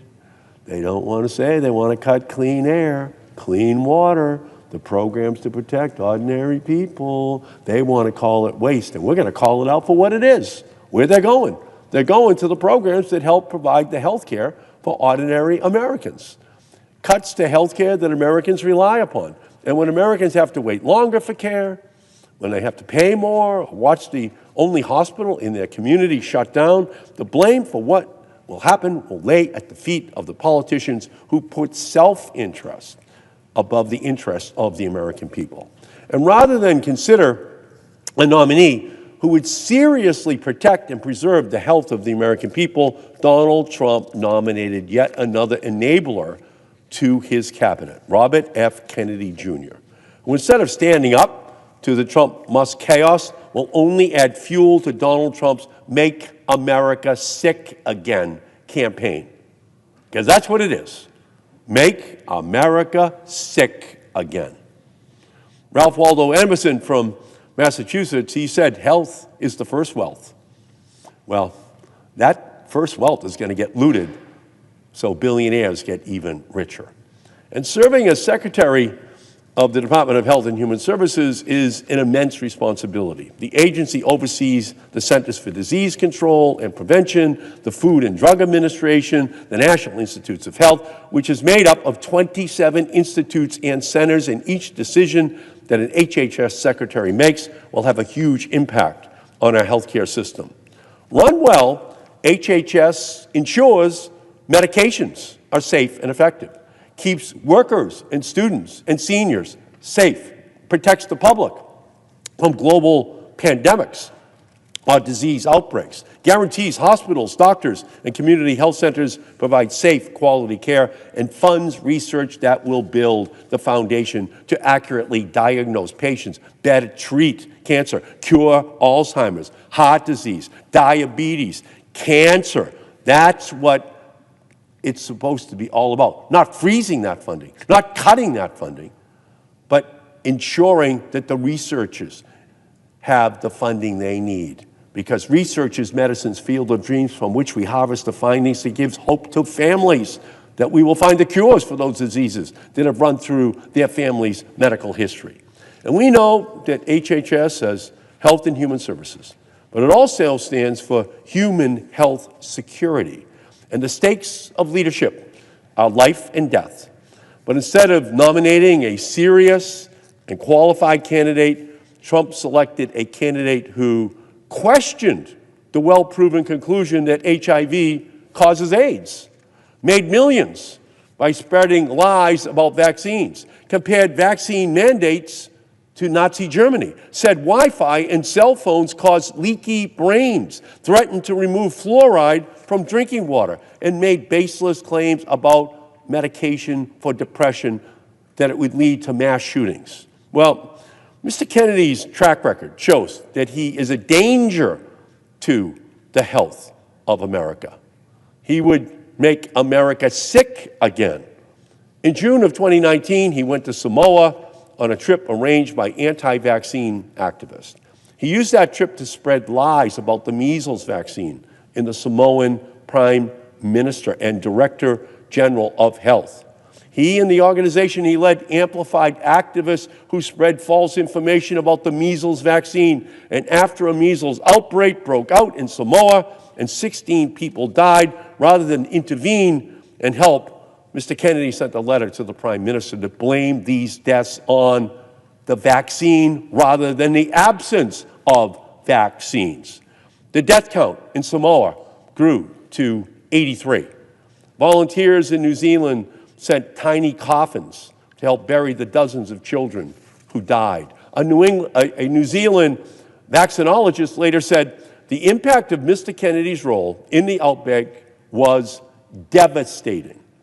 In a moment, when Robert F. Kennedy Jr. could have used his influence for good, he fueled disinformation that cost lives. When Robert F. Kennedy Jr. was asked about Medicare and Medicaid, he could not answer questions in his confirmation hearing about the most basic questions, demonstrating that he would be at HHS only to make whatever cuts that Trump and Musk and Doge dictate at the expense of the health care of the American people. Now he's in line to be the #1 healthcare official in the United States. That would be a disaster.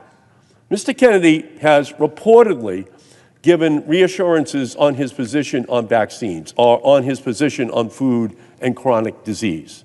To my colleagues, I would say this: we cannot address chronic disease if we are slashing Medicare and Medicaid and the Affordable Care Act, or recklessly cutting off funding from hospitals and community health centers.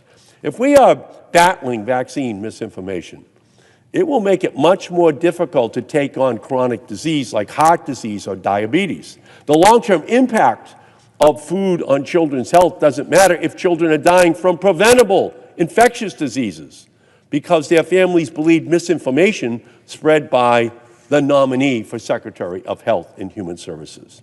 And even with the promises he has made on the vaccine misinformation, Robert F. Kennedy Jr. has not demonstrated that he will fulfill his promises. He has used his position to lead people down the dangerous path of vaccine misinformation, and when asked about his role in the Samoa measles outbreak, he lied. The stakes are too high to take a risk on this nominee. I hear from people in Massachusetts who rely on our health care system, single mothers of disabled children relying on Medicaid, also called Mass Health in Massachusetts, to make sure their child gets care. I hear from people living with cystic fibrosis, or parents of children on the autism spectrum or with Down syndrome who could only afford their medication or coverage with Mass Health Medicaid coverage. For them, Medicaid is the lifeline. And when that lifeline is cut, their lives get harder. And that's what this administration is aiming to do with Robert F. Kennedy Jr. in the lead. The American people deserve more than what they have now. They should be able to get health care when they need it, and they should not have to worry that it's available. They should be able to go to their doctor or to their pharmacy without running up their debt or being forced to choose between paying their rent or a medical bill. They should have health providers that aren't too overworked and burned out to provide them quality care. They should have primary care, mental health care, addiction care, dental care, cancer treatment, and more available to them without waiting months or traveling for hours or being left to hope for an available clinical trial. Americans should have unquestioned health care access and quality, and I want to deliver on that for every single American. But Robert F. Kennedy Jr. will only make this harder by embracing Donald Trump, Elon Musk, and the spread of vaccine disinformation. I'm not alone in my concern. I've received over 1,000 calls and emails to my office opposing his nomination.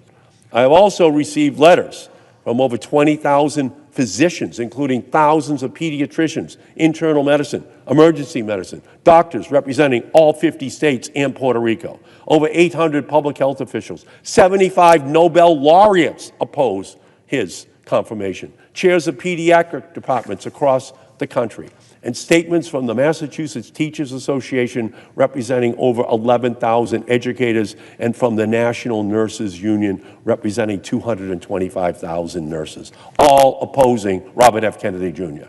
Every single one of them expressed concern and dismay about having a Secretary of Health and Human Service that doesn't believe in vaccines that save lives. We need to listen to the people on the front lines, the health providers, who have dedicated their lives to serving their patients, the researchers who have committed to finding life-saving treatments and cures, and the educators who care for our nation's children each and every day. They are all saying no to Robert F. Kennedy Jr. He is unqualified, and his confirmation would be dangerous to the health of our nation. And with that, Mr. President, I yield back.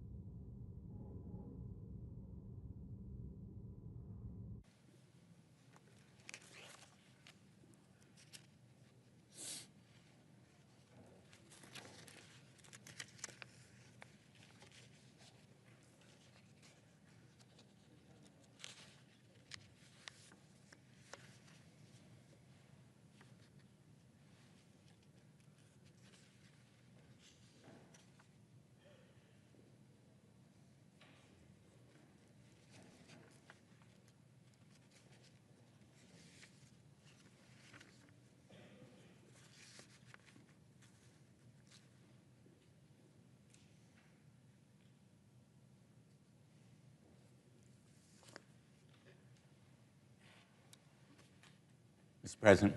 The senator from Connecticut. Mr. President, I come to the floor with sadness and anger because we are here to consider the nomination of a person who very tragically and unfortunately is unworthy and unqualified and unprepared for this position.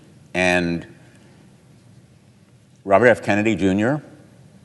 will, in fact, betray the trust and credibility of the office he's been nominated to fill. He has already shown that he lacks the trust in science and the adherence to the truth that is so important, because this office is fundamentally about advocating for public health, informing the public, speaking truth to the American people when there is so much misinformation and disinformation about what will keep Americans healthy and make them healthier. And he threatens literally to make America sick.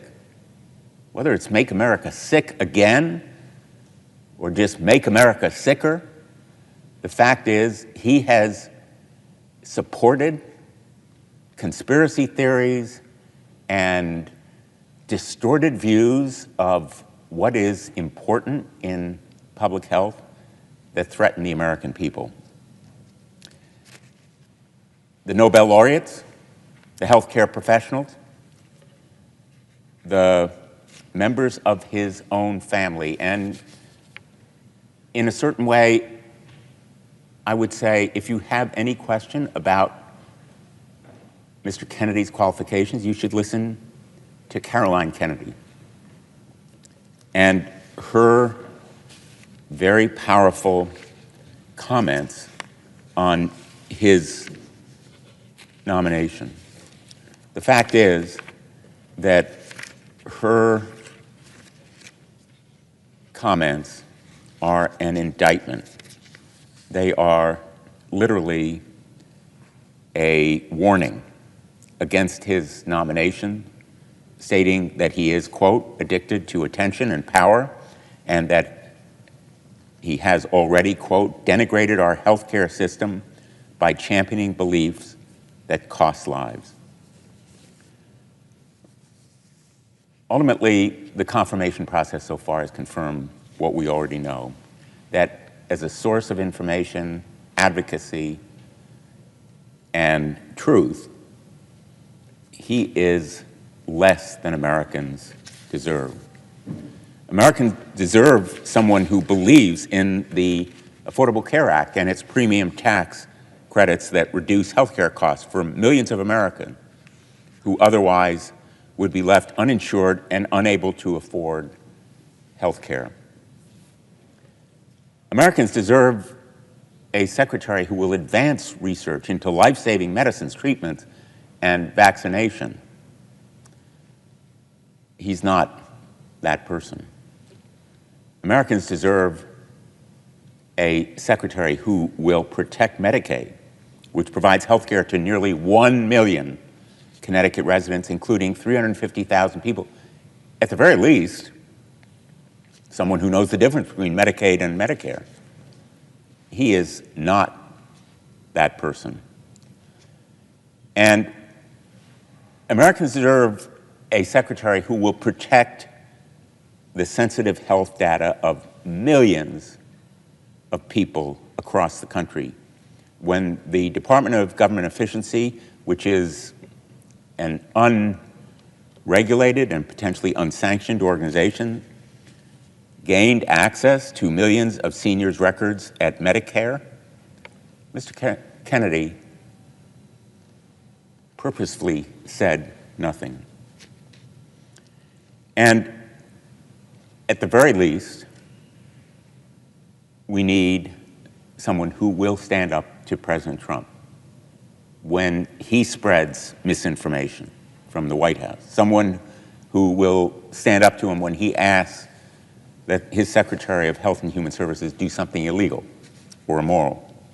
And clearly, Mr. Kennedy is not that person.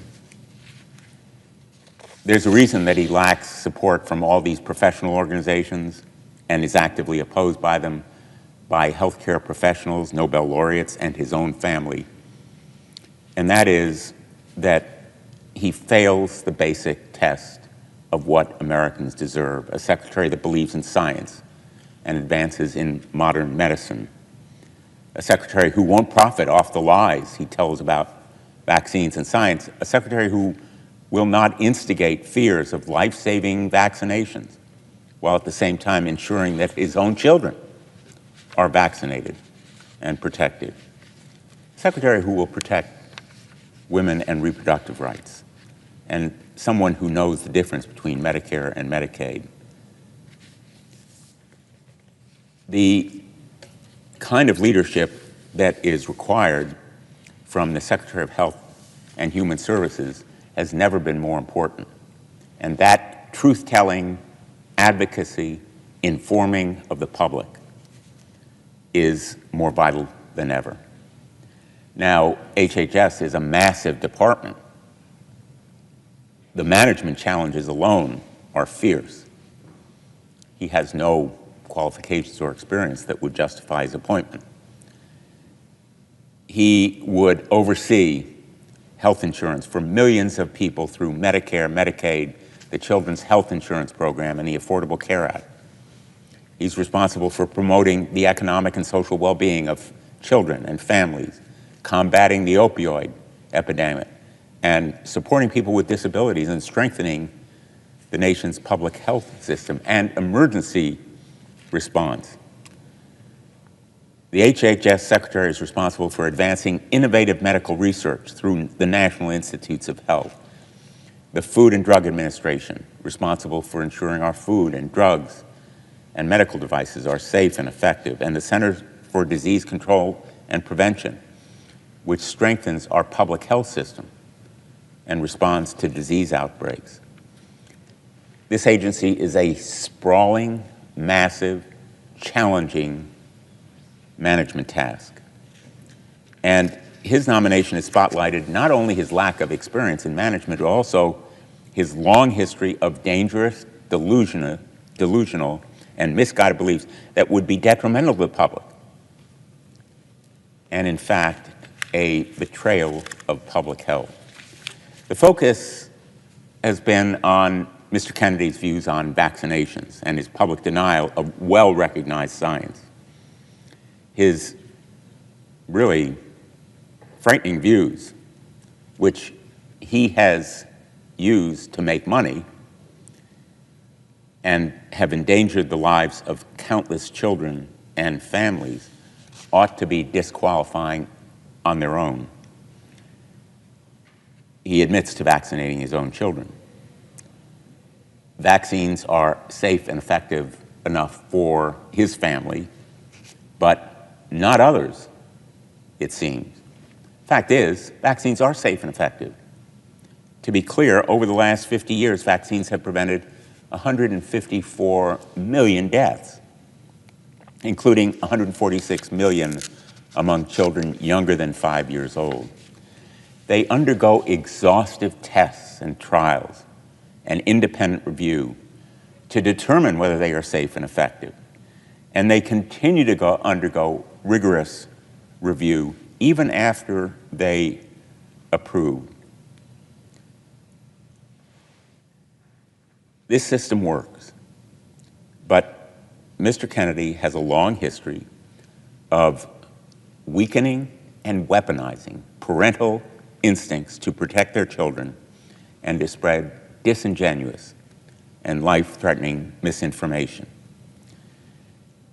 These lies are attributable to his bad judgment as well as self-enrichment. Exactly the opposite of what a Secretary of HHS should exemplify. He supported the dangerous, unproven lie that African Americans can use weaker vaccine schedules because black people have stronger immune systems. This disgusting, appalling claim has been disavowed by the medical community and renounced by the authors of the studies that Mr. Kennedy has incorrectly cited in espousing these lies. But these lies exacerbate racism. And it is a weakness in our public health system that this racism may continue to exist. To exacerbate it threatens people's lives. The anti-vaccine group he founded has maintained that measles, mumps, and rubella vaccine is linked to higher rates of autism in black children. Again, flat-out lie, racialized comments that are intended to stoke fear in the public health system and exploit the very caution that many communities of color approach the healthcare system with. His lies will, again, exacerbate the clear disparities that exist in healthcare for different racial groups. And the inequity of those disparities is a glaring weakness in our current healthcare system. But he will be sprouting those kinds of disinformation, spouting on podcasts, espousing in the media as the highest-ranking health official in our country. The notion that the public health of the nation, credibility, trust, truth-telling would be put in the hands of this man is truly frightening. Now, he's attempted to backtrack since his nomination. He's claiming he's not anti-vaccine, but when he was asked point blank under oath during confirmation hearings, in effect, he ducked and dodged. Some of my colleagues have claimed that Mr. Kennedy privately told them he'll work with existing vaccine approvals and safety networks, and that he won't undermine vaccines in his role overseeing them. In private, that's what he said. Why wouldn't he make these commitments during public confirmation hearings? Why couldn't he make them when he was under oath? The threat is that he will do exactly the contrary. The American people deserve more than backdoor, private, confidential conversations and quiet promises about what the HHS secretary will do.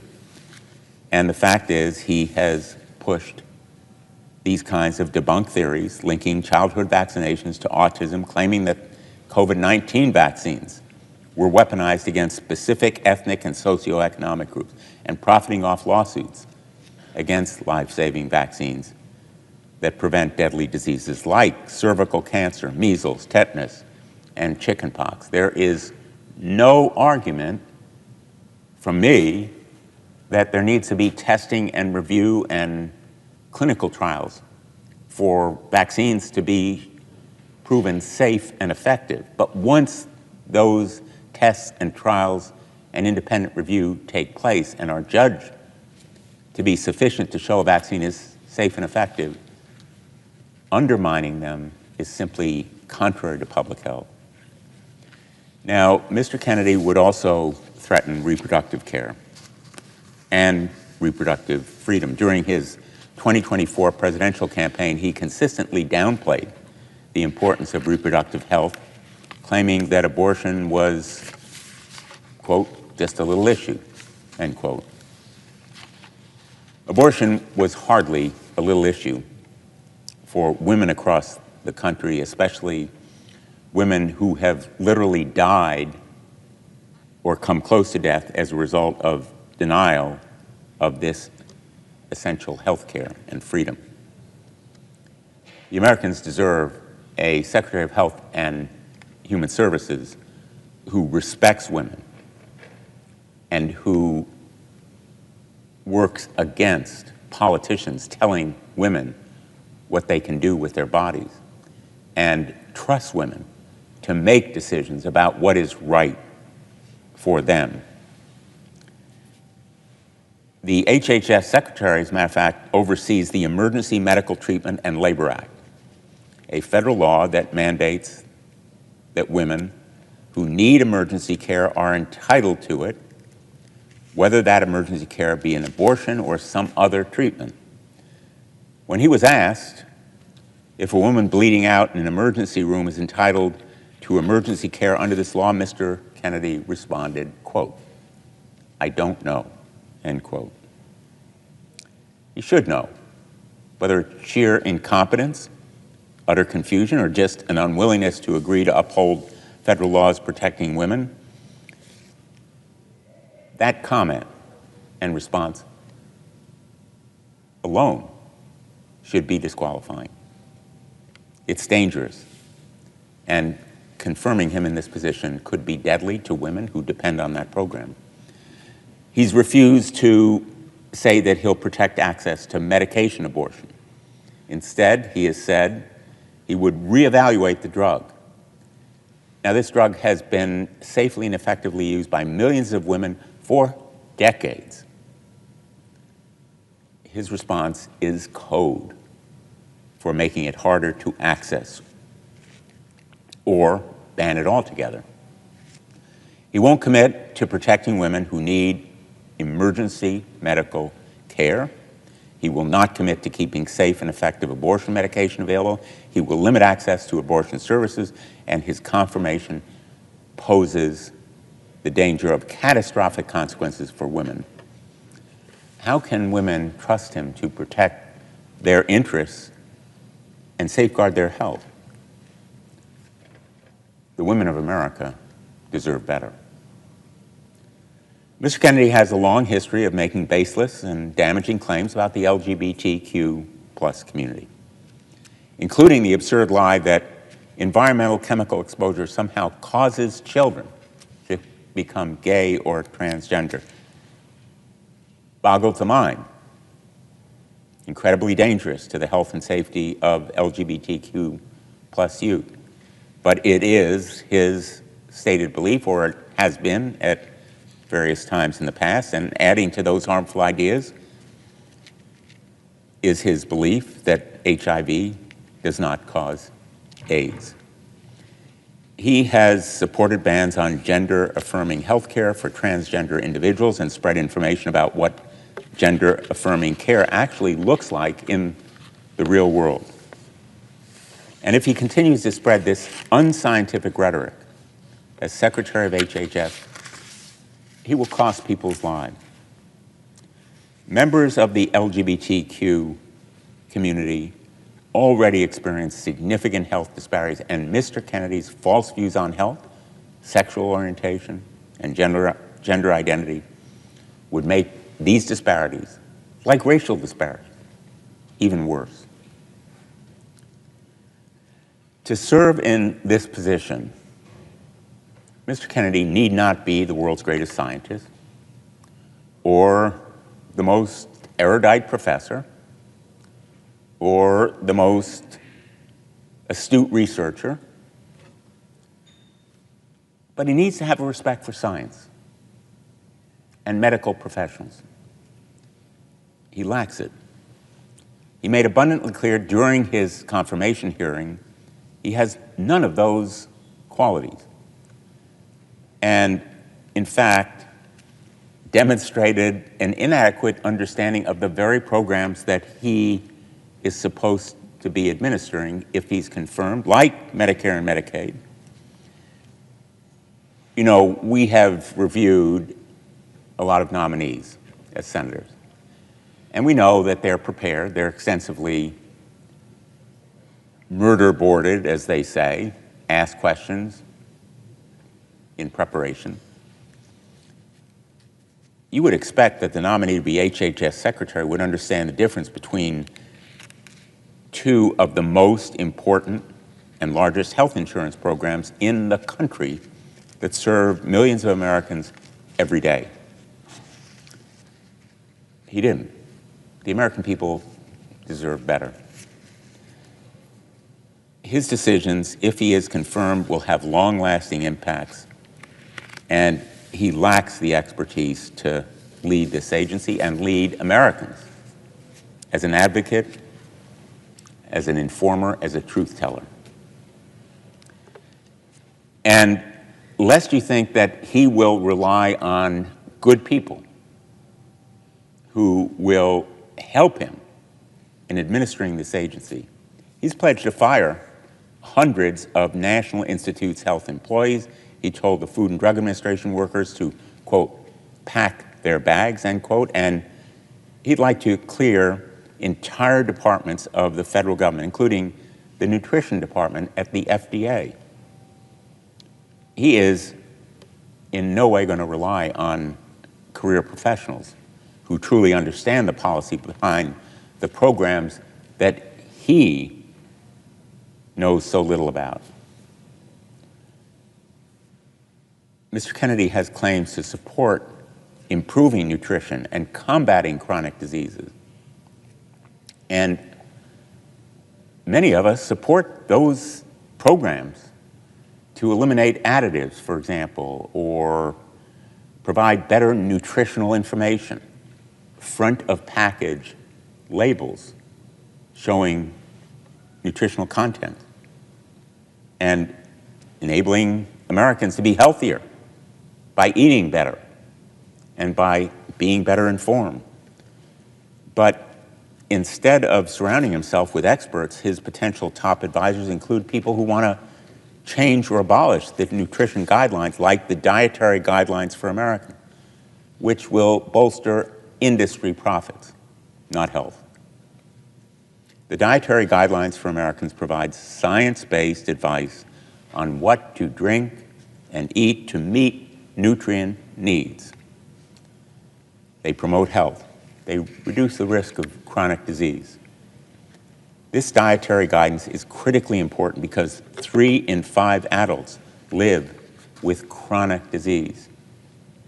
Let me repeat, 3 in 5 adults live with chronic disease that could be improved with better nutrition.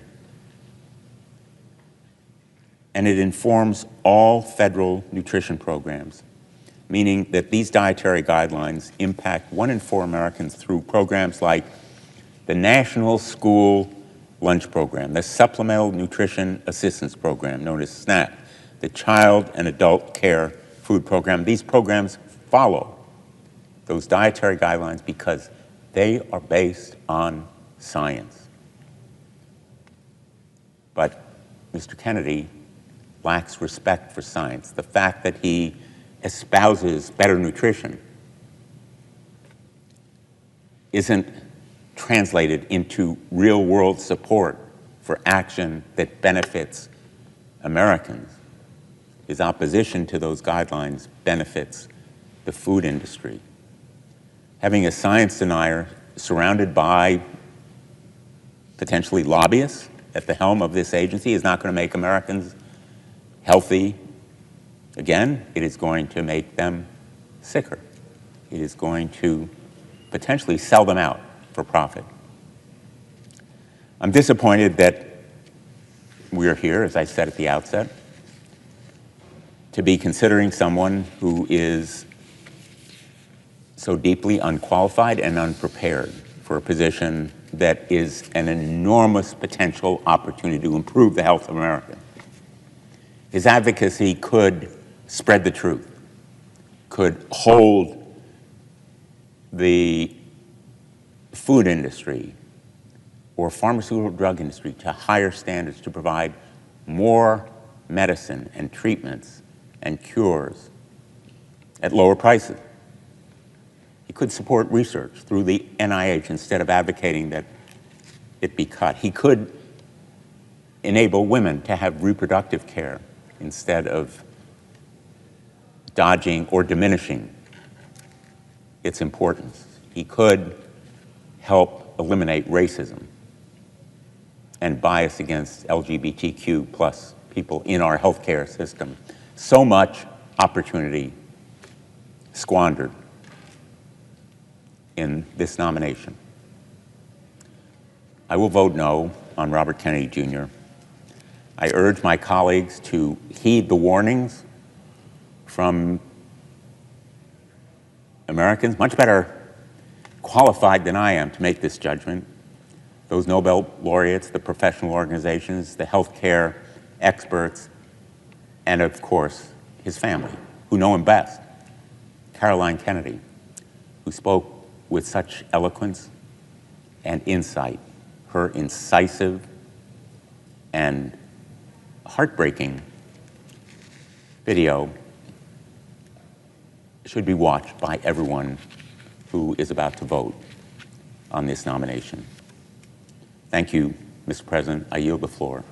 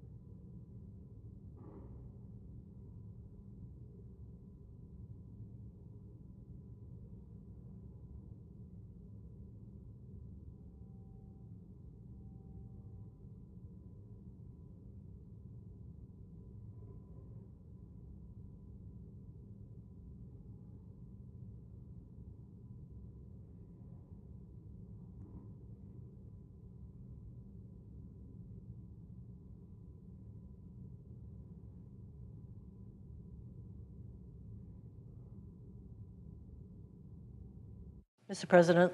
The senator from Hawaii. Mr. President, in Hawaii, thousands of our keiki children attend Head Start, setting them up for a lifetime of success. After the devastating wildfire of Samoa in 2023, the U.S. Public Health Service was on the ground within days, providing care to survivors and first responders. On Oahu, the University of Hawaii's Cancer Center is leading on critical NIH-funded research on breast, liver, and lung cancer, studying diseases that disproportionately impact the Native Hawaiian and Asian American communities. All of these programs are vital for people in Hawaii, and they are all made possible by the Departments of Health and Human Services, or HHS. HHS does critical work across our country, keeping communities healthy and researching deadly diseases from cancer to COVID and so much more. Americans trust HHS because their mission has historically been guided not by politics, but by science and data. But already, Donald Trump is taking a sledgehammer to HHS and the essential work it does. For weeks, HHS employees have been prohibited from making any external communications and have been directed to withhold grant disbursements. Illegal, by the way.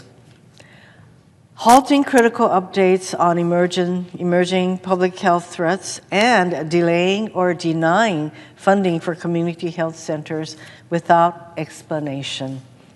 These edicts are already forcing clinics to consider reducing services and staff, or worse, closing these services, endangering health care access for our most vulnerable populations.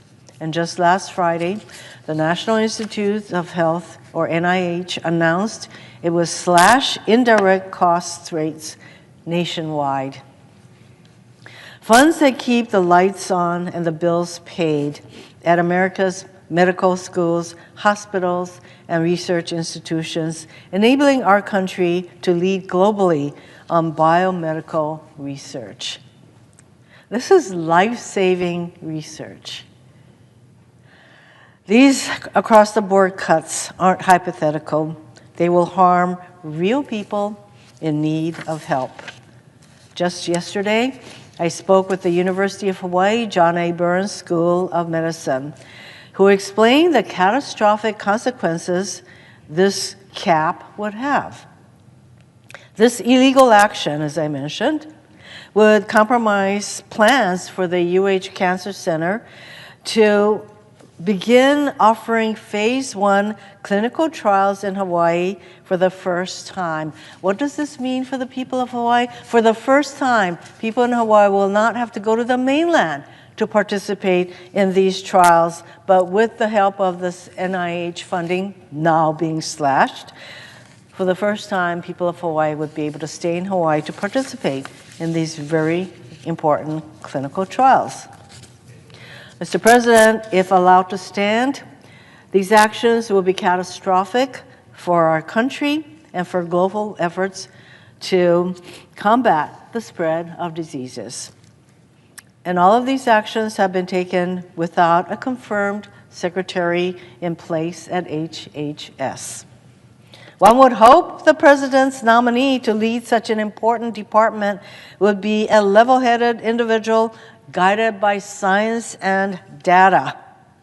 Instead, Donald Trump has nominated the total opposite, Robert Kennedy Jr.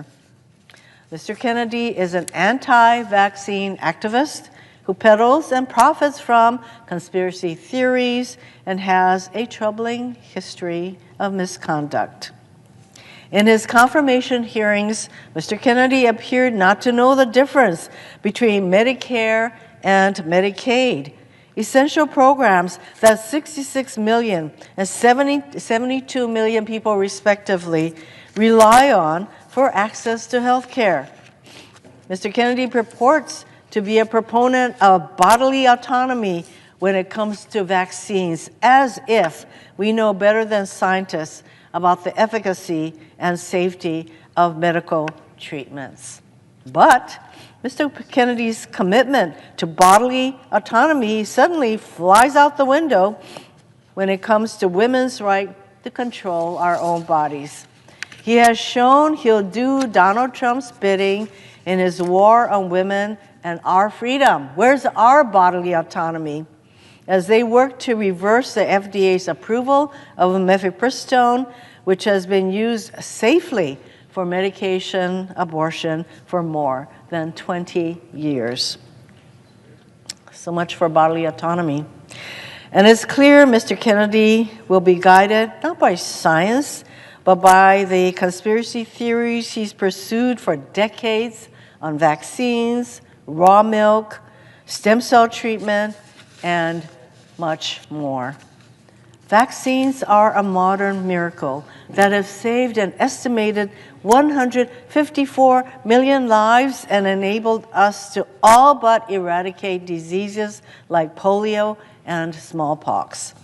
But due to the activism of conspiracy theorists like Mr. Kennedy, public trust in vaccines have eroded, endangering countless lives and threatening the herd immunity that protects us all. Mr. President, I grew up in rural Japan where we didn't have widespread access to most vaccines. As a child, I remember getting measles, mumps, whooping cough. When one kid in our village got sick, it just spread like wildfire in our village, and all the kids got sick. I know what it means to be vaccinated. To willingly submit our children to such a fate, like what happened to us and me in Japan, would be cruel, counterproductive, and deadly. But Mr. Kennedy seems not to care about those impacts. Mr. President, we all agree there are things we can do to make our country healthier. And I stand ready to work with my colleagues to do that important work. But eliminating access to health care, promoting conspiracy theories, firing researchers, and undermining evidence-based policymaking will do nothing to make us healthier. It will instead unleash chaos on patients, providers, and countless other Americans who rely on the services, funding, and research emanating from HHS. Mr. Kennedy will not make America healthy again, yet another empty slogan. He will, in fact, instead, make us less healthy, less safe, and less prosperous. We know this because it's exactly what happened in Samoa after misinformation about vaccines, pushed in part by Mr. Kennedy, led to a deadly measles outbreak there. Hawaii's Governor, Josh Green, is also a physician, and he traveled to Samoa at the invitation of the country's health minister to help stem the consequences of this deadly misinformation. He recently wrote about his experiences in an op-ed in the New York Times, and I'd like to read portions of that op-ed now. Our governor wrote, quote, "When vaccination rates fall, preventable diseases can gain a foothold and pose a new danger. And that's precisely what happened in Samoa after misinformation spread by anti-vaccine activists eroded trust in vaccines and led to the 2019 outbreak. Thousands of preventable cases of measles sprang up, leading to the deaths of 83 people, mostly children. One of the most prominent voices behind the anti-vaccine campaign was Robert F. Kennedy, Jr.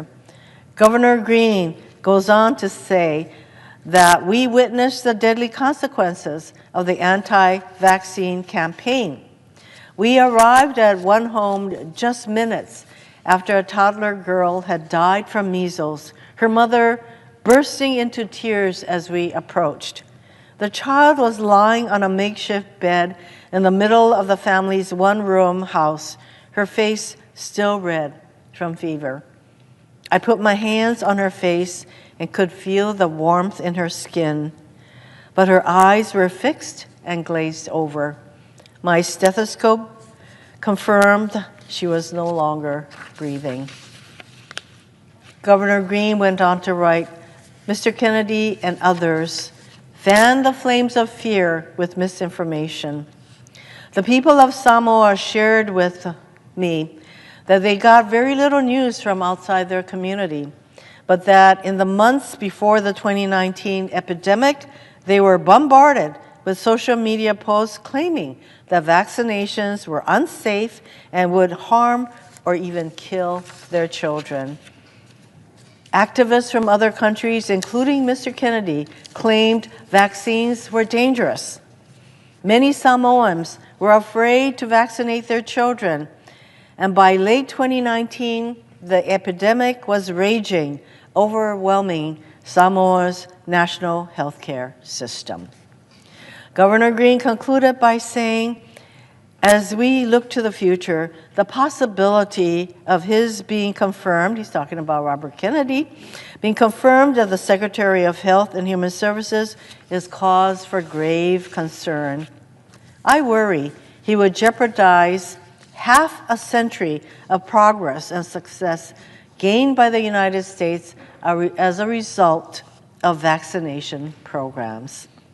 Too much depends on our commitment to truth and the life-saving power of vaccines to entrust Mr. Kennedy with the direction of these programs.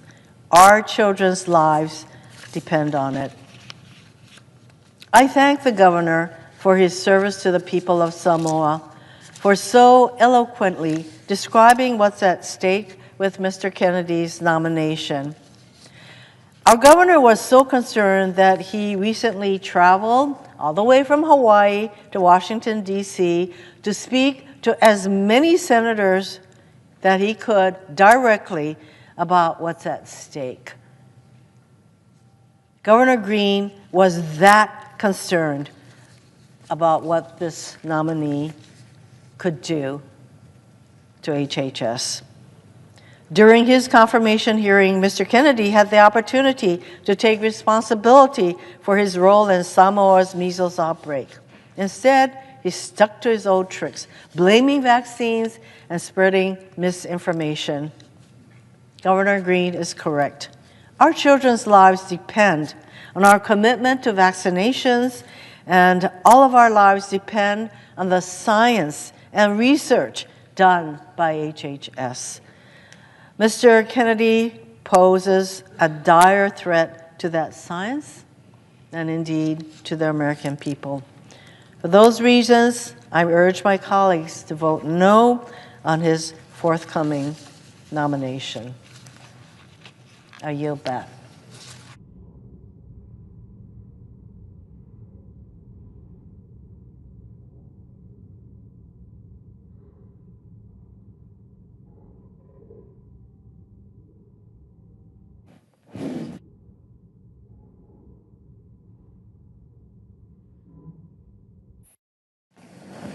Mr. President, Senator from Hawaii.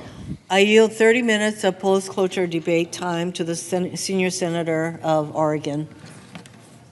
The senator has that right. Mr. President. Senator from New Hampshire. Thank you, Mr. President. I rise today to join my colleagues, to join the many Granite Staters who have written my office and expressed their grave alarm in opposing the nomination of Mr. Kennedy as the next Secretary of Health and Human Services. Robert F. Kennedy Jr. is without experience or qualification for this post. He is uninformed about and apparently uninterested in the most basic elements of healthcare policy. He entertains and spreads conspiracy theories that virtually everyone in this body knows to be dishonest and dangerous.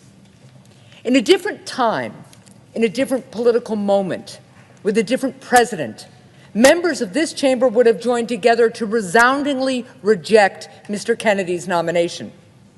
In fact, in a different time, where qualifications and character mattered, Mr. Kennedy's nomination would never have made it to the floor. But here we are.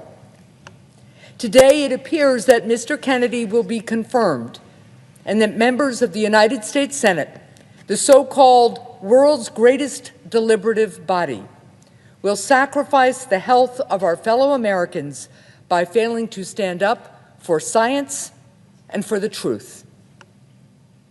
For even the most skilled and experienced person, running the Department of Health and Human Services is a really daunting task.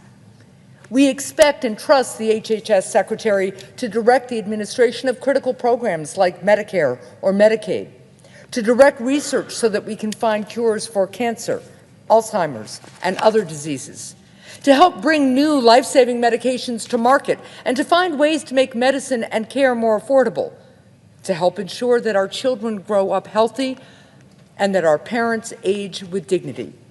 When a crisis hits, we look to the Secretary of Health and Human Services for leadership to help lead the fight against fentanyl or to protect our communities from a pandemic.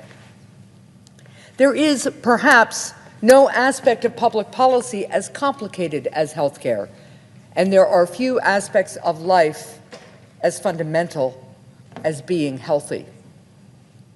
And to be sure, there are grave healthcare challenges facing our country.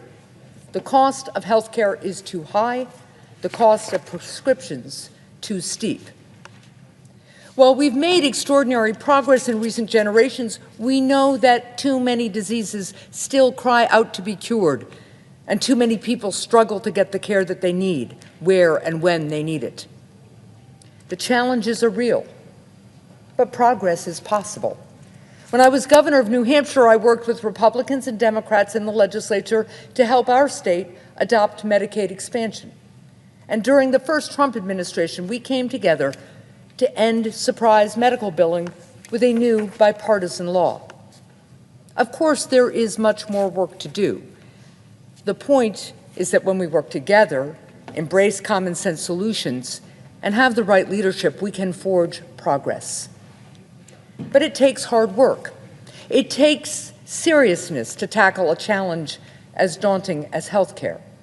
It takes experience, talent, and ability. We're talking about the health of our country and of our children.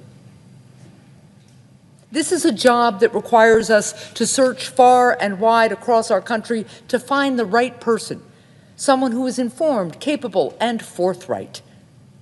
Someone who has a proven track record of leadership, and someone willing to tell the truth in service to the goal of helping every American to be healthy. Instead, the President of the United States offered us Mr. Kennedy. It's entirely unclear to me what qualifications Mr. Kennedy brings to this office. He's never run an organization or a business even 1/100th of the size of the Department of Health and Human Services. He has no background in medicine, science, health policy, or government. Most concerning, though, is his complete and utter lack of even the most basic knowledge of the department he is supposed to lead, or the health policy debates and challenges that our country has been grappling with over the last several decades. It's not simply that we have been asked to hope that Mr. Kennedy learns on the job. It's not simply that we're being asked to grade Mr. Kennedy on a curve. It's worse than that, because even for his confirmation hearings, Mr. Kennedy couldn't be bothered to even do his homework. During his confirmation hearing, I asked Mr. Kennedy some fairly basic questions about Medicare and Medicaid, the most well-known health programs overseen by the department he seeks to lead, programs which tens of millions of Americans count on for their care. He couldn't accurately identify a single part of Medicare. He got every question I asked wrong.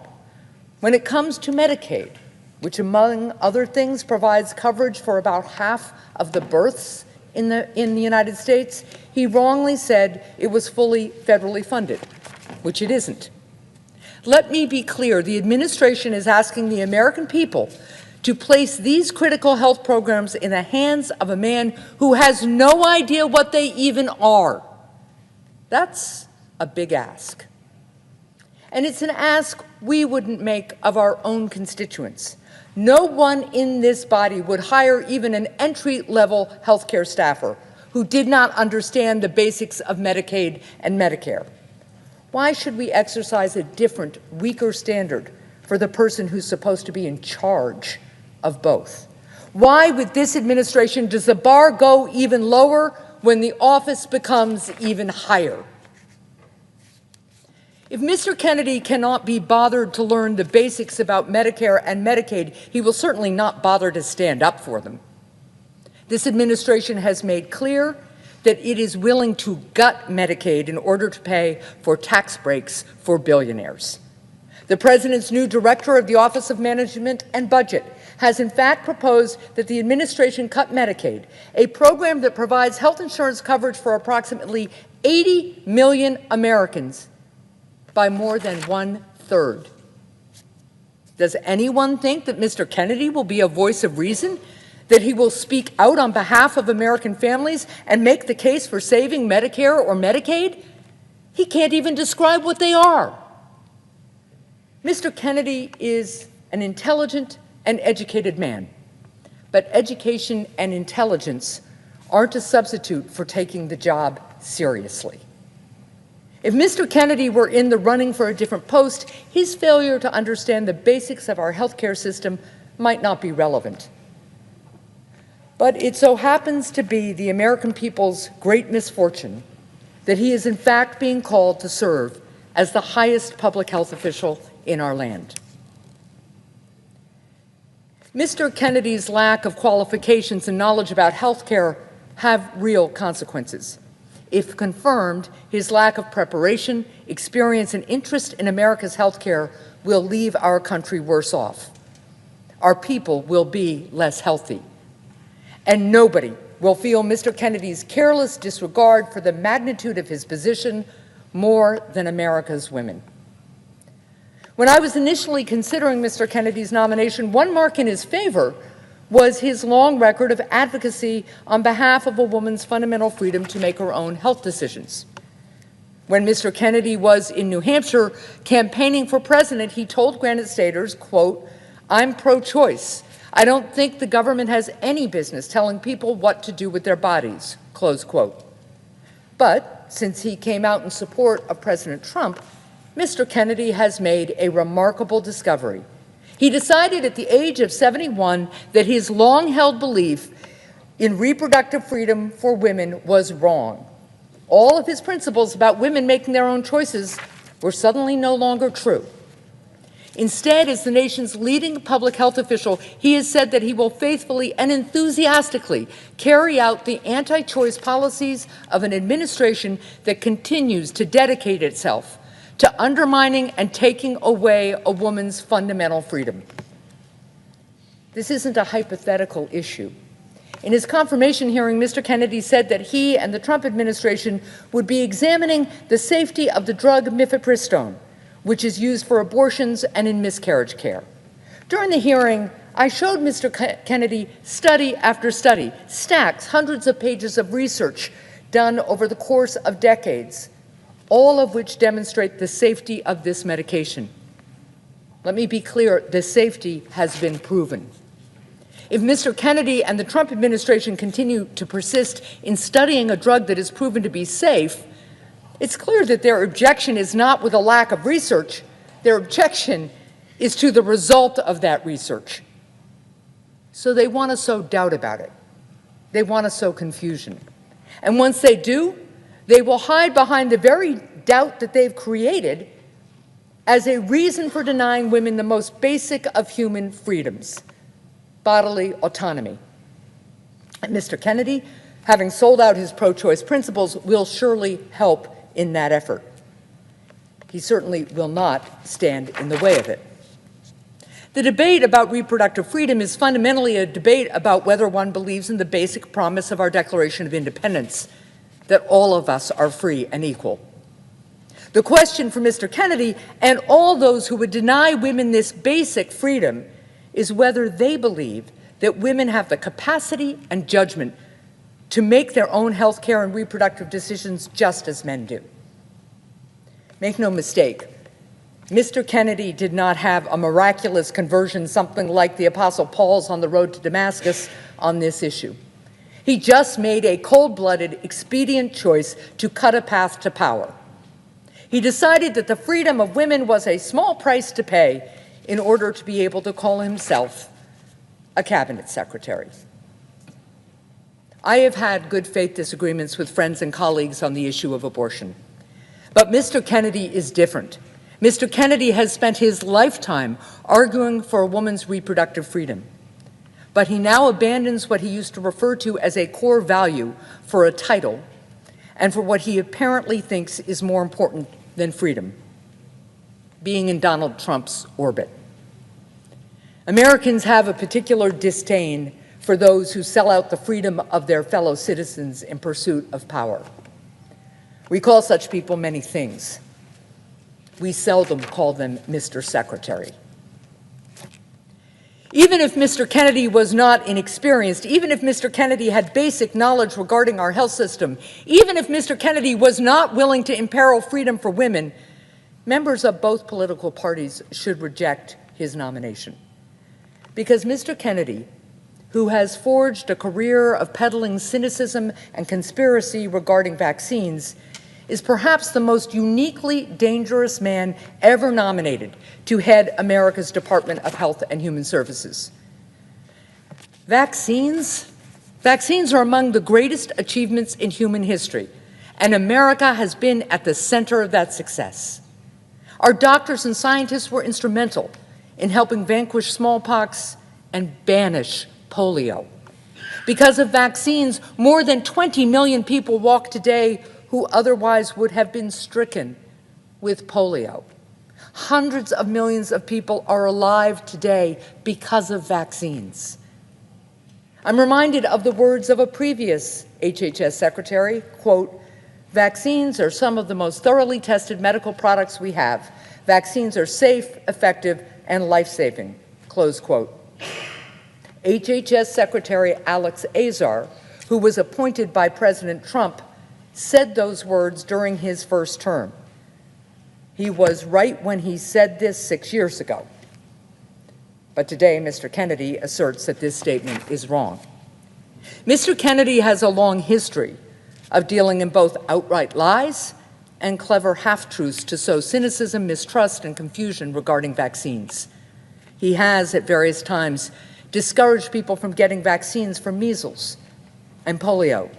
Mr. Kennedy has led litigation to discredit the HPV vaccine, a vaccine which has led to a dramatic decrease in cervical cancers among young women.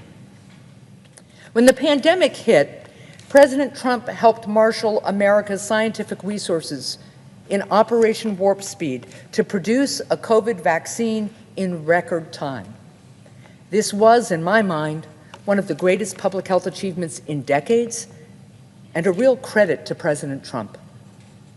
But Mr. Kennedy helped lead efforts that attempted to revoke President Trump's COVID vaccines authorization. And for more than 25 years, Mr. Kennedy has helped perpetuate the dangerous lie that vaccines cause autism. During his confirmation hearings, my colleagues virtually begged Mr. Kennedy to recant these views. But Mr. Kennedy would not, insisting that if he somehow saw more evidence, only then, perhaps, he might reverse course and tell people he was wrong. This is a dangerous game that Mr. Kennedy plays. He hides his anti-vaccine conspiracies under a cloak of deniability. Sometimes he outright lies. But most of the time he insists that he's merely raising questions and that he's simply a man looking for answers. But to borrow from Benjamin Franklin, quote, "Half the truth is often a great lie," close quote. When Mr. Kennedy is presented with facts, he ignores them. He ignored the conclusive data that my colleagues showed him, proving that vaccines do not cause autism. He instead continued to rely on one tiny, outdated, faulty, disproven study from way back in 1998, a study that the journal that originally published it has since withdrawn to support his claim, instead of relying on the exhaustive studies that have been conducted since then that prove there is no link between vaccines and autism. It is fine to ask questions. It's often urgently important. But it's not doctors and scientists who are ignoring Mr. Kennedy's questions. It is Mr. Kennedy who is ignoring their answers. Mr. Kennedy's vaccine conspiracies are not a quirk of personality or harmless eccentricity, but especially with the authority and the megaphone that he will have if he is confirmed, will be a grave danger to the health of our people. Mr. Kennedy has already spent much of his career taking legal action against safe and effective vaccines. With the full power of the Department of Health and Human Services, it stands to reason that he will use his post to limit access to certain vaccines, pull FDA approval of others, or change guidelines and recommendations concerning what vaccines children should receive. But more than that, with the platform of HHS Secretary, Mr. Kennedy will undermine public trust in vaccines and will discourage a growing number of parents from getting their children vaccinated. As for Mr. Kennedy's insistence that simply raising doubts about the safety of vaccines doesn't mean that he's urging people not to get their children vaccinated, well, Mr. Kennedy may be unqualified, but he is not naive. He knows full well that millions of people listen to his words. Millions more will listen should he be confirmed to this office. And so, what happens? How much, Mr. President, does a lie about vaccines truly cost? Let us say that a greater number of Americans become wary of vaccines due to Mr. Kennedy's musings from the seat of the most powerful public health perch in the world. A greater number of families decide that their kids don't need vaccines. Sometimes that'll mean just skipping one vaccine. Sometimes it'll mean skipping all of them. These parents aren't necessarily conspiracy theorists themselves, but they've read some scary, if untrue, stories online. And as they try to figure out what to do, the most important public health authority in the land chooses to give credence to the lies rather than reassure parents with the truth. Or maybe, as is true with every parent, these parents are worried about their child developing a disability.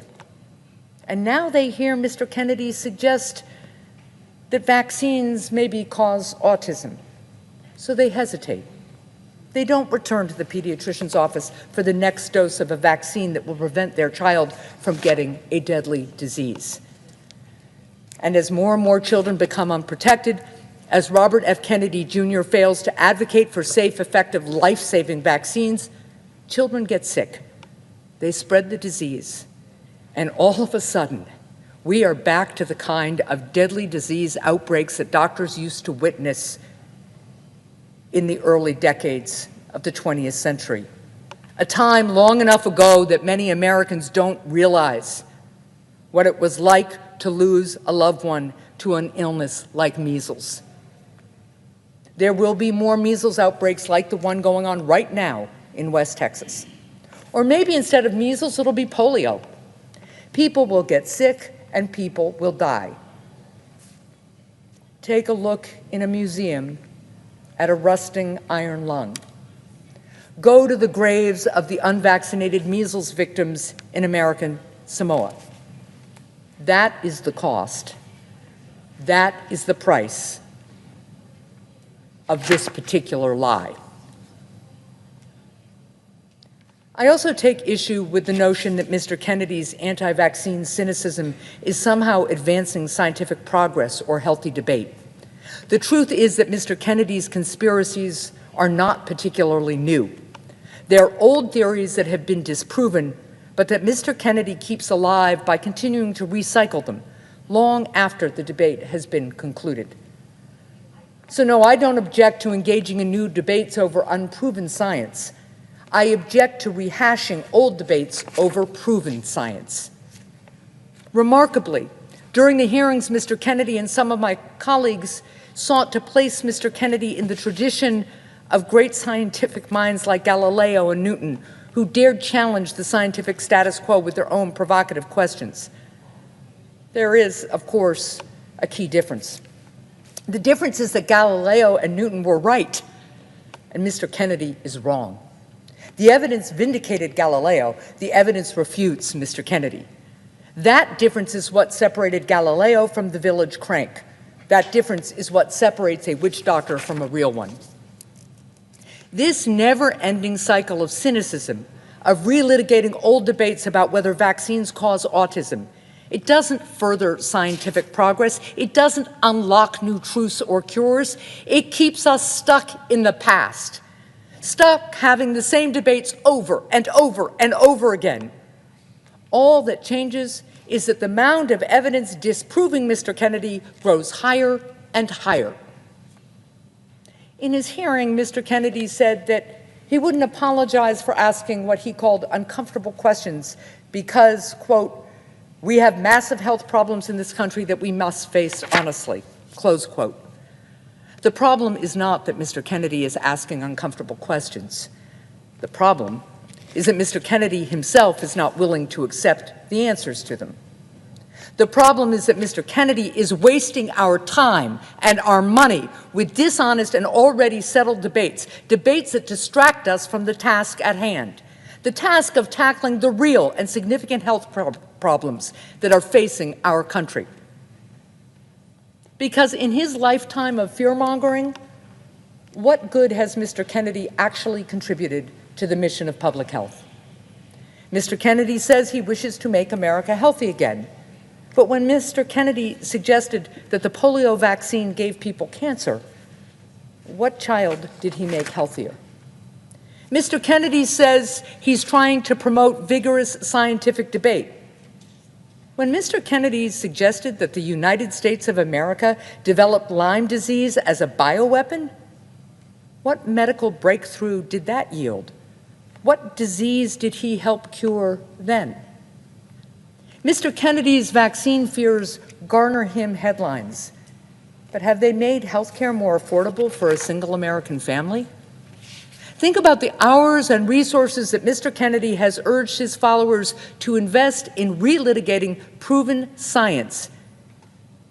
And what progress could instead have been made if that money was invested in finding treatments and cures to diseases?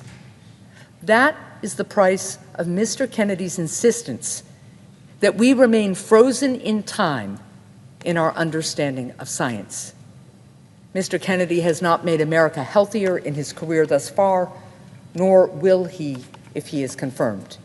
He will make America less healthy, more doubtful, more divided, more cynical, and further away from finding cures and making scientific progress. Mr. President, we have real health care challenges in this country. The American people want health care costs. They need health care costs to come down. They want to stop having to make impossible choices between making ends meet and getting their children the medications that they need. They want it to be easier to get a prompt appointment with a good doctor in their neighborhood who talks with them and doesn't rush them out the door. They want better mental health care in our schools. And they want cures.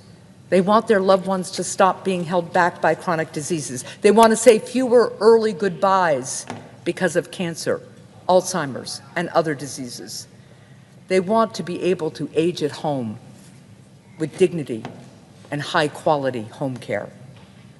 Making our country more healthy, that is no small task, but we can do it.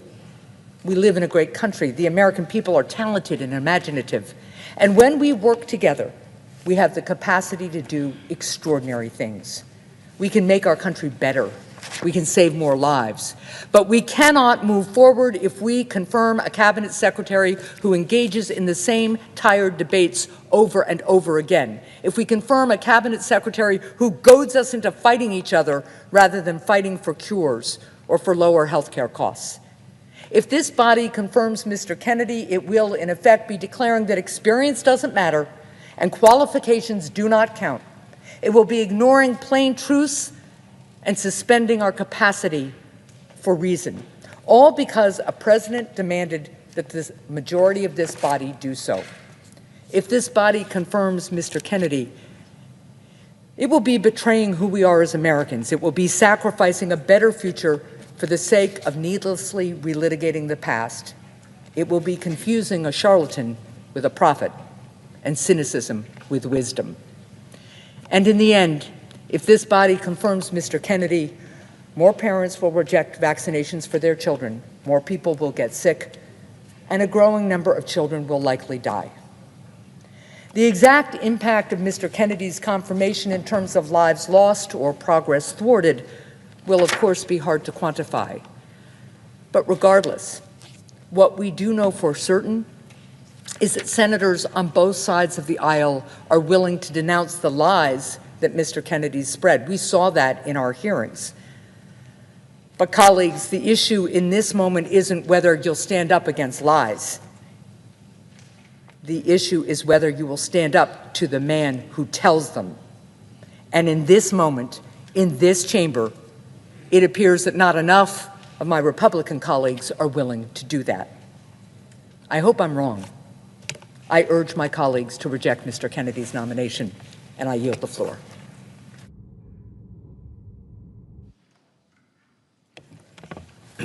Mr. President. Senator from California. Mr. President, I too rise to oppose the nomination of Robert F. Kennedy Jr. to serve as Secretary of Health and Human Services. I can only hope that I'm half as eloquent and moving as Senator Hassan has been, not just here on the floor today, but in committee during the confirmation hearing.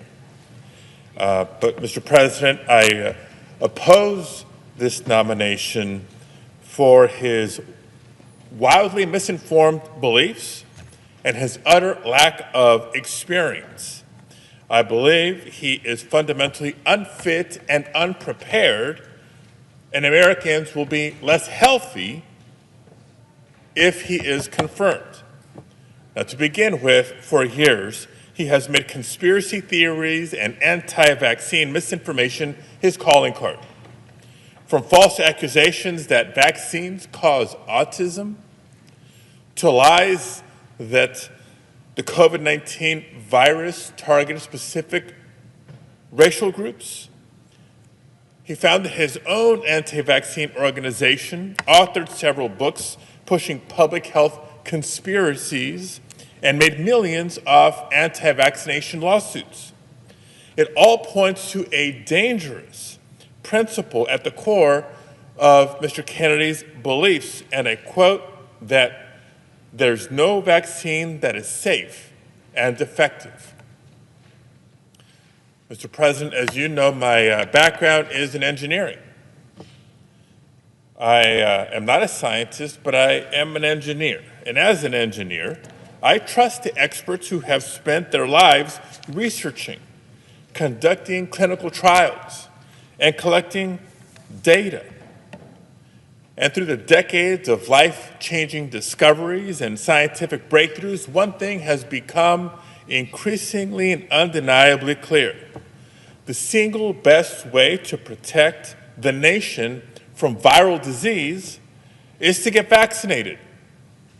It's the reason why today hundreds of millions of Americans can live freely without serious concerns of contracting polio, of contracting smallpox, or of contracting hepatitis. That used to be a source of pride for the nation.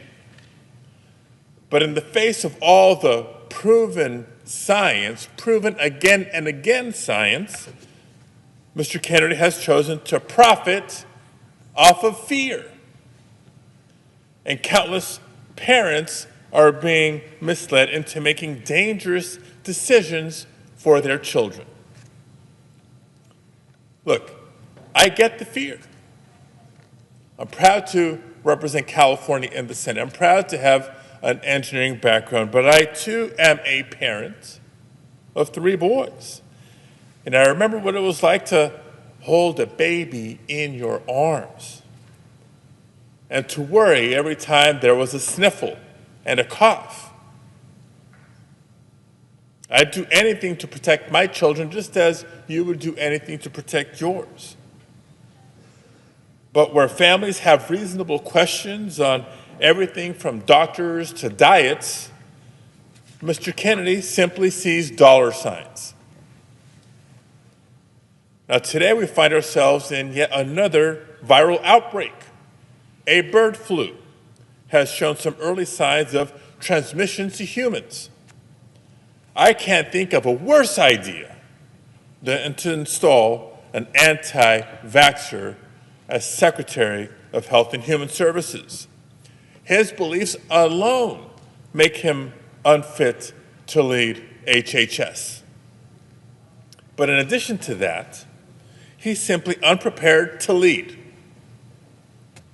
Nearly 16 months ago, I was proud to co-found the bipartisan Senate Mental Health Caucus. Thank you, Senator Tillis. Thank you, Senator Ernst. Thank you, Senator Smith, for being co-founders of this caucus. In the time since then, we've made some significant strides. But before Americans can never reach out for help in a time of crisis, they have to know that they can access help. So that's on us, making sure that the support, the services, the programs are there for Americans when they need it. And we know that Medicaid is the single largest payer of behavioral health services in the nation.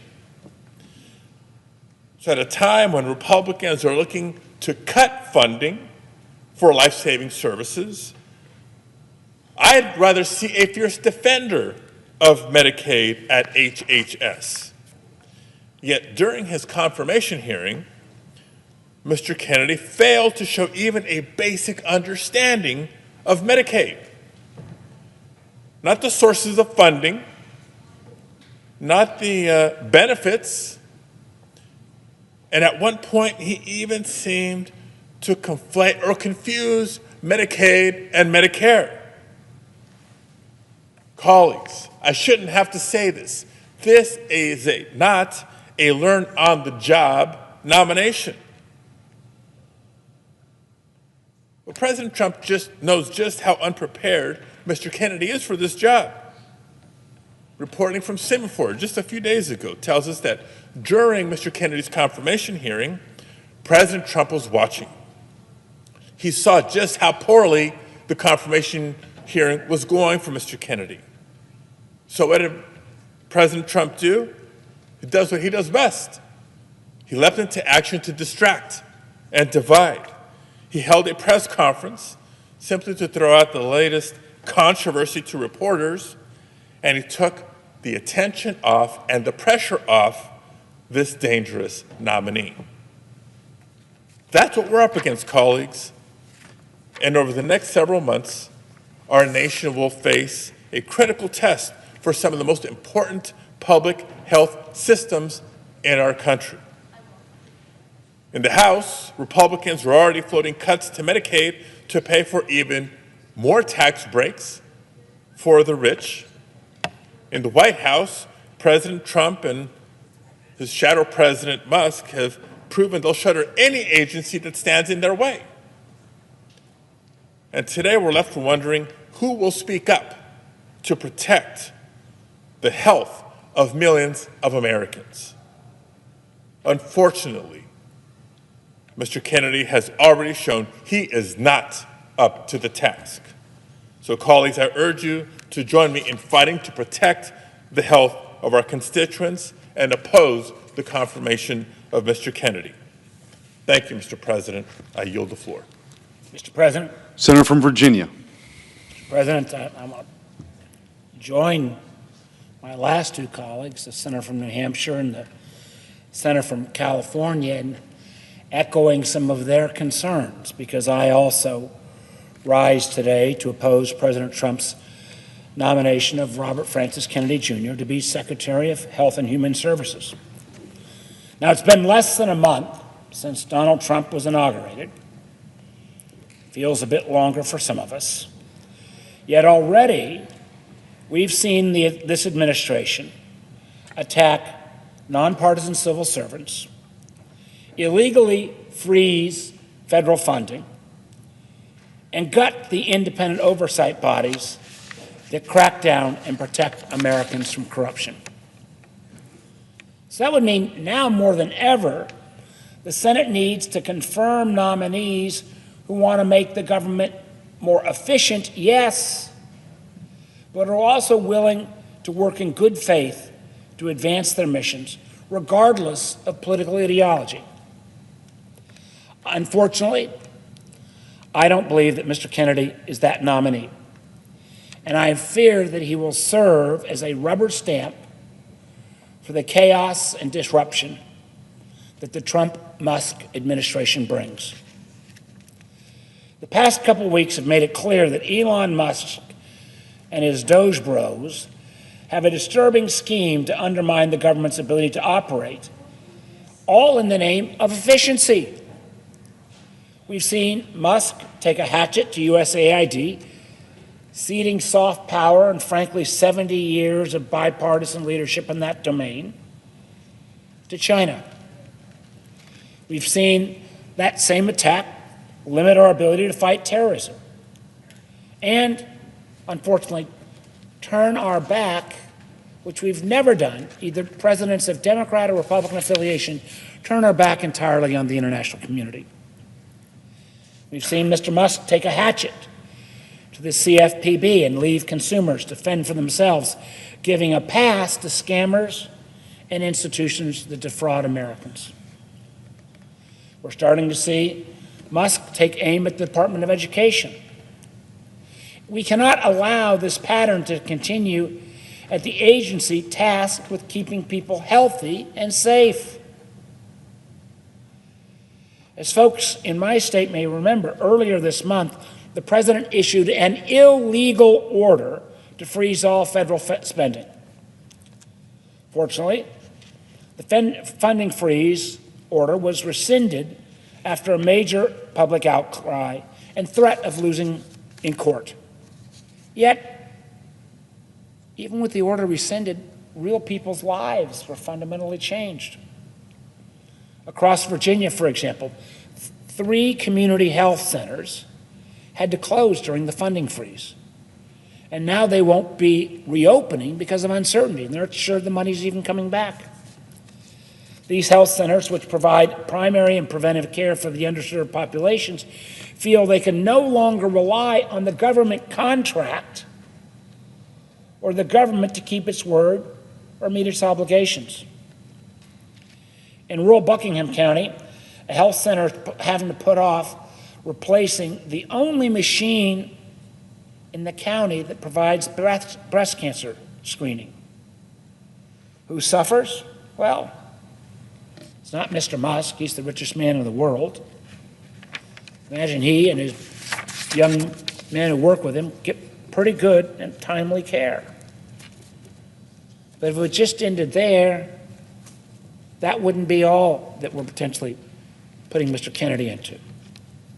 We've already seen some of the foreshadowing of what to come if Mr. Kennedy is confirmed as HHS nominee. Take the NIH, for example, National Institute of Health, something broadly supported in a bipartisan way. NIH is one of the many important agencies that's tasked with advancing medical and public health research in the United States. And literally, in the years that I've been, it has been Republican members who've often taken the lead in championing existing and increasing funding. Unfortunately, many of the medical achievements, which started off as NIH grants, from cancer immune therapies to heart valve replacements to medications for many health conditions, all started at NIH. Yet earlier this week, the Trump administration put forward a plan to cut $4 billion in federal funding for research in hospitals and universities, like those in Virginia, which conduct some of our nation's top research. This basically cuts the legs out of a lot of NIH funding. This illegal and short-sighted maneuver could decrease the kind of work that leads to medical cures and scientific breakthroughs. It could devastate a major research ecosystem in Virginia, eliminate 21st century jobs, hurt countless American families who've been touched by cancer and other devastating diseases. Now, I'd have no earthly idea why the president would choose to cede American R&D leadership in bio at this moment to China. But what I do know is that Mr. Kennedy will do nothing to stop it. What we need at HHS is a nominee who is willing to go in with a scalpel, not a hatchet, to make our healthcare system better. We need someone with the preparedness and experience necessary to safeguard a woman's right to reproductive care, to support healthcare systems in their fight against cyber attacks, that will protect both Medicare and Medicaid, and ensure that American families can count on good health insurance. Rather than focusing on any of these things, Mr. Kennedy, as you've heard from my colleagues, has expressed that he would like to gut our nation's top health agency.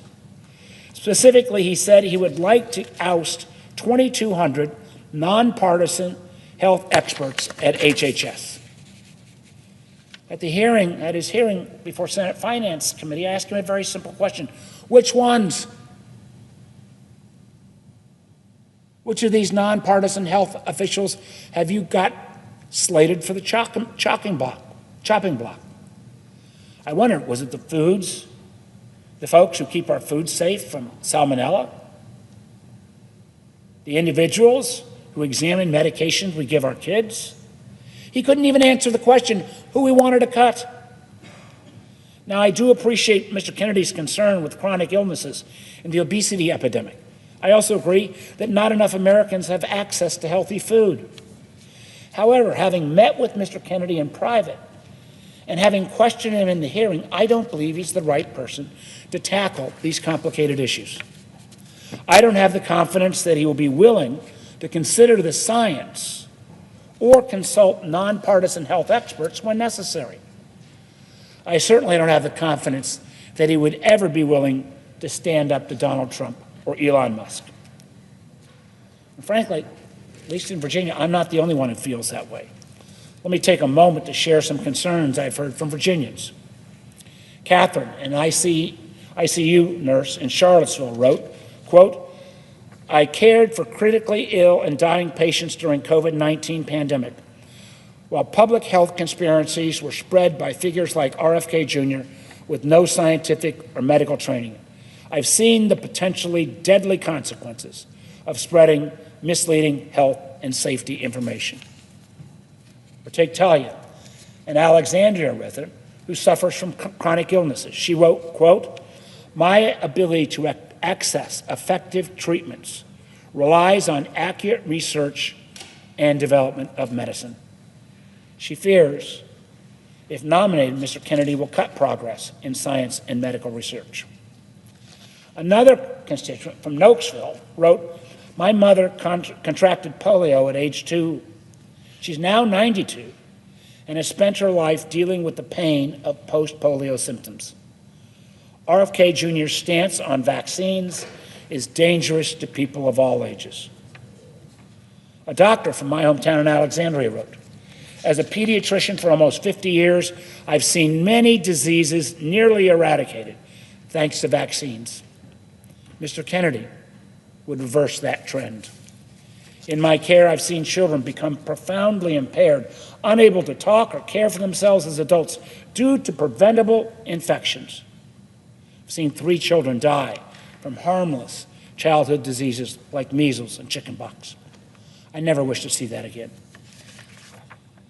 And a cancer survivor from Virginia Beach wrote, cancer survivors like myself count on public health initiatives and scientific research to ensure the effective long-term treatment and prevention of serious diseases. Quote, I do not believe Robert F. Kennedy Jr., a man who lacks any credentials and credibility in this field, will have those interests in mind. Mr. President, the writing's on the wall. This nominee does not have the right experience, credibility, or motivations to be running a government agency of this size and importance. That's why I will be voting no on Mr. Kennedy's nomination to be Secretary and urge my colleagues to do the same. And with that, Mr. President, I yield the floor.